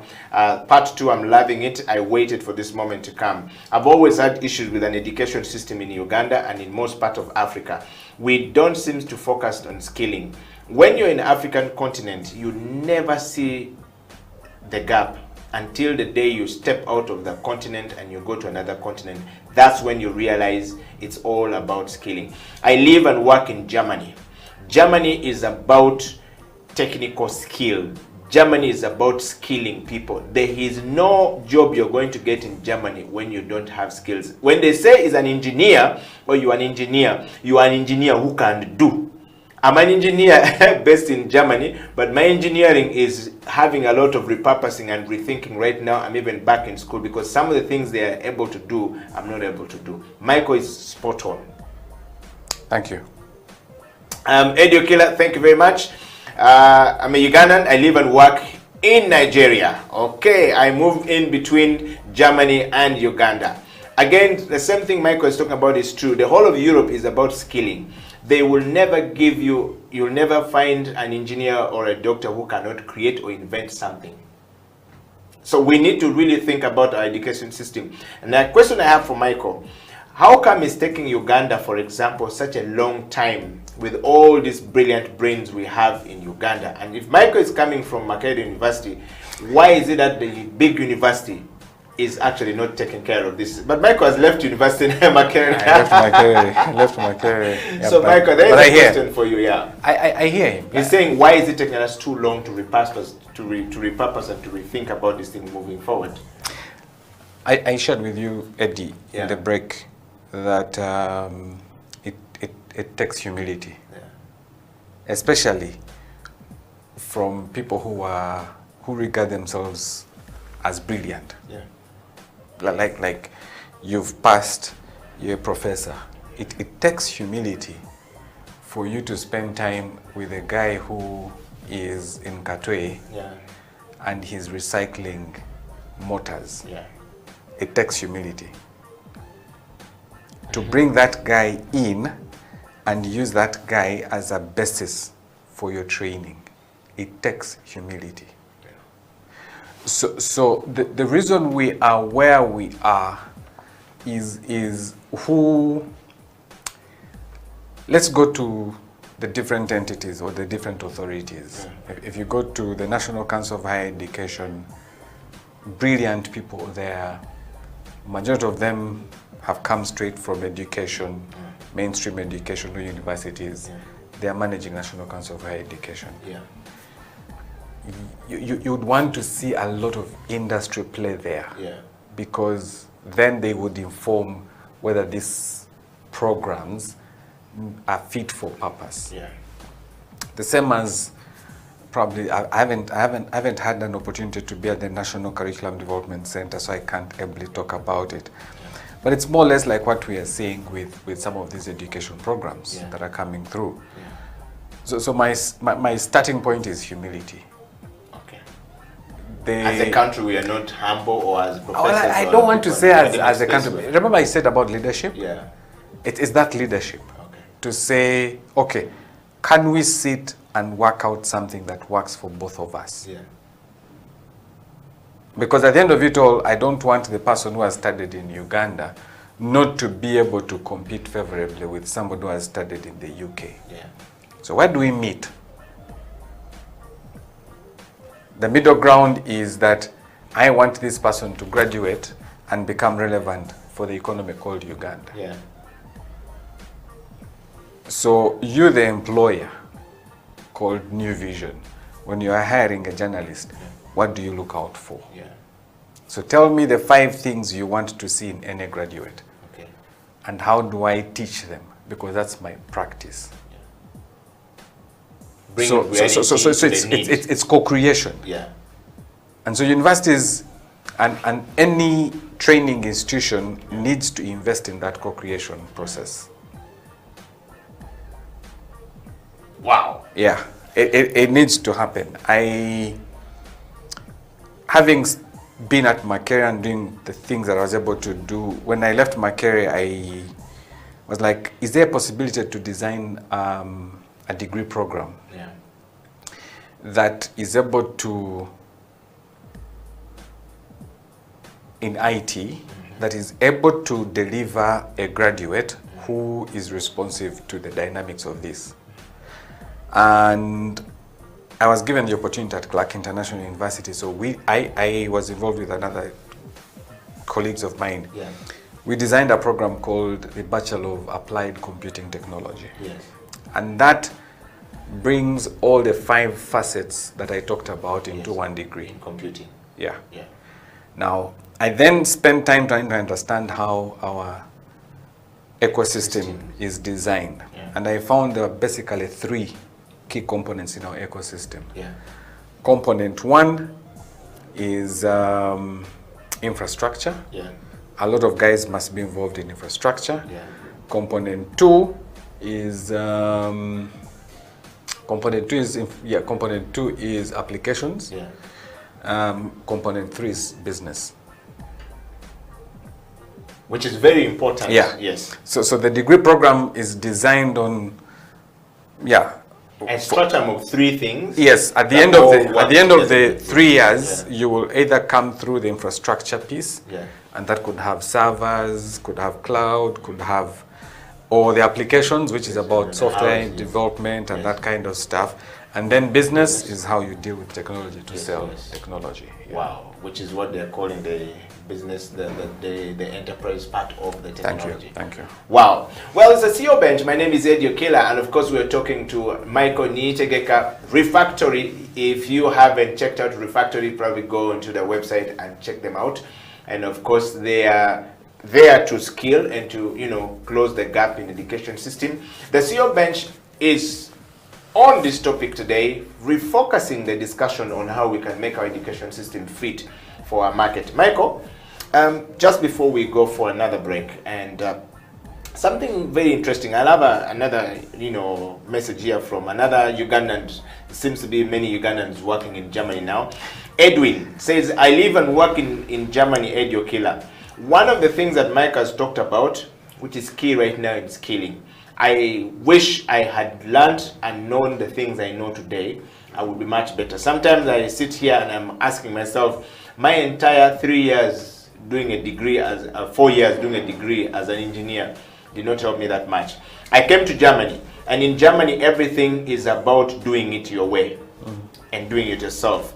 Now I needed to furnish my house, and I had no woodwork skill at all. Then I remember the only time we came close was something called art and craft. And that is the only skill I had, and it was short-lived. So I looked for somebody to put furniture in my house, and it was very difficult. Then I was told, this is a skill you don't need somebody to come for. And whenever you call the person to come and do it, it's too expensive. The next thing that I've always struggled with is plumbing. I now do my plumbing in my own house myself, living in Germany, because it's expensive to call that person to come and do that job, and they're extremely expensive. They're only hired by top big companies. So what Michael is saying, I like what Michael is saying about leadership. Now, can Michael break it down as a person coming from academia? What type of leadership is needed? Because we keep talking about leadership, but what kind of leadership? Can he break it down, knowing the intricate, matters that lies behind these things that he's talking about? He's used some big English words right there, Michael. That's Edwin right there, coming from Germany, and thank you very much. And we want to encourage all of you guys to basically share as much as possible, send as much as possible what you have, and Michael will definitely, be able to answer it. Michael, dive into it. Yeah, like I said, leadership that has that level of humility to appreciate that. You know when I said when you complete senior 1, what should be able to do on your own. Yes. When you complete senior 4, what should you be able to do? I went to St. Leo's in Fort Portal, and we had a metal workshop with all these machines. So literally they could repair the beds. They could, the workshop was I think after I left, I went back recently, and metal workshop is no longer in existence. They shut it down? Yeah, because of the maintenance, the budgets and all that kind of stuff, and because the money they're getting from, let's say, the education ministry is not enough to support that kind of supporting. So let me give you an example. Before COVID, senior guys in senior 6 would complete exams in November, and they will not go back to school until September. And as a country, we didn't have any program for them. Yeah, we all went through that. In fact, I think this has improved. For us, we used to go for 1 year and literally and a half waiting for exams to come back before you go to senior 5 and senior 6. And yet, that is the time when you repurpose these guys. That's when you give them these skills for life. In Europe, they go for national service. Exactly. In America, they go for national service. In Nigeria, I learned yesterday that there's something you go for national service when you are done. Yeah, but you see, the challenge with national service has already been attached to military. It doesn't have to be military. Okay. You can be part of a road construction. You can be part of,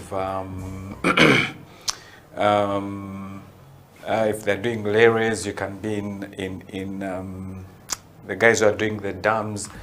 The essence is that you get to work on a life project.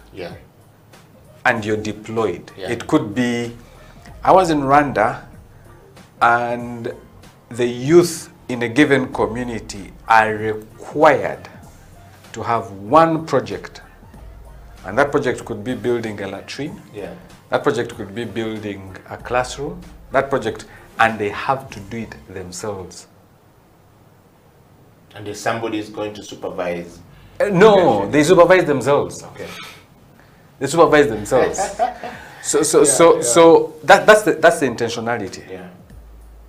They're either going to tailoring school, like those 9 months. By the time you go to university, you must have a certificate of completion.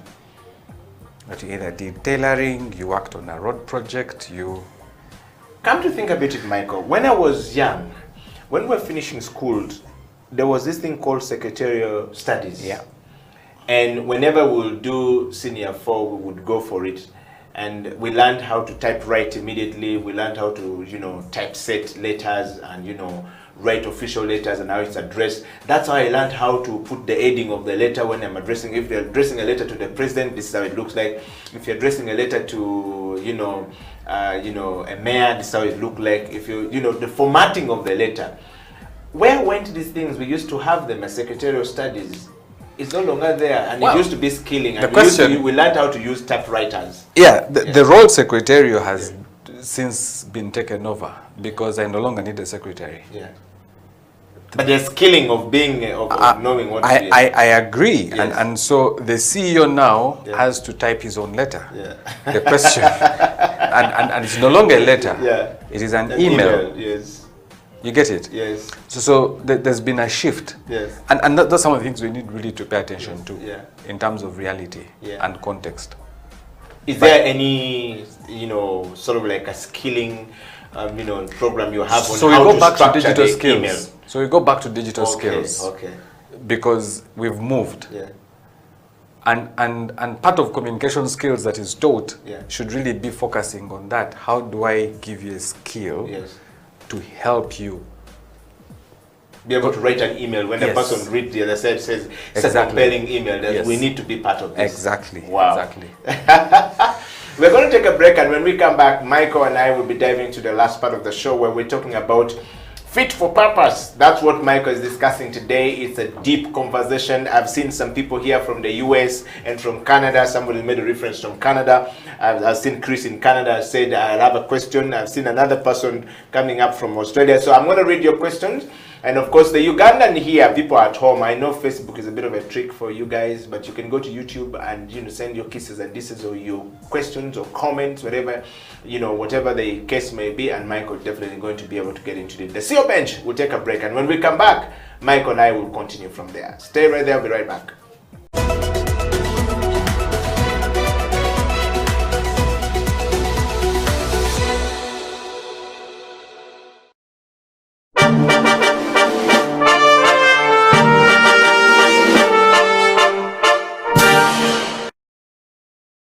What is leadership to you, JP? So for me, the leadership, I would say there are different components, but the most important is the art of knowing people. Yeah.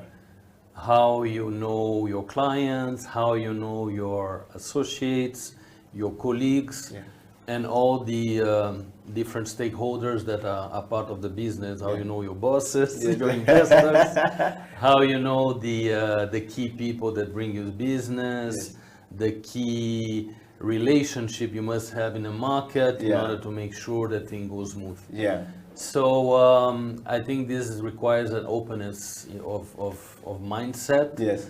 And I would say that for me, the fact again that I have two cultures, I live in different places, it helps a lot. Okay.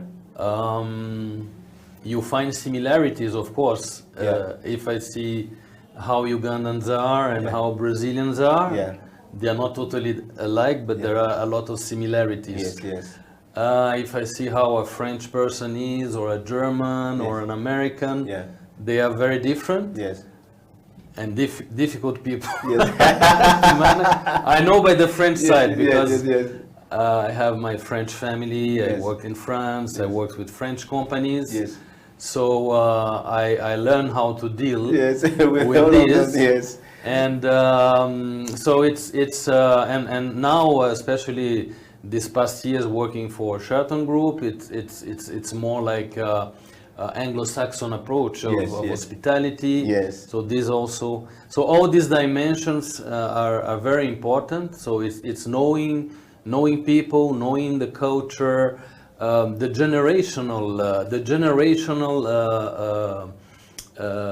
different generations you deal with. It's a very important. It became more and more because the gap between generations have changed. I would say, or I mean. People that analyze the market trends, how things go. Before, a generation gap will be 10 years. Now it's shorter.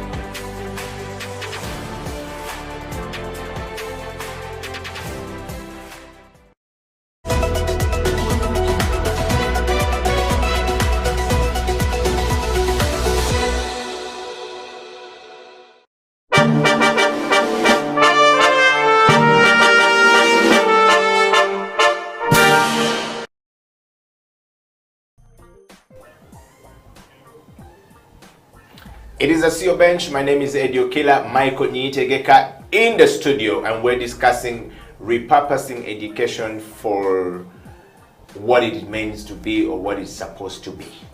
In summary, I'm not even going to use much English to to try and bring this around. Michael, welcome back to the program. Thank you. Michael, we're in the last part of the show, and we just want to learn from you. A bunch of questions we're reading online are all coming as a result of people actually asking questions. Where do we start from? I have a very interesting comment here on Messenger.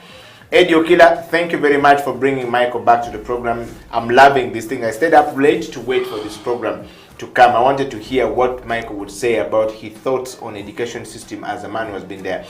My name is James. I live and work in Canada. Michael has quoted something very important.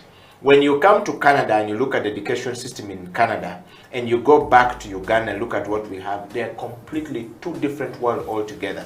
In my view, Makerere University and any other university in Uganda needs to start bringing people from the Kwagalana group who have businesses, running serious business downtown there, to come and give the lecturers in Makerere University lessons.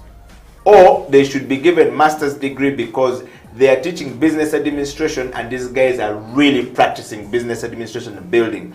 It is a disparity and a failure on our side to actually have a professor teaching what they have not practiced. These guys run business.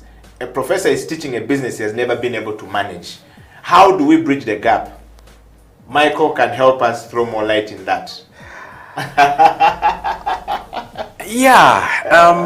Like I said, you see, education has, the ultimate goal of education is to expose you to approach. Yes.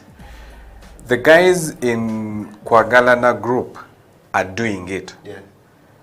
But they may not give you a structure of how they are doing it. Yes. And what is that, and that should be the difference, that somebody who, and that's why people like Mandela, City Oil, are able to hire experts to come and run his business. He understands what he wants. He has certain principles, but Mandela is not going to the kitchen. Mandela wants the business to run. He wants the people that come to the restaurant to have a quality of service. And I think we should be asking ourselves the question, why are we seeing more Indians? And I have no problem with Indians in the hospitality business. And it used to be Kenya. But he told me, he said, look, the reason why I have these people is that because first they listen, number two is when they do work, they do it with everything that it takes. Because they understand that their growth depends on my growth as a business. Oh yeah. You get what I'm trying to say? Yes. So the guys who are teaching tourism and hospitality at university need to spend time with Amos Wekesa, for example. Okay, so tourism business. People like Amos Wekesa, they don't need to take over the jobs of the lecturers.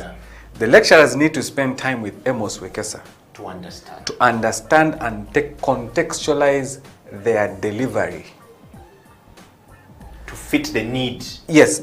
The reason why at Refactory we have a 93% placement rate is simply because we have spent time with the guys in industry.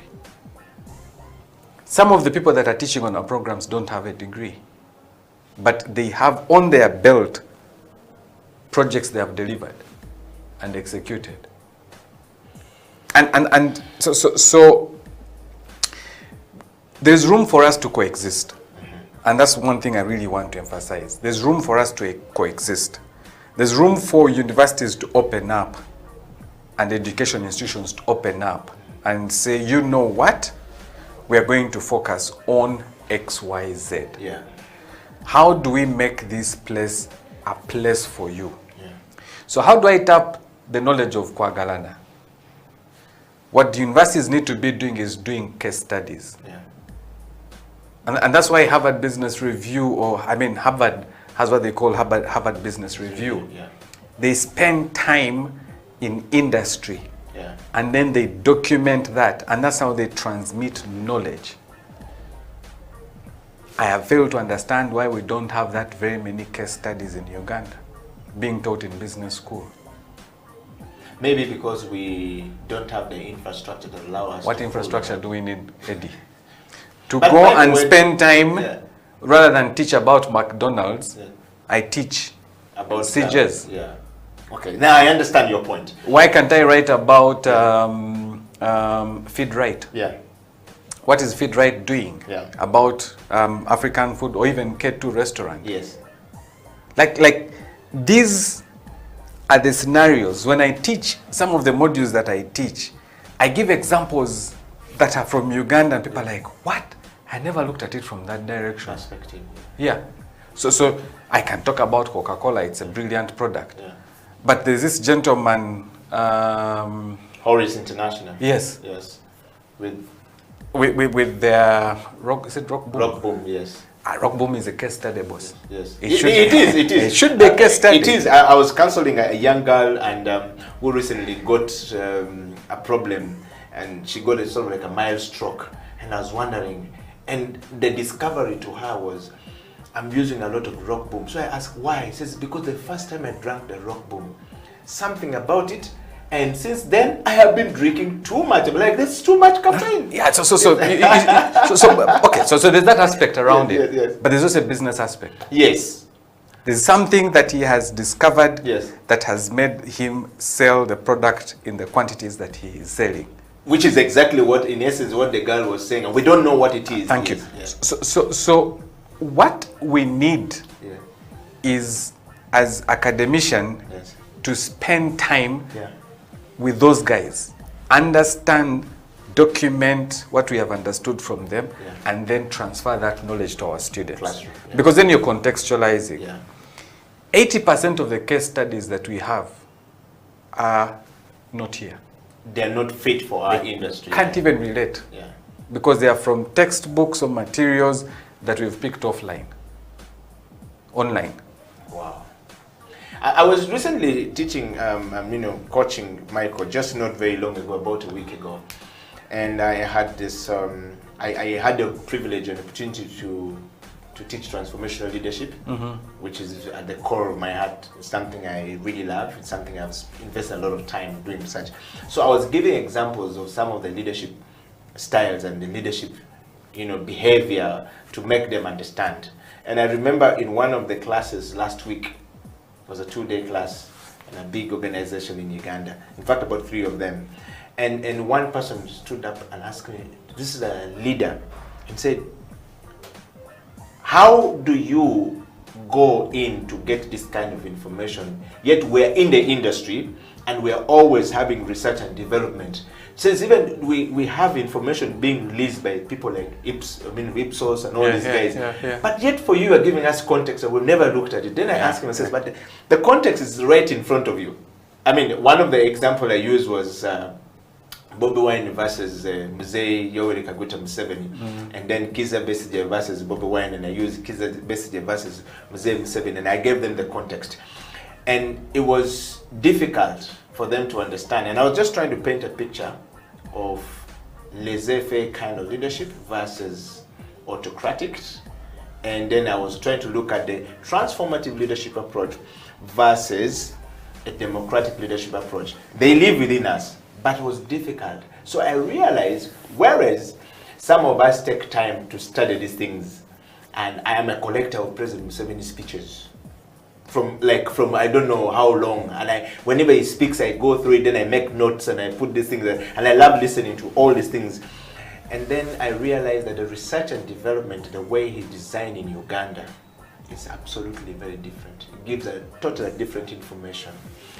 Now, you've talked about it, and I want to ask a question, Michael. How do we help Ugandans to start going deeply to say it is okay for you to use an example of Michael Niyitegeka and the refactory case as a case study to move forward, to change and to repurpose the education system going forward, borrow from there? How do we get Uganda to think that? Because we're always looking for something, but we never want to see what is good and with us. So Eddie, what I will say is it really goes back to how do we teach? Do we teach for discovery or do we teach for remembrance?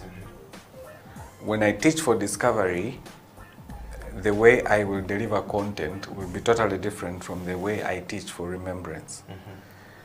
When I teach for discovery, I'm a facilitator. Yeah. I'm a facilitator of learning.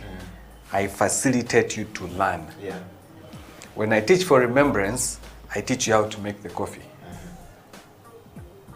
Okay. And the instance is, remember, this is how you go do this coffee. Yes. Here. Yes. When I'm facilitating you, I see what you're doing.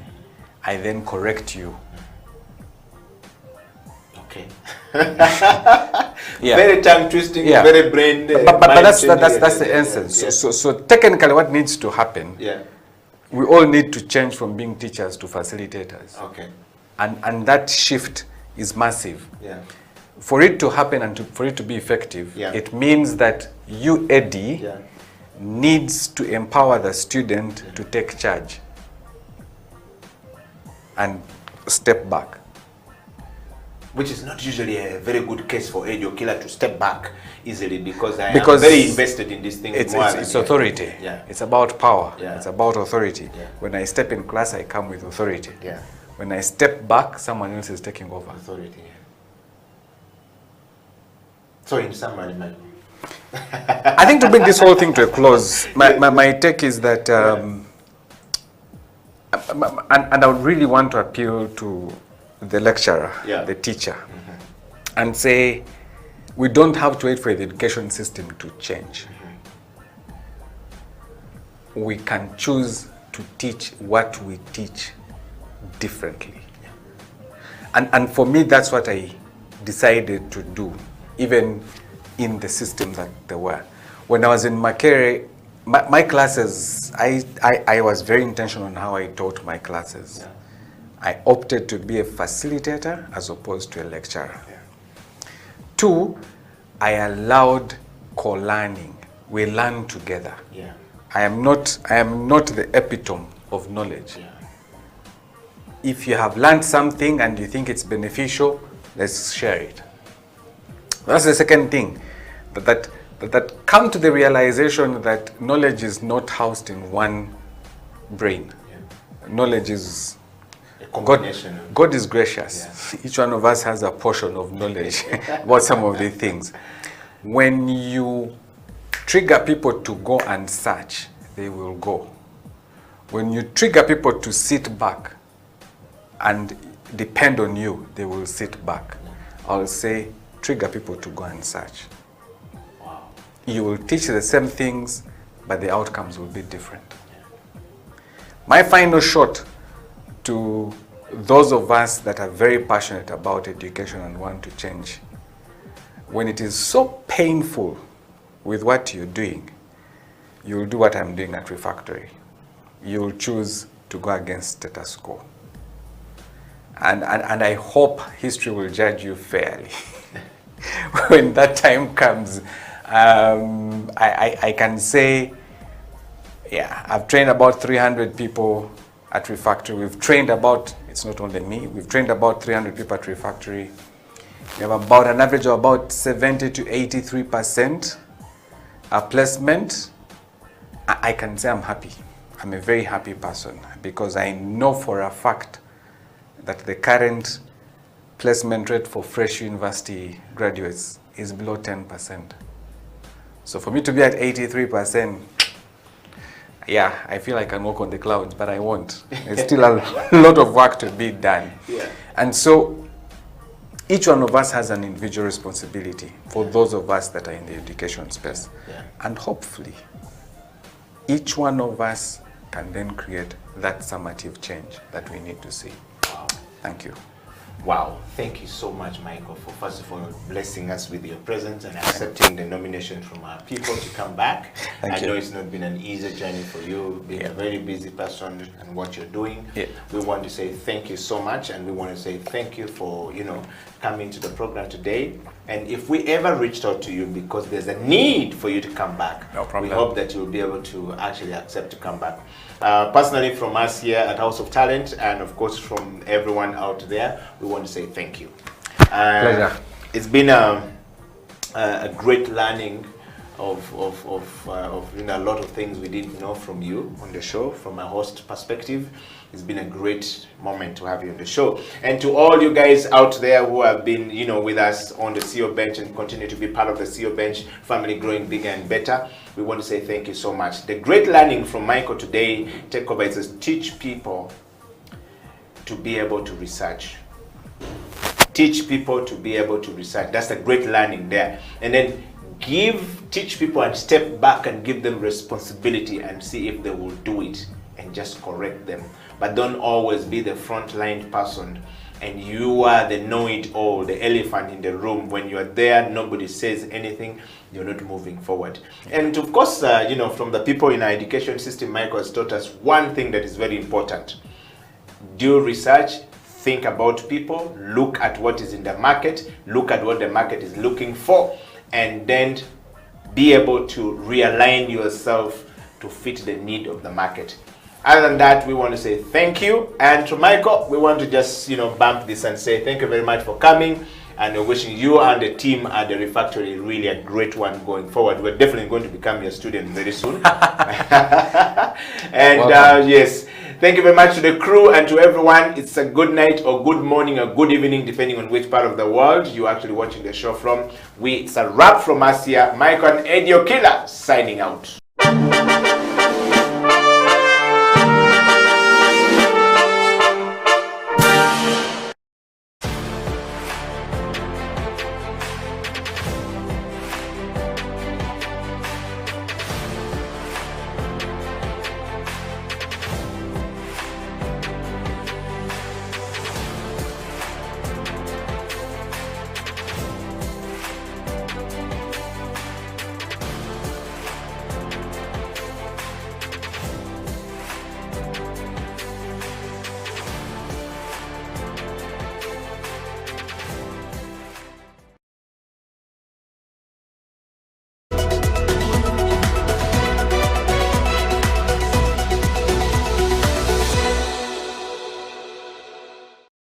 Baristry is not like something that you're going to learn and maybe at a point, yes, you may not get a job immediately, but it's a skill that you have in your head and you can actually invent and start your own business.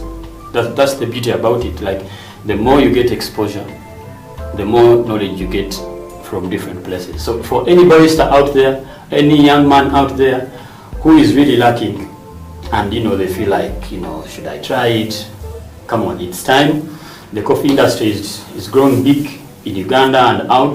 Baristas are really respected people, not like before. So please join. It is really a very good adventure. Come on, down at Blue Press. We are ready for you.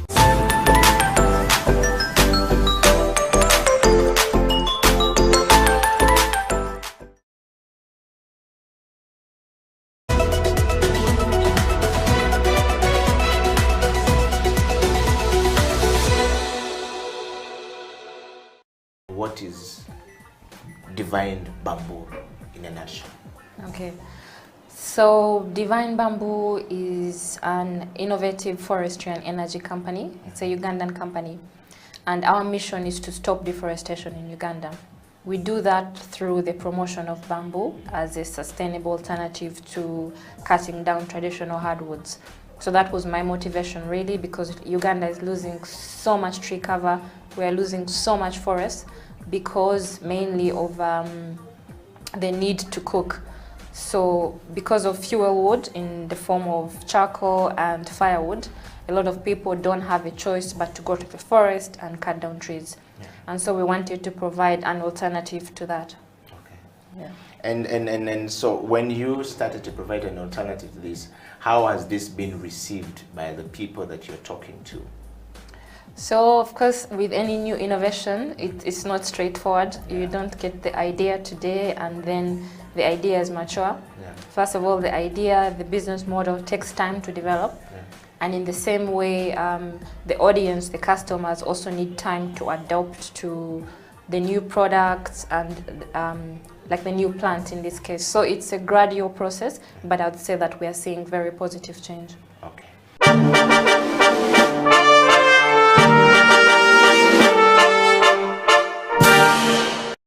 You have to know each equipment. You have to know the brew ratio. Actually, the brew ratio is I think the most important. Brew ratio now most people may not understand.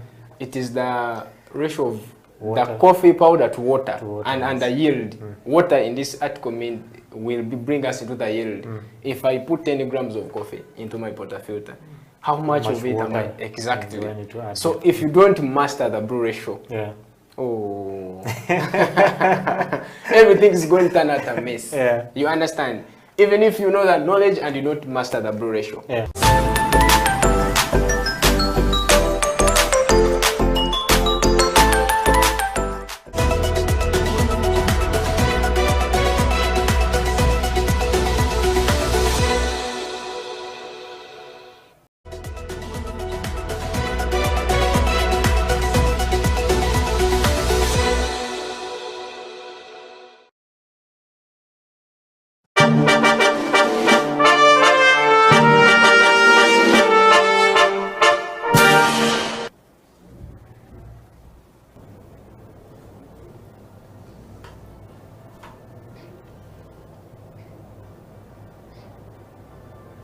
Welcome to the CEO Bench. This is House of Talent Television. My name is Eddie Okila, and this is the CEO Bench on this very fine day, morning, afternoon, night, depending on which part of the world you're actually watching the program from. Welcome to the program. Now, today, particularly on the CEO Bench, is a very interesting discussion. It is a CEO who wears a coat of many colors. Born in the northern part of Uganda. The first time I interacted with him, the grandmother said, Buru Nwalomach. I never understood what it meant, even though I'm a native of that area. But I learned later on that it meant the ashes that gave birth to fire. Now, you are just about to have the best CEO Bench interview of a lifetime. The man has been an aeronautical engineer. He's branched into investment banking. He's been in the ballroom dancing. He's the champ himself, as well as the man who is in renewable energy space, and now dealing with the issues of climate change. The only African man speaking at the French event that is happening in Uganda just because he speaks French. Pete, welcome to the program. Awesome, thank you very much. Yes, we have to spread the love first. When you do this, you spread the love like this. Yes. Awesome, fantastic. Yes. How are you today? Doing great, most grateful. Well, most grateful. Welcome to the CEO Bench. Yes. We want to start this program from a very lighter note of knowing who you are. Awesome. The CEO Bench exists to bring people like you onto the program to share with us the life journey, the journey of leadership, self-leadership, change management, and transformation. And particularly on this show, you are here because you are nominated overwhelmingly from all across the spectrum. The climate change people nominated you all the way from South Africa. The renewable energy people nominated you all the way from France to the US Embassy in Uganda, and says, can you bring that man on the show? The local people in northern Uganda nominated you to come on the show. The people who are on the streets of Kampala nominated you to come on the show. With a vote of 50 in total, brings you to the CEO Bench today. The question is, who is Engineer Peter Nyeko? In fact, before you became an engineer, who is Peter? Well, I'll introduce myself. So, I was born in a little town, not called Bethlehem,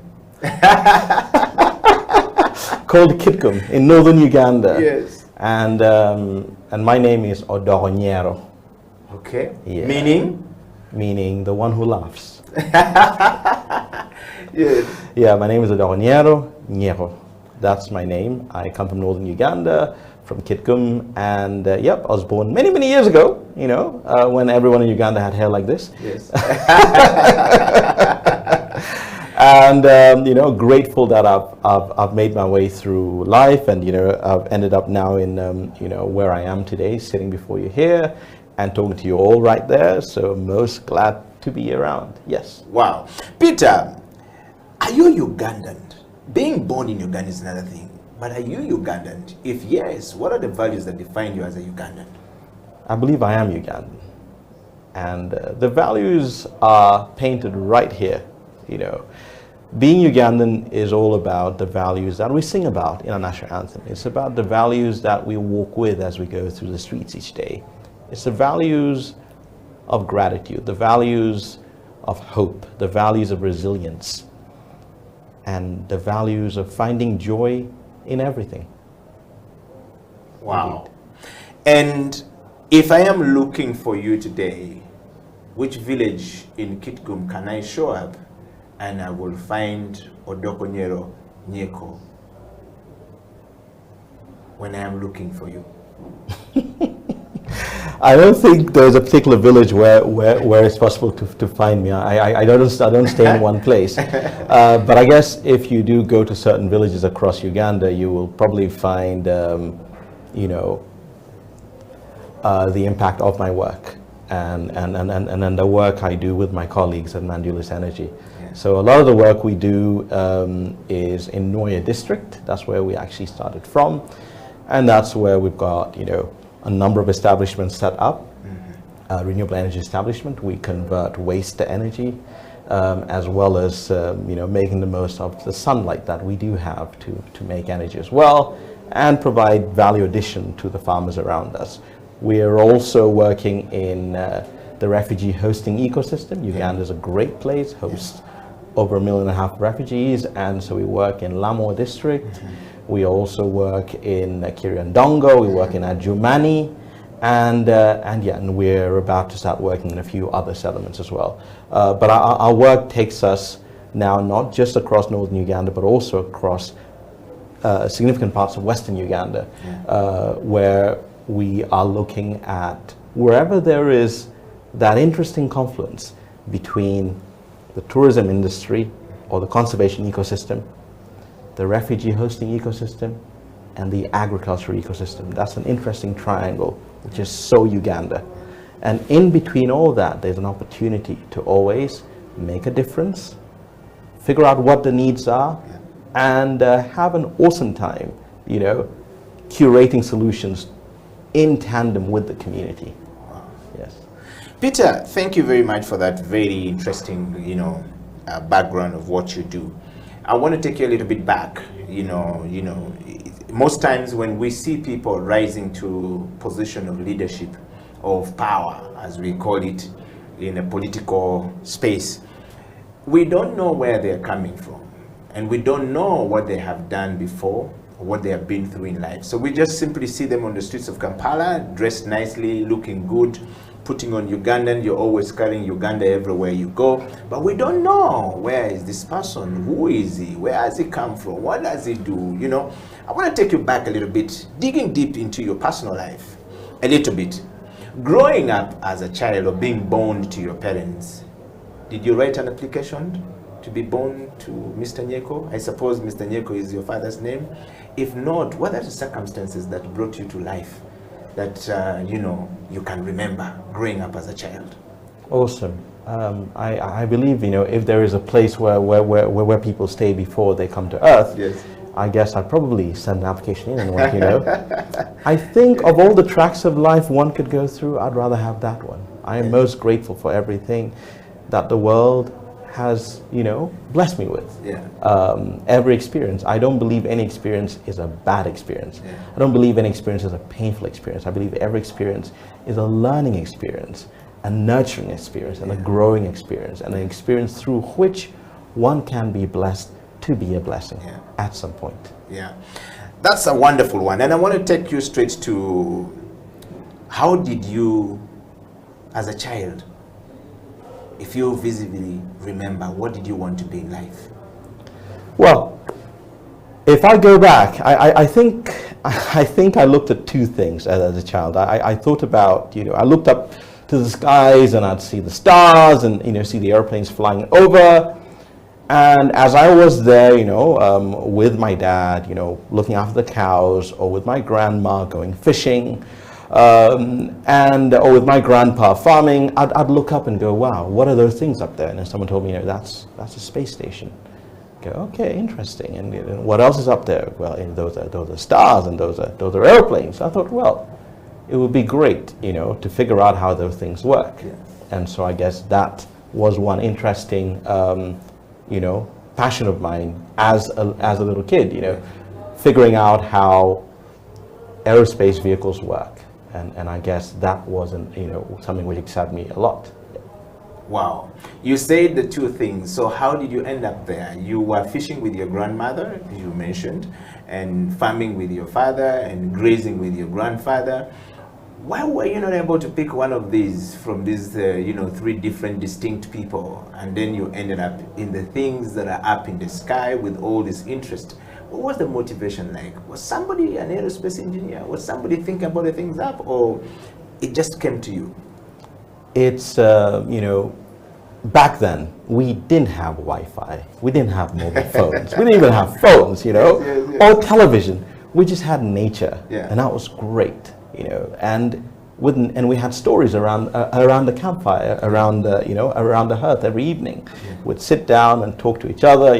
We lived quite close to national parks, so every now and again a lion would hop over and grab a cow and go and have supper as well. So we shared with the lion. So it was being at one with nature. But what was important in all that was allowing one's mind to imagine, allowing one's mind to run, to fly, to really go as far as one's mind could possibly go.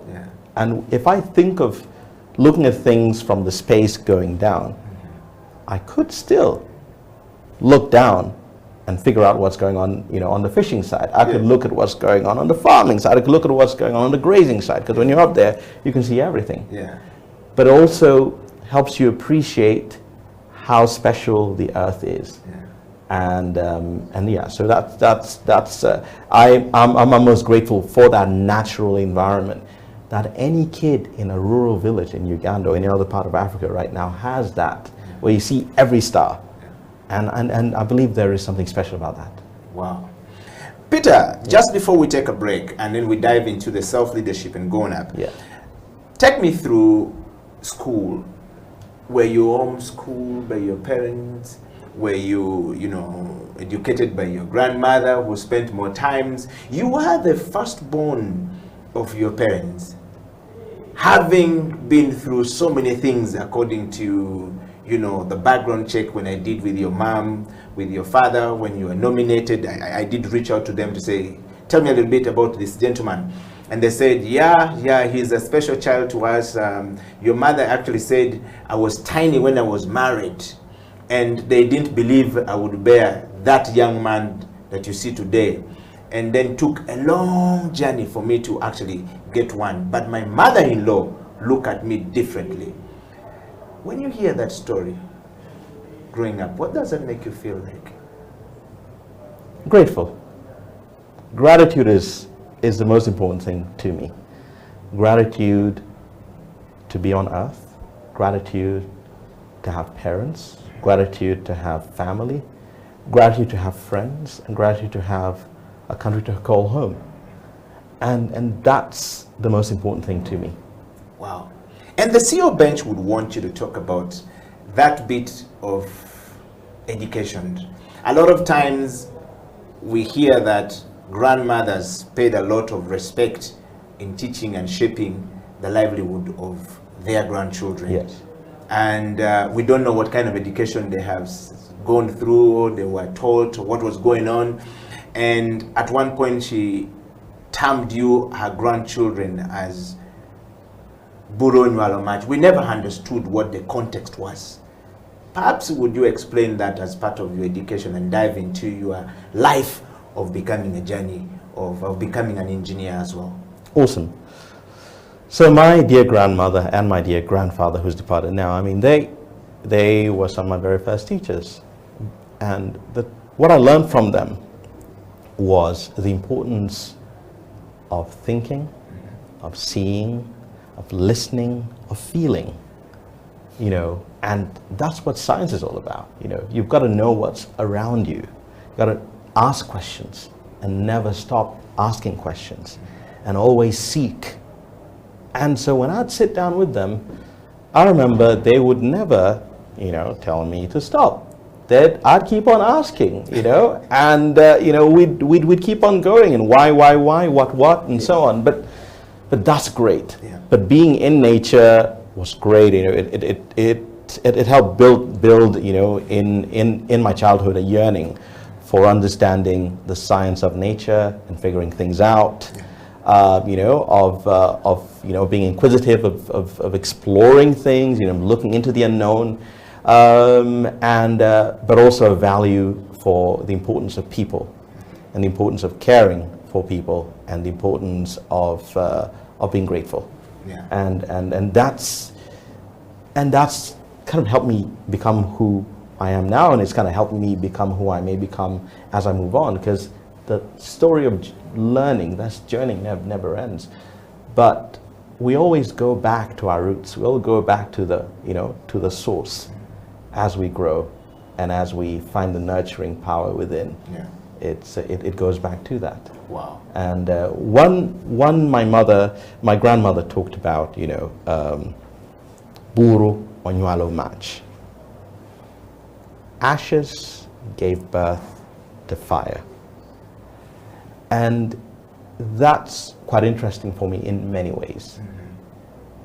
You know, in any of our lives, we may have been through a point where it felt like, you know, there were a lot of ashes around.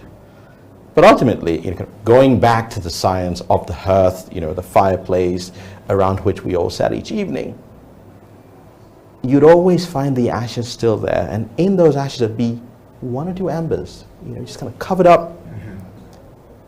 But they would remain alight.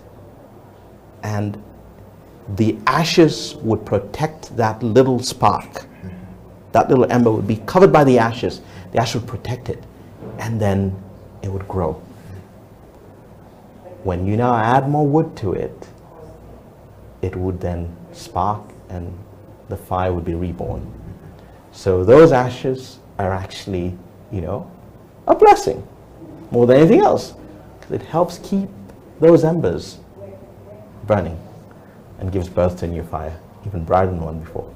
The CEO Bench will take a break, and when we come back, we want to talk to Peter a little bit more about formal education, growing up and becoming, you know, an engineer. Stay right there. We'll be right back after this break. My name is Dr. Jinpo Olowo. Thank you for watching House of Talent Television. I love to inspire people. I love to talk about my experiences and how God has been able to use me in the different exposures. And through the leadership, through change management and transformation, I've been able to do a couple of things in my life. Now, are you a kind of person who is tired of your status quo? Do you want your situation to change? Are you tired of what is going on in your life? You know, change is a fact of life. We've all been through experiences in the last couple of months that have taken us to a place where we need to do something about our lives. We need to change whatever is going on. So if you have not piled up investment for yourself, you need to do that. If you've not done businesses to hold your family in future, you need to do that. Are you thinking of full-time employment?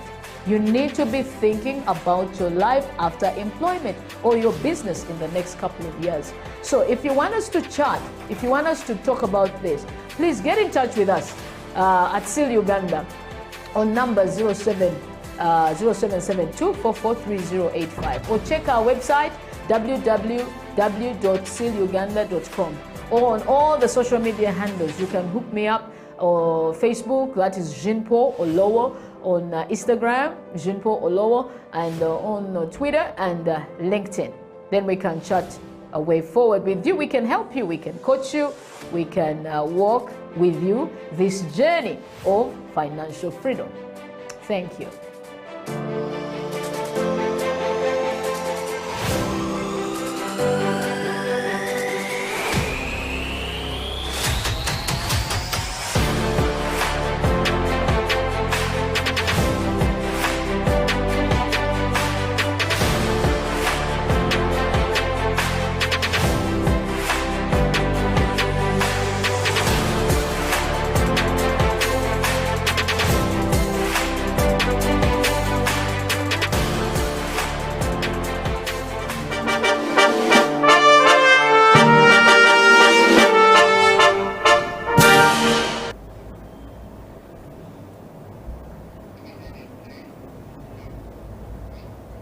Welcome back from the break. This is the CEO Bench. My name is Eddie Okila, and my guest in the studio today on this particular CEO Bench is Engineer Peter Nyeko Odoko-Nyero, which we have just learned from the show right now. But also there is the Ben-Hur name.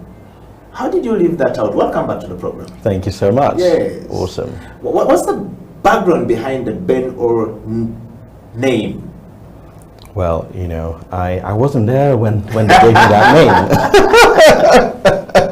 Or at least my memories hadn't yet begun. Yes. But when I go back, I believe my father spent some time in Israel, and he thought, you know, he would give me a name from Israel, and hence I have one name that is of Hebrew origin. Wow. That's an interesting thing. Welcome back to the program, and we just want to take you straight to this particular moment of the discussion, Peter, which is your personal journey on the CEO Bench. On the CEO Bench, we want to know what has been your personal journey as an individual, you know, as a Ugandan, as a young person growing forward, and the way you have moved from Uganda to Europe and back to Uganda. I guess there are very interesting learnings that you've said in that journey. And first, we want to start with your formal education, or your formal, you know, the education that were given to us beyond the traditional that we had, which is the foundation of wisdom anyway, that the other guys were building upon. If you would throw more light on that one, what was the journey like? I think the journey has been great. You know, it helps to have a mother who's a teacher. You know, my mom's a teacher, and so having your mom as a teacher means you'll learn so much and you'll never stop learning. Yes. So home is school. And so that's been the biggest blessing ever, having my mother as a teacher with regards to everything, you know, academic, kind of growing up, English, literature, you know, having my dad as a teacher for science, economics. So kind of having parents who are teachers has made a massive difference in my life growing up. So, I mean, obviously it was great to be, you know, in formal education, you know, and being in a school and having, you know, friends and other teachers and so on. But I believe I've learned more from my parents, you know, with them being teachers, as well as, of course, all the wisdom I've learned from my grandparents and you know, the ecosystem within which I have been blessed to grow up. Wow. Yeah. Well, we're talking to Mr. Peter Nyeko, or Engineer Peter Ben-Hur Nyeko Odoko-Nyero, as we have now learned the new name, which means a lot of things in the process and in the background of Peter as an engineer. Peter, becoming an engineer, how did you become an engineer? Let's dive into it.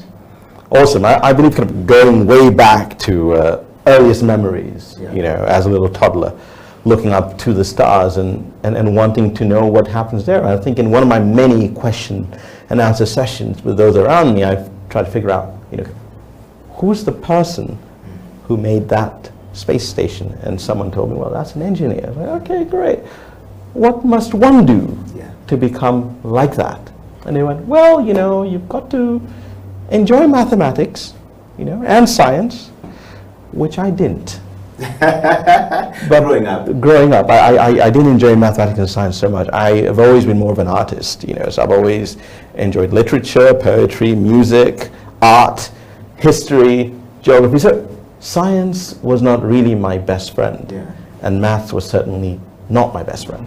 But the passion I had to become someone who would understand the inner workings of, you know, aerospace vehicles eventually made me realize that I could look at maths from an artistic, you know, point of view, and realize that math is art, and that science is art and history. Wow. Yeah. Peter, what is your understanding of leadership? Leadership is a very interesting term, and I believe leadership comes down to a number of things. You know, it comes down to gratitude, it comes down to hope, comes down to servanthood, comes down to sharing, comes down to caring, and comes down to always standing back and putting others' needs before your own. If you would give us you said if you would give us the poetry, you said you were very much in your early part of life more lean towards, art, poetry, literature. You've just defined leadership by your understanding. What would be the best 1 second or 2 minutes poetry for somebody who is watching this program from all across the world? I would go back to taking my grandmother's words, Match, and spinning something poetic out of it. And I'd go, from the dearth of the scorching earth, there lies the embers, and from those embers there rises hope, burning hope, brightly looking into the future. Wow. What would you want somebody to understand that from the leadership point of view, by your understanding and definition of leadership? Awesome. Ultimately, in this illustration we've just put together, the leader is actually the ashes. The leader is the ashes that allows himself to be burnt to nothingness, so that that little spark that's being protected can grow, has the warmth from the previous fire to be nurtured with it, and then is able to spring forth and keep the fire burning. Wow. Thank you very much for that, Peter. Transformative leadership approach and leadership abilities that often defines a leader's level of effectiveness is part of this journey. We'll dive into your self-leadership, picking yourself up from wherever you are, bringing yourself up to where you are. We believe you've been more of a transformative self-leader than any other type of leader first. And on that note, would you tell us what your understanding of self-leadership is and how has the journey been like for Peter? Because I'm watching this program, I don't know how to lead myself, to find myself, to take myself up. And leadership itself is very difficult for so many people, let alone leadership at the community or even at the family or community or to the nation. What was the journey like, or how have you been able to manage these things coming forward?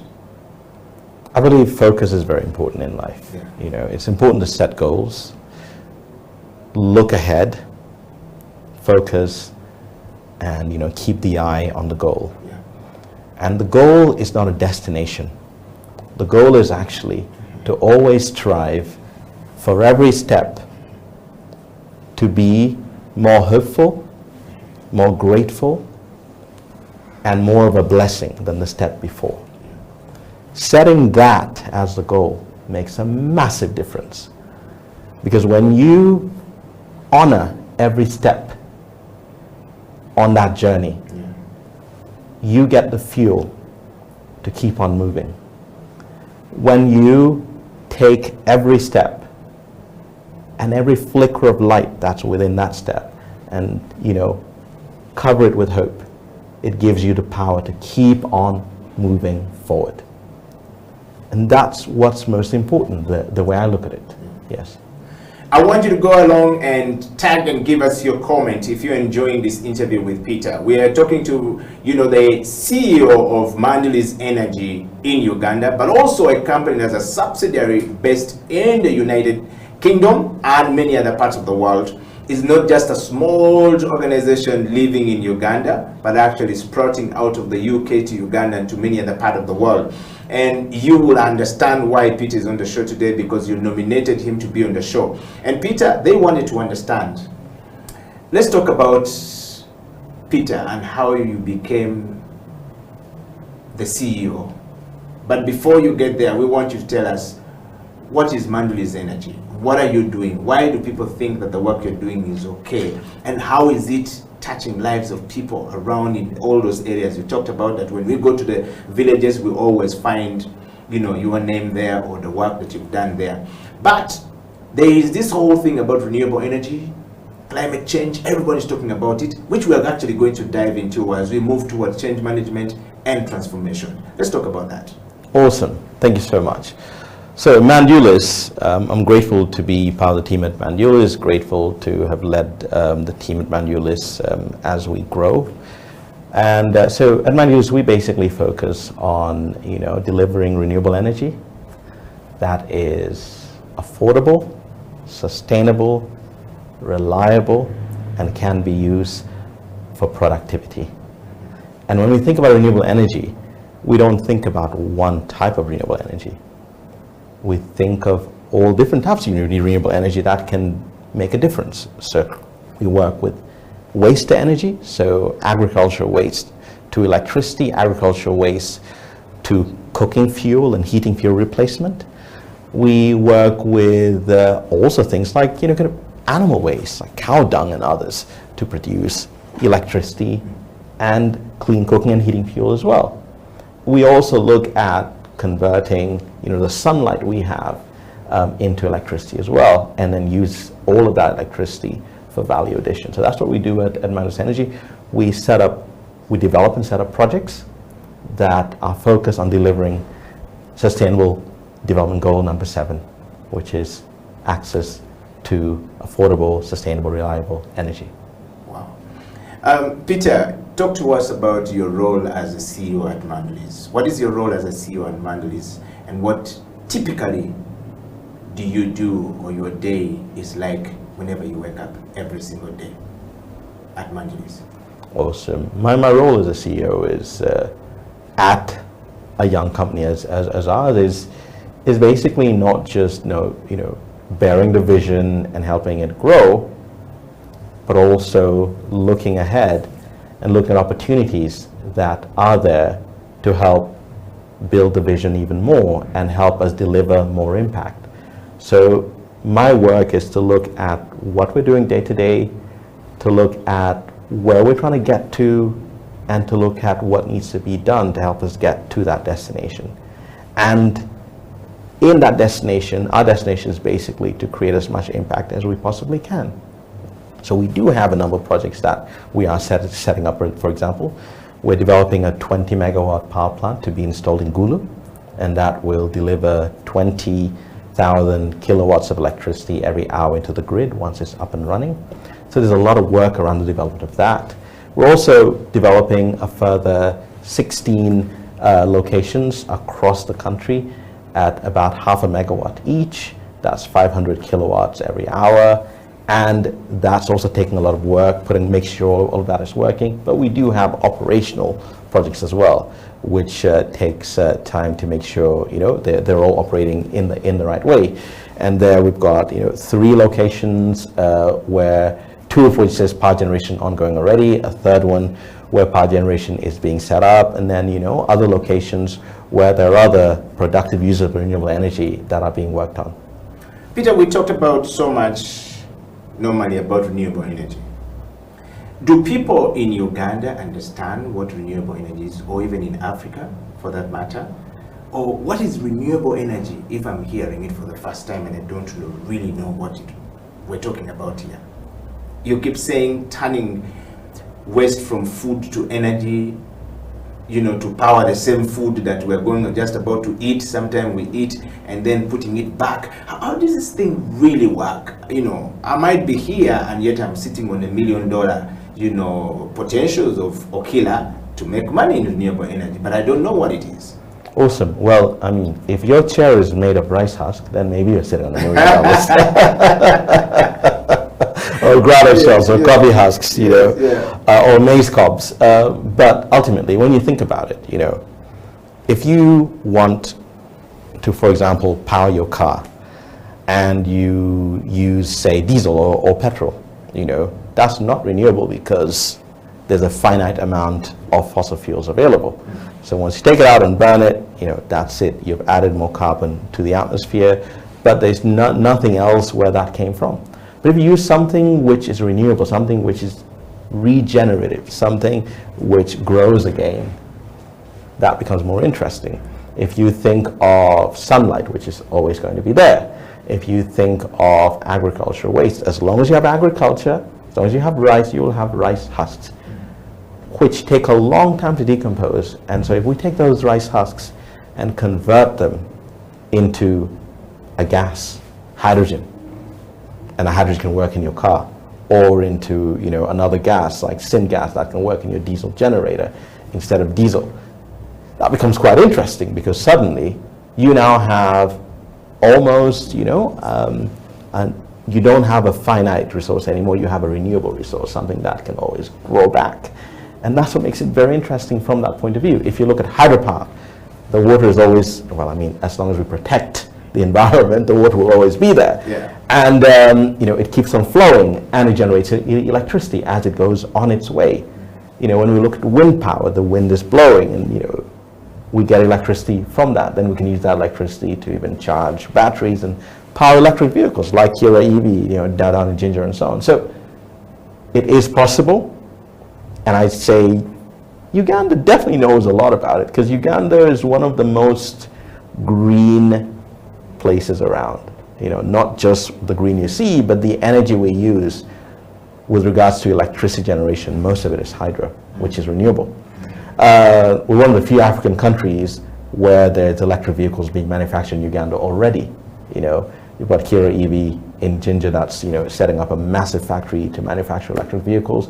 There are other companies, you know, like Zembo, like Butterworks that are actually making electric vehicles as well. So Uganda is very interesting from that point of view. And if you go around Kampala right now, there are electric butters riding around. Yes, that are charged. Interacted with some of them. Exactly. Every 60 kilometers they are. Yes, yeah, and they're all powered through solar. So Uganda is actually making a move forward. And what's exciting about Uganda is